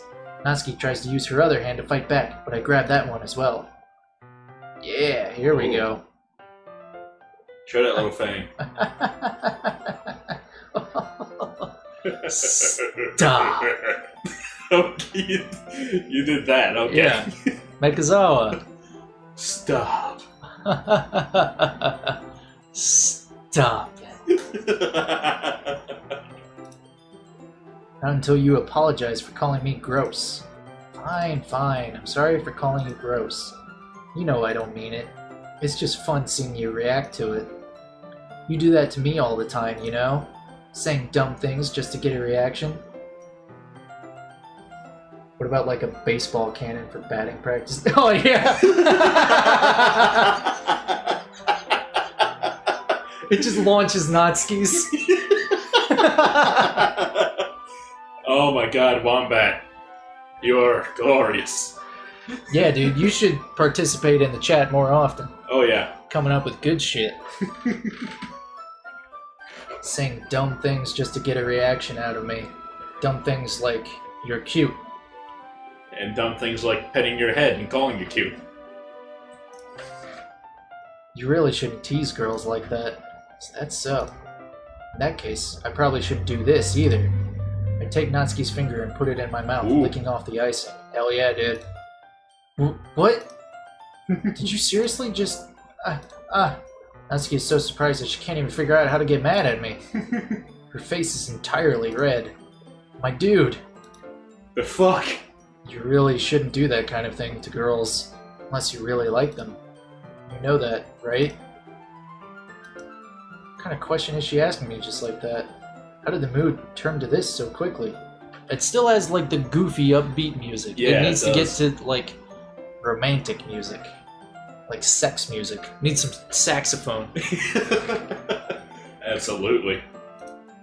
Natsuki gazes at me in silence. I notice her shallow breaths. Why am I starting to feel dizzy? Out of nowhere, the fire alarm starts going off. Natsuki rushes over to the oven. It didn't even have a sound effect It didn't. for the fire alarm. There's been no sound effects at all. Yeah, like other let's call them porn games. Other porn games, like visual novel style, that I have played, they have sound effects. Yeah. And they have voice acting. Anyways. This is just completely silent except for the music. Yeah. Natsuki rushes over to the oven. Is something burning? I thought you didn't put the cupcakes in yet. No wonder. You left a dirty tray in here, dummy. How could you make a mistake like that? You should have checked before turning the oven on. Don't blame me for your mistakes. Jeez. That is her catchphrase. Yeah, I told you. I know catchphrases, dude. Natsuki uses an oven mitt to grab the blackened tray out of the oven. She sets it on top of the stove. In another moment, the fire alarm stops. Anyway, I'm putting them in the oven now. Yeah. The tension from the moment before still lingers over our heads, but the moment has already been lost. I watch as Natsuki slides the cupcake trays into the oven. Then, I reluctantly pick up the whisk and continue with the icing like nothing ever happened.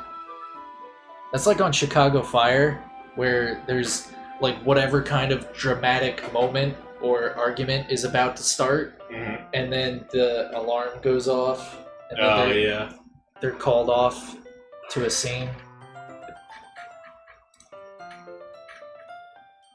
Ah, that smells so good. Cupcakes are ready to be pulled out of the oven. As soon as Natsuki opens the oven door, a blast of sweet-smelling warm air fills the room. Look at how cute they all look. She proudly shows off the different colored cupcakes in each of the trays. They'll look even better once we add the icing. Not like you need to tell me that. I brought decorating stuff, so I hope you can get creative. Here, scoop the icing into these bags. Natsuki hands me some plastic bags. I have these nozzles that will make it look nice and fluffy. This one can even make flowers. We probably won't be using it this time, though. What's this one for? I pick up one of the nozzles that has a much thinner tip than the others. That one's really thin, so you can use it to make stripes or other patterns. But you can also use it to write stuff on a cake. Like, happy birthday or whatever. Huh, I see. That gives me an idea, actually. Eh? Well, it's a literature event, right? We can make it more literature-themed by writing a different word on each of the cupcakes. I think the cupcakes would be too small for that, wouldn't they? Yeah. Well, actually, this is... If you write them small enough. Well, if it's Japanese. Yeah. I don't know if it actually is Japanese. I don't think it is. I don't think it is either. I think it was made in English, which is why it has the fucking translation joke. Oh, yeah. It would be fun to see people choose their cupcake based on a word they like. Ugh. I was kind of expecting you to say something really stupid, but that's actually a really cute idea, so... Maybe I'm getting it from you. What's that supposed to mean? I'm not cute. Come on. We're not at school, nobody's judging. You can't dress and act like this and not expect me to think you're cute. Well... Natsuki's voice trails off. Same with you. Eh? Honey? Did you say something? No, nothing, Baka. Let's just do the icing. Natsuki picks up the paste, fastens a nozzle onto each of the bags. There's a lot to do, so we shouldn't be wasting time. Here, I'll show you how to do it. Without giving me a chance to think about before, Natsuki quickly moves on. She shows me how to apply the icing, and then we each get to work. When we're finally finished, Natsuki puts them all side by side to admire our work. Look at how pretty they are together. Yeah, they are, aren't they? I wish I could have won now. Well, there's no reason you can't, right? I don't see any harm in that. Well, yeah, but my dad's making dinner tonight, so I really need to save my appetite. Sayori's the exact opposite in that regard. If she was here, we'd probably be down 10 cupcakes already. She would still eat dinner. Come on, that's just unhealthy. Besides, when my dad cooks, I need to eat as much of it as I can. Well, anyway, I was hoping we would have time for manga, but I need to be home for dinner. Ah, already? That's a shame. It's your fault for working so slowly. You should have thought about that. It's not like you'll always have this chance. Man. As usual, Natsuki places the blame on me. You can bring the cupcakes tomorrow, right? If you and Sayori each carry something, you could probably do it in one trip. Yeah, I can do that. And don't worry, I won't let her eat any. What a funny joke! Please stop laughing like that. I wish she would listen to me the way she listens to you. Like, I can't help it. Like, You can, you just don't want to. I can't do, like, a legitimate laugh, so I have to read it like, ah ha ha ha. Whatever. Just don't say what the story. What's the story, Natsuki? And it tosses Natsuki to Mark like it's a football. It's not true. I again think back to the conversation I had with Sayori earlier today. I felt so helpless. Sayori always does listen to me, but at that point, it felt like she couldn't listen to me at all. Okay, I'm all packed up. Good work today. Nice job today, Kokoro. You too. I'll walk you out, I guess. Just like that, Natsuki is already about to leave. Feels like the afternoon went by in a flash. More than that. Did I even take the opportunity to get closer to her like I wanted? Bro, have you not been fucking paying attention? Dude, you put her finger in your mouth. Yeah, you licked icing off of her finger, and then she's like, you should only do that with girls that you like. And then you should have been like, well, what does this boner say?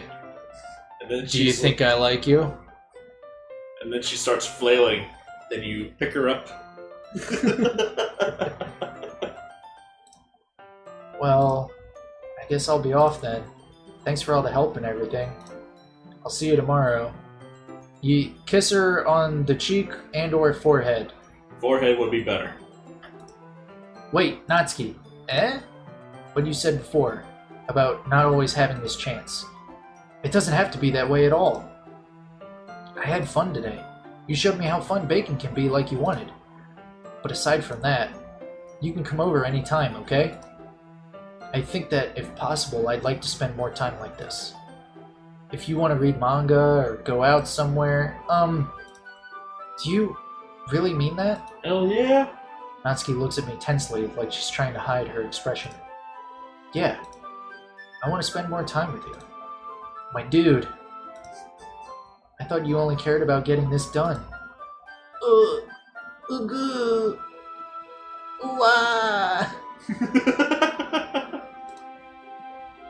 sorry I had to leave so early today. I really didn't want to. I would really stay here longer if I could. I feel the same way as you, so... Natsuki suddenly gets closer to me. Wait, Natsuki! Standing inches from me, Natsuki looks up at me.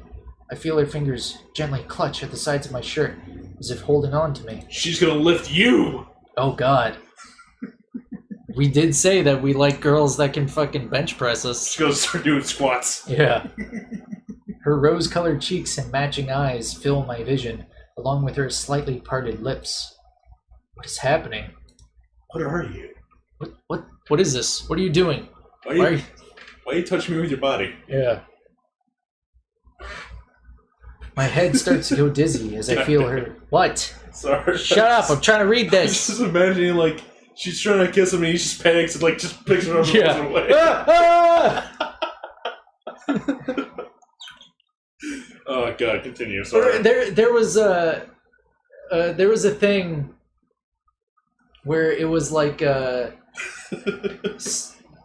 like something like that, where somebody was like trying to like make a move on someone, but then they like duck out of the way and like punch them. And it's like, whoa, what are you trying to do? I can remember something like that.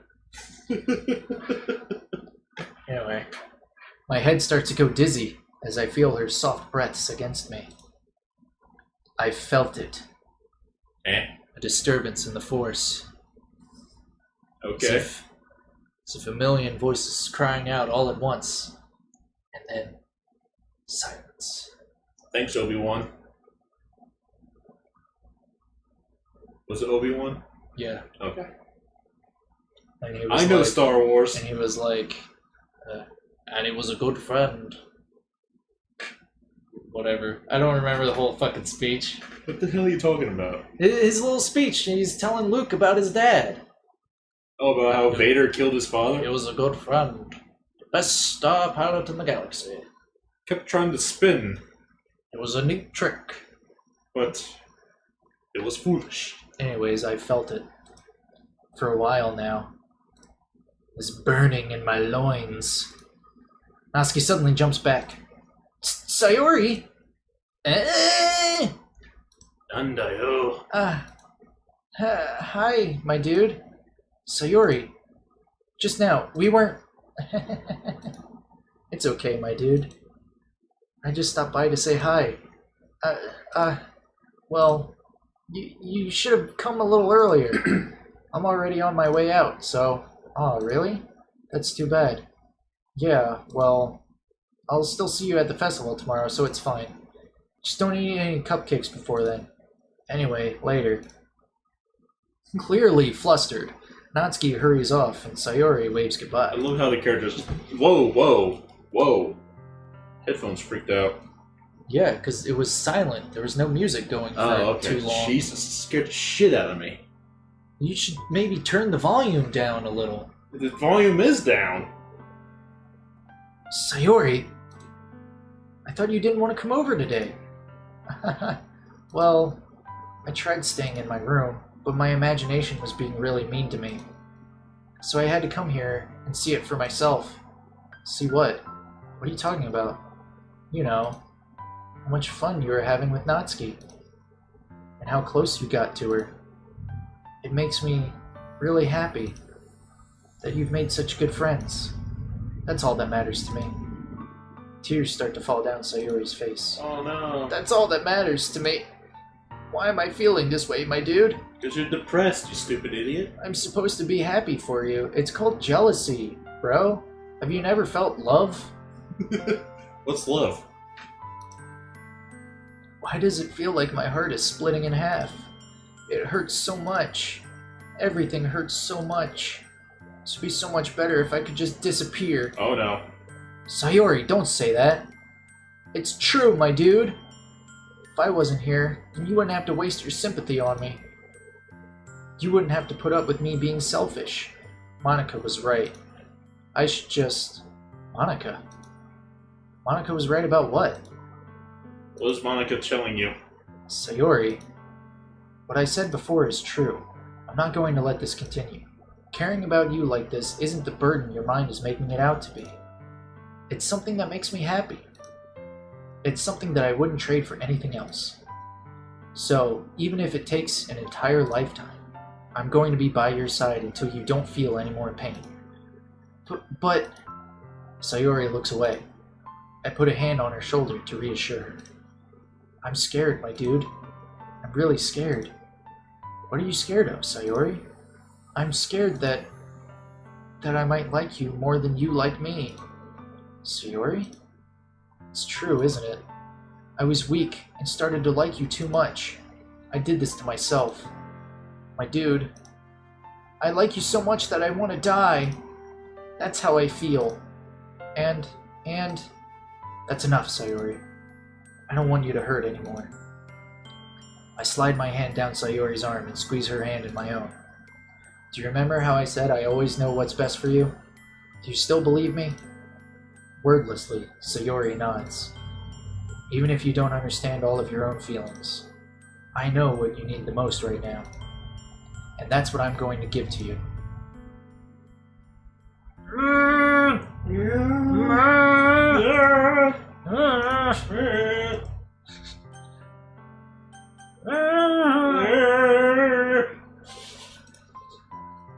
You'll always be my dearest friend. When you need most is for things to be like they've always been. Monica told me the truth. She told me how much happier you seemed after I joined the club. I know you're struggling with some really difficult feelings right now, but please trust me that I know what's best and what will make you happy in the end. I promise I'll help get things back to the way they were. I see. Sayori forces a smile through an incredibly pained expression. Is this what it feels like? To get stabbed in the chest? Oh god.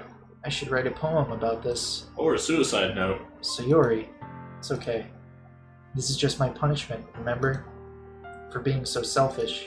So please don't worry about these stupid feelings. I know you're right. I knew this whole time that there's no happiness down that path.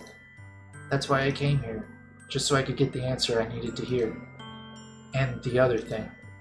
You're also right that I just wanted to go back to the way it was. I realize that now. You really do know me better than anyone, my dude.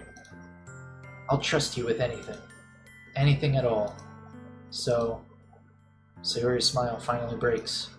All of a sudden, she turns around and drops to her knees.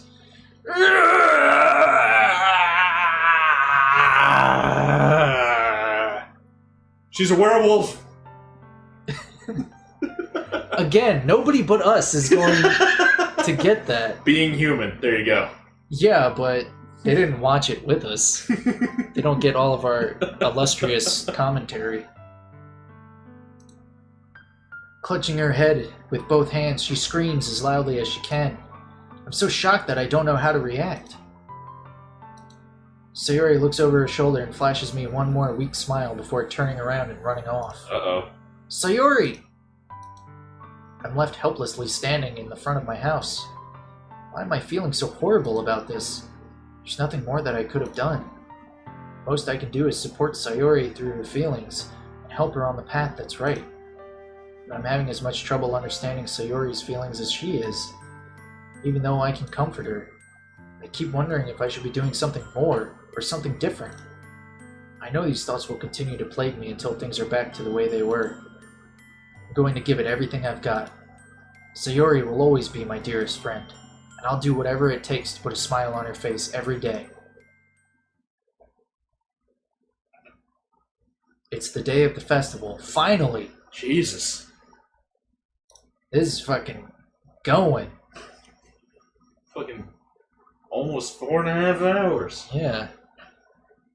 I think it's because we kept getting sidetracked by things, like we are right now. We never get sidetracked. What are you talking about? Of all days, I expected this to be the one where I'd be walking to school with Sayori.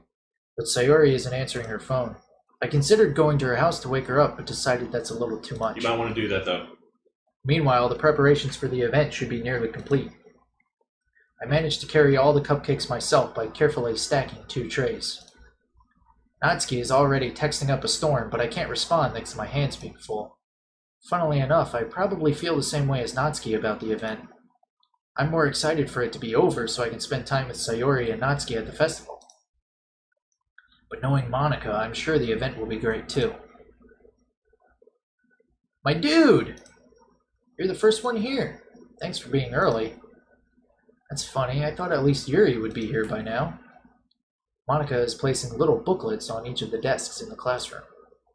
It must be the one she prepared that has all the poems we're performing. In the end, I found a random poem online that I thought Monica would like and submitted it. So that's the one I'll be performing. I'm surprised you didn't bring Sayori with you. Yeah, she overslept again. That dummy. You'd think that on days this important, she'd try a little harder.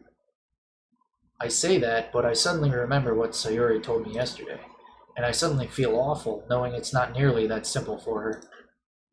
I only said it because it's the way I'm used to thinking, but maybe I should have gone to wake her up after all. You really should have.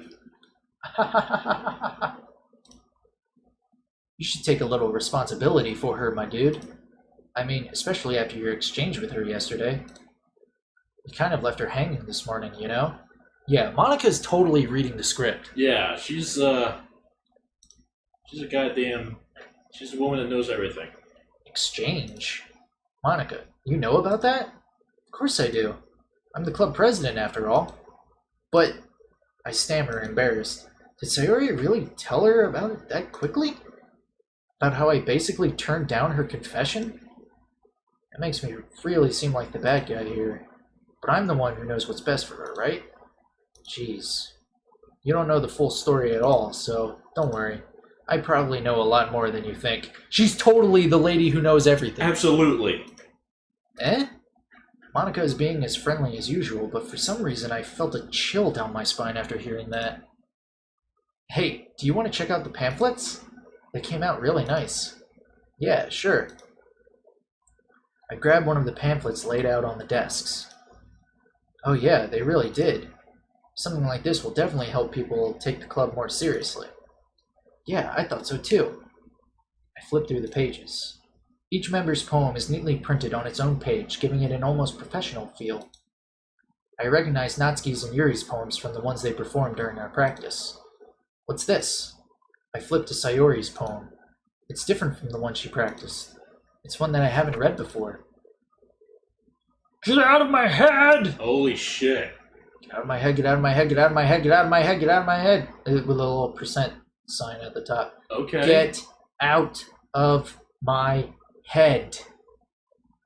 Get out of my head before I do what I know is best for you.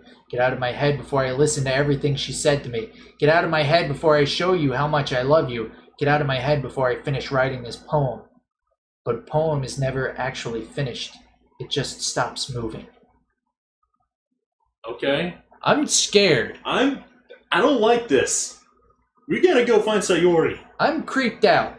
I'm afraid of what's about to happen. Yeah. What is this? Reading the poem, I get a pit in my stomach. My dude? What's wrong? Nothing. This poem feels completely different from everything else Sayori's written. But more than that, I changed my mind. I'm going to go get Sayori, so... well, alright. Try not to take too long, okay? I quickly leave the classroom. Don't strain yourself. Monica calls that out after me. I quicken my pace. What was I thinking? Should have tried a little bit harder for Sayori. It's not a big deal to at least wait for her or help her wake up. Even the simple gesture of walking her to school makes her really happy. Besides, I told her yesterday that things will be the same as they always have been. That's all she needs, and what I want to give her. I reach Sayori's house and knock on the door. I don't expect an answer since she's not picking up her phone either. Like yesterday, I open the door and let myself in. Sayori? She really is a heavy sleeper. I swallow. Can't believe I ended up doing this after all. Waking her up in her own house. Isn't that more like something a boyfriend would do? In any case, it just feels right. Outside Sayori's room, I knock on her door. Sayori? Wake up, dummy. There's no response. I really didn't want to have to enter a room like this. Isn't it kind of a breach of privacy? But she really leaves me no choice. I gently open the door. Oh, Jesus! Oh my god. I told you! I told you she'd be hanging herself. Ah! It's fucking anime intro shit! Oh shit! God!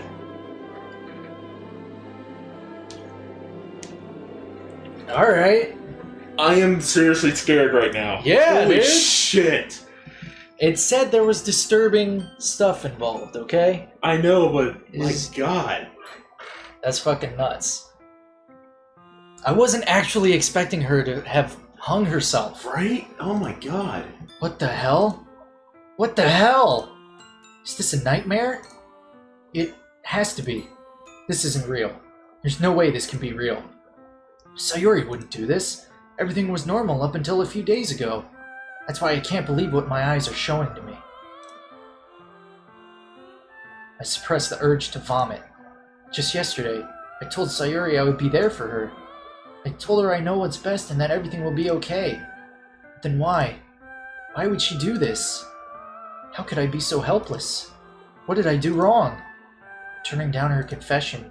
That has to have been what pushed her over the edge. Is that like giving me a hint? Hey, reload, idiot! Her agonized scream still echoes in my ears. Why did I do that to her when she needed me the most? Why was I so selfish? This is my fault. My swarming thoughts keep telling me everything I could have done to prevent this. If I just spent more time with her, walked her to school, gave her what I know she wanted out of our relationship, then I could have prevented this. I know I could have prevented this. Screw the literature club, screw the festival, I just lost my best friend. Someone I grew up with. She's gone forever now. Nothing I do can bring her back. I love the music that's playing right now. Yeah, holy by the way. shit.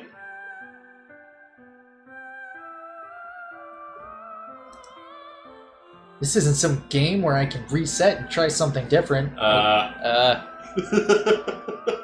that. You might want to consult Monica about that. Right. She knows. Oh my god. I had only one chance and I wasn't careful enough. And now I'll carry this guilt with me until I die. Nothing in my life is worth more than hers. But I still couldn't do what she needed from me. And now, I can never take it back. Never. Never. Never. Never. Never. Is it like, sick! That's the... How is... Wait, whoa. That is credits. That is an end. No credits. Oh, what the fuck? What the fuck? What? Why is there a glitchy Monica? Why is... Hold on. Like, it's not just Monica, it's Sayori is gone. And it's mostly Monica, but it's also Yuri and Natsuki.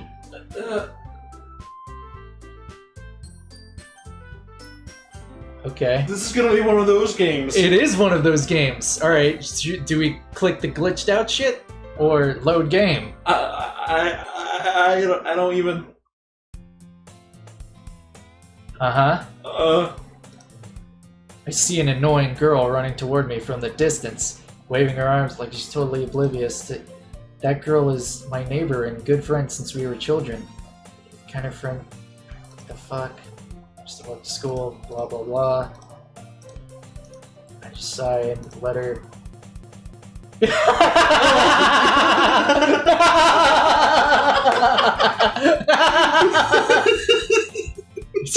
It's an order.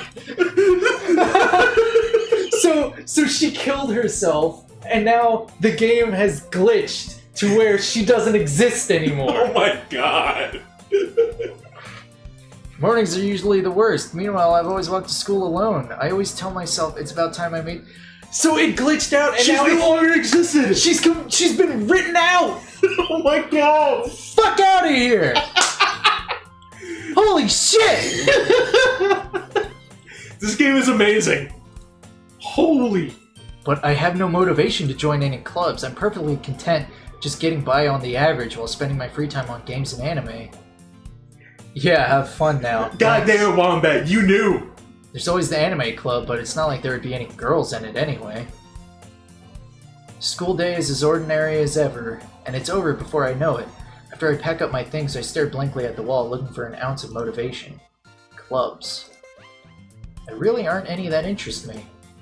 Besides, most of them would probably be way too demanding for me to want to deal with. Guess I have no choice but to start with the anime club. My dude? Monica? Oh my goodness, I totally didn't expect to see you here. It's been a while, right? Yeah, it has. Yeah, I've played through it, not like it gets any better. This is fucking awesome. I love this game. Oh my god. Monica smiles sweetly. We do know each other. Well, we rarely talk, but we were in the same class last year.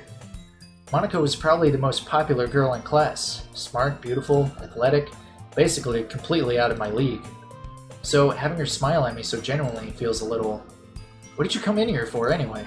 Oh, I've just been looking for some supplies to use for my club. Do you know if there's any construction paper in here? Or markers? I guess you could check the closet. You're in the debate club, right? About that. I actually quit the debate club. Really? You quit? Yeah. To be honest, I can't stand all of the politics around the major clubs. I mean, like, it doesn't get any better in the sense that it gets more broken. Yeah. I was expecting it to get more broken after it started. I feel like it's going to just, like, go through each of them. Until it's only Monica. Until it's only... That's why everybody always says, just Monica. A little bit of Monica in my life. A little bit of Monica by my side. A little bit of Monica's all I need. I don't think I can handle this game. I want to keep going. It feels like nothing but arguing about the budget and publicity and how to prepare for events. Like, is it gonna go through the entire fucking game again? I think it is. Or is it gonna, like, speed run it? Because, I mean, spend 4 more hours on this. Oh my god. Well, they said it would take like 4 hours to beat, or do they think that one ending was like just the one playthrough? Yeah. It takes 4 hours. That's not the full game, you idiots. Right? We're gonna be here a lot longer than I thought. I'd much rather take something I personally enjoy and make something special out of it. Yeah, that's... For some reason that sounds really familiar, like deja vu. Yeah. I feel like I heard someone say that before. In that case... I feel like I'm reliving this, except something's missing. In that case, what club did you decide to join? Actually, I'm starting a new one. Oh, god, that spooked me. A literature club. Literature? That sounds kind of... dull? How many members do you have so far? It's kind of embarrassing, but there are only 3 of us so far. It's really hard to find new members for something that sounds so boring. Well, I can see that. But it's really not boring at all, you know? Literature can be anything. Reading, writing, poetry. I mean, one of my members even keeps her manga collection in the club room. The average 4 hours probably means if you quickly read the text and stuff. Yeah, I can... Oh, right, you can auto. I can read it to myself a lot faster than reading it out loud. Yeah. Wait, really? Yeah, it's funny, right? She always insists that manga is literature too. I mean, she's not wrong, I guess. And besides, a member's a member, right? Is she your new target? Did Monica say she? What? Are you gonna get rid of her next? Yeah, she's gonna get rid of Natsuki this time. No! Then who will I lift and chuck across the room? Hey, my dude, by any chance, are you still looking for a club to join? I mean, I guess so, but in that case, is there any chance you could do me a big favor? I won't ask you to join, but if you could at the very least visit my club, it would make me really happy. Please? Well, I guess I have no reason to refuse. Besides, how could I ever refuse someone like Monica? Sure, I guess I could check it out. Ah, awesome. You're really sweet, my dude, you know that? It's nothing, really. Shall we go, then? I'll look for the materials another time. You're more important. And thus, today marks the day I sold my soul to Monica and her irresistible smile. I timidly follow Monica across the school and upstairs, a section of the school I rarely visit, being generally used for third-year classes. Monica, full of energy, swings open the classroom door. I'm back! A dinosaur tail. And I brought a guest with me. Eh? A guest? Seriously? You brought a boy? Way to kill the atmosphere. I'm deja vu, but it's like there's something missing? Shouldn't there be 4 of you? I thought there would be 4 of you. Don't be mean, Natsuki. But anyway, welcome to the club, my dude. All words escape me in this situation. This club is full of incredibly cute girls! 3 of them! Not 4! Only 3! Like, honestly, when Sayori hung herself, I like, seriously got, like, chills. Yeah. Like, freak out. Oh, God. So let me guess. You're Monica's boyfriend, right? What? No, I'm not. Natsuki.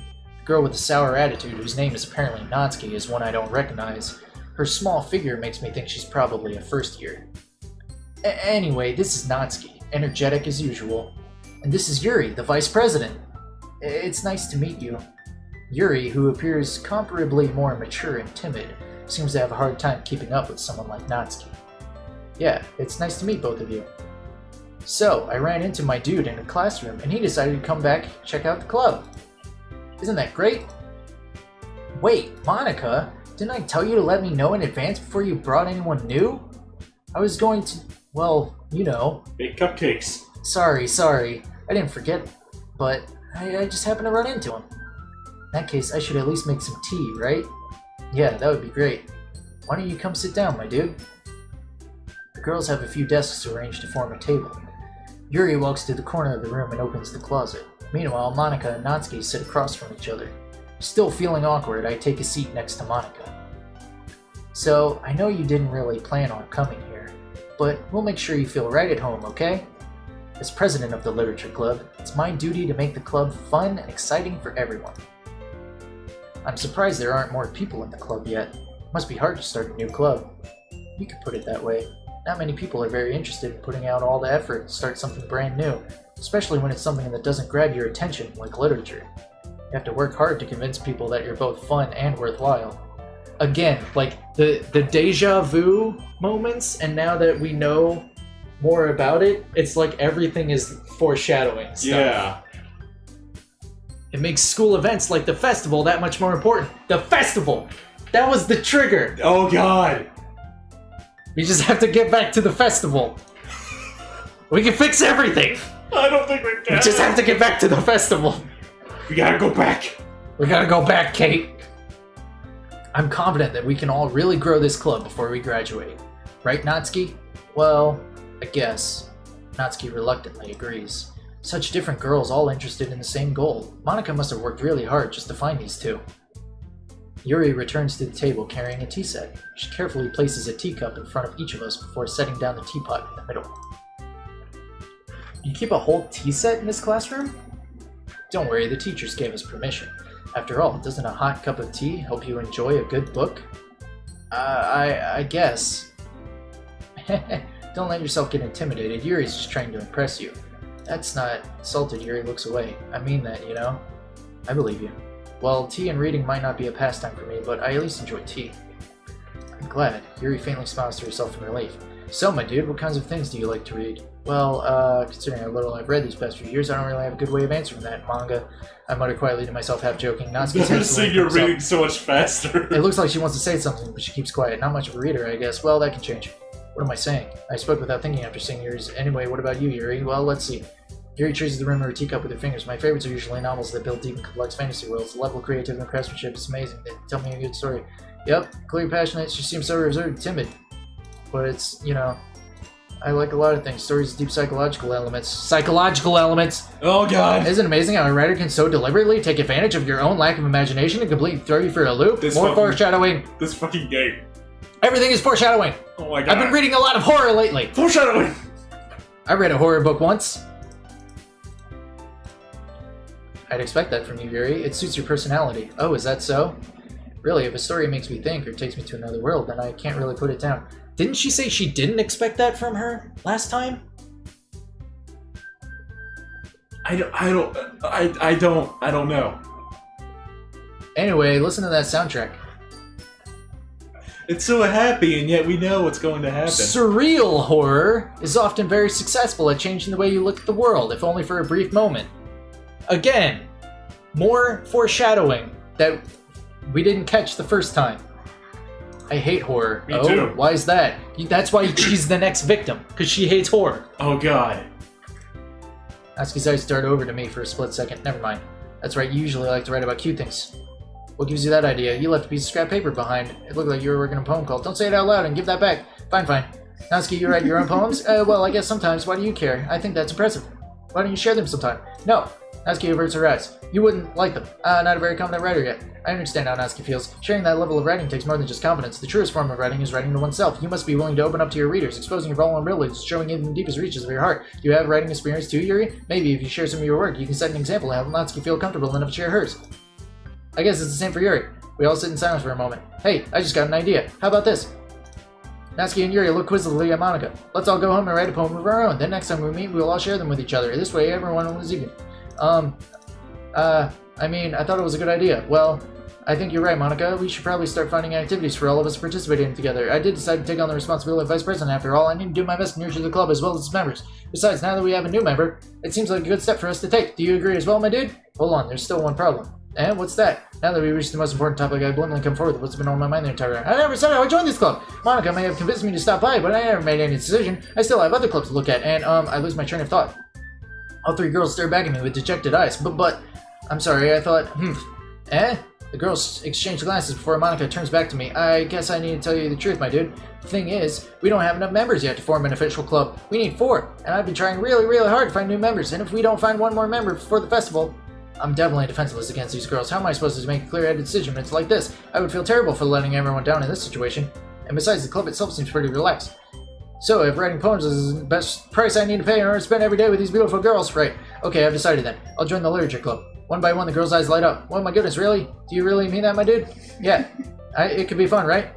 You really did scare me for a moment. I mean, if you really just left after all this, it would be super pissed. My dude, I'm so happy. We can become an official club now. Thank you so much for this. You're really amazing. I'll do everything I can to give you a great time, okay? Thanks, I guess. Okay, everyone, I think with that we can officially end today's meeting on a good note. Everyone remember tonight's assignment. Write a poem to bring to the next meeting so we can all share. Monica looks over at me once more. My dude, I look forward to seeing how you express yourself. Yeah. Can I really impress a class star Monica with my mediocre writing skills? I already feel the anxiety welling up inside me. Meanwhile, the girls continue to chit-chat as Yuri cleans up the tea set. I guess I'll be on my way then. Okay. I'll see you tomorrow then. I can't wait. With that, I depart the club room and make my way home. The whole way, my mind wandered. Are you guys actually trying to finish tonight? I'll definitely stick around if that's the case. I don't think we can. If we have to go through it, like, each time to erase a next girl, right? I don't know if you can do that. I think we're gonna get to the poem part and then stop there. Yeah. Go for next time. I wanted to do it all in one go. Like, but it's a lot more than I thought. Yeah, I thought it would just be, oh, here's this ending, and then you can go through it again for a different ending. But no. The whole way, my mind wanders back and forth between the 3 girls, Natsuki, Yuri, and of course Monica. Will I really be happy spending every day after school in a literature club? Perhaps I'll have the chance to grow closer to one of these girls. All right, I'll just need to make the most of my circumstances, and I'm sure good fortune will find me. And I guess that starts with writing a poem tonight. Okay, so in the first one... You're making me real nervous right now, game. This is very. So let me. In the first one, Sayori was revealed to have like deep psychological problems. Yes. Beyond just being like anime stereotype. Yeah. Right. So, I'm guessing that it's gonna do that with each of the girls. Right. Maybe. Like one by one, we have to play through the whole thing again, or if it goes with this playthrough, all right, wombat repellent. Do we have to play through each time for a girl to disappear? Or is it just play through it once, Sayori dies, and then play through it again for whatever the ending is? Because that will determine whether or not we stick with it right now. I imagine what it was the first one, Sayori dies. You can't do anything to stop that. Mm-hmm. The second one is whoever you are bonding with. Maybe. Or maybe it's whoever's the vice president. That's true, because Yuri is not a vice president, and Sayori was vice president, and she got fucking killed off. Alright, let's read the special poem while we wait for Wombat Repellent to answer. Oh God! Okay. Okay. Sam! We're doing this! I don't want to do this anymore. Oh, God. Alright. It erased my saves! What?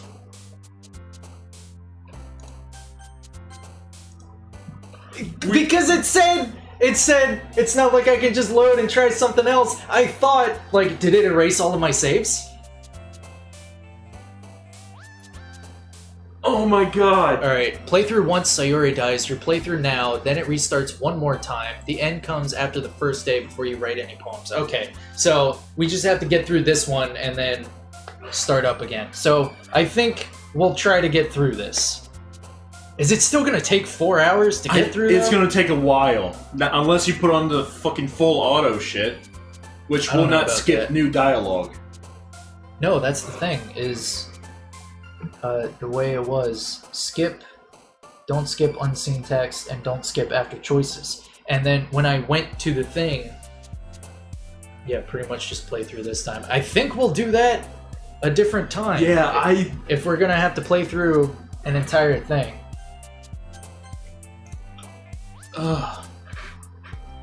Soundtrack, though. the music is so, like, it just lulls you into a false Yeah. sense of security. It's meant to. Oh god, I can't. I need to. Okay, well, that's gonna be it for this stream. We'll be back with more. Holy shit. This. And then the game just like rubbing it in, like, hey, you unlocked a special poem. Hey, she fucking died, idiot. Fuck you. Like, what the fuck? This fucking game has made me question more things than I thought it would. I'm super excited to keep going. Oh my but- god, who the fuck made this game? I don't know. Find out who made this game and just be like, Why? So, anyways, that'll be the end for the stream. Tune in next time, because we're definitely going to continue playing this. oh my god.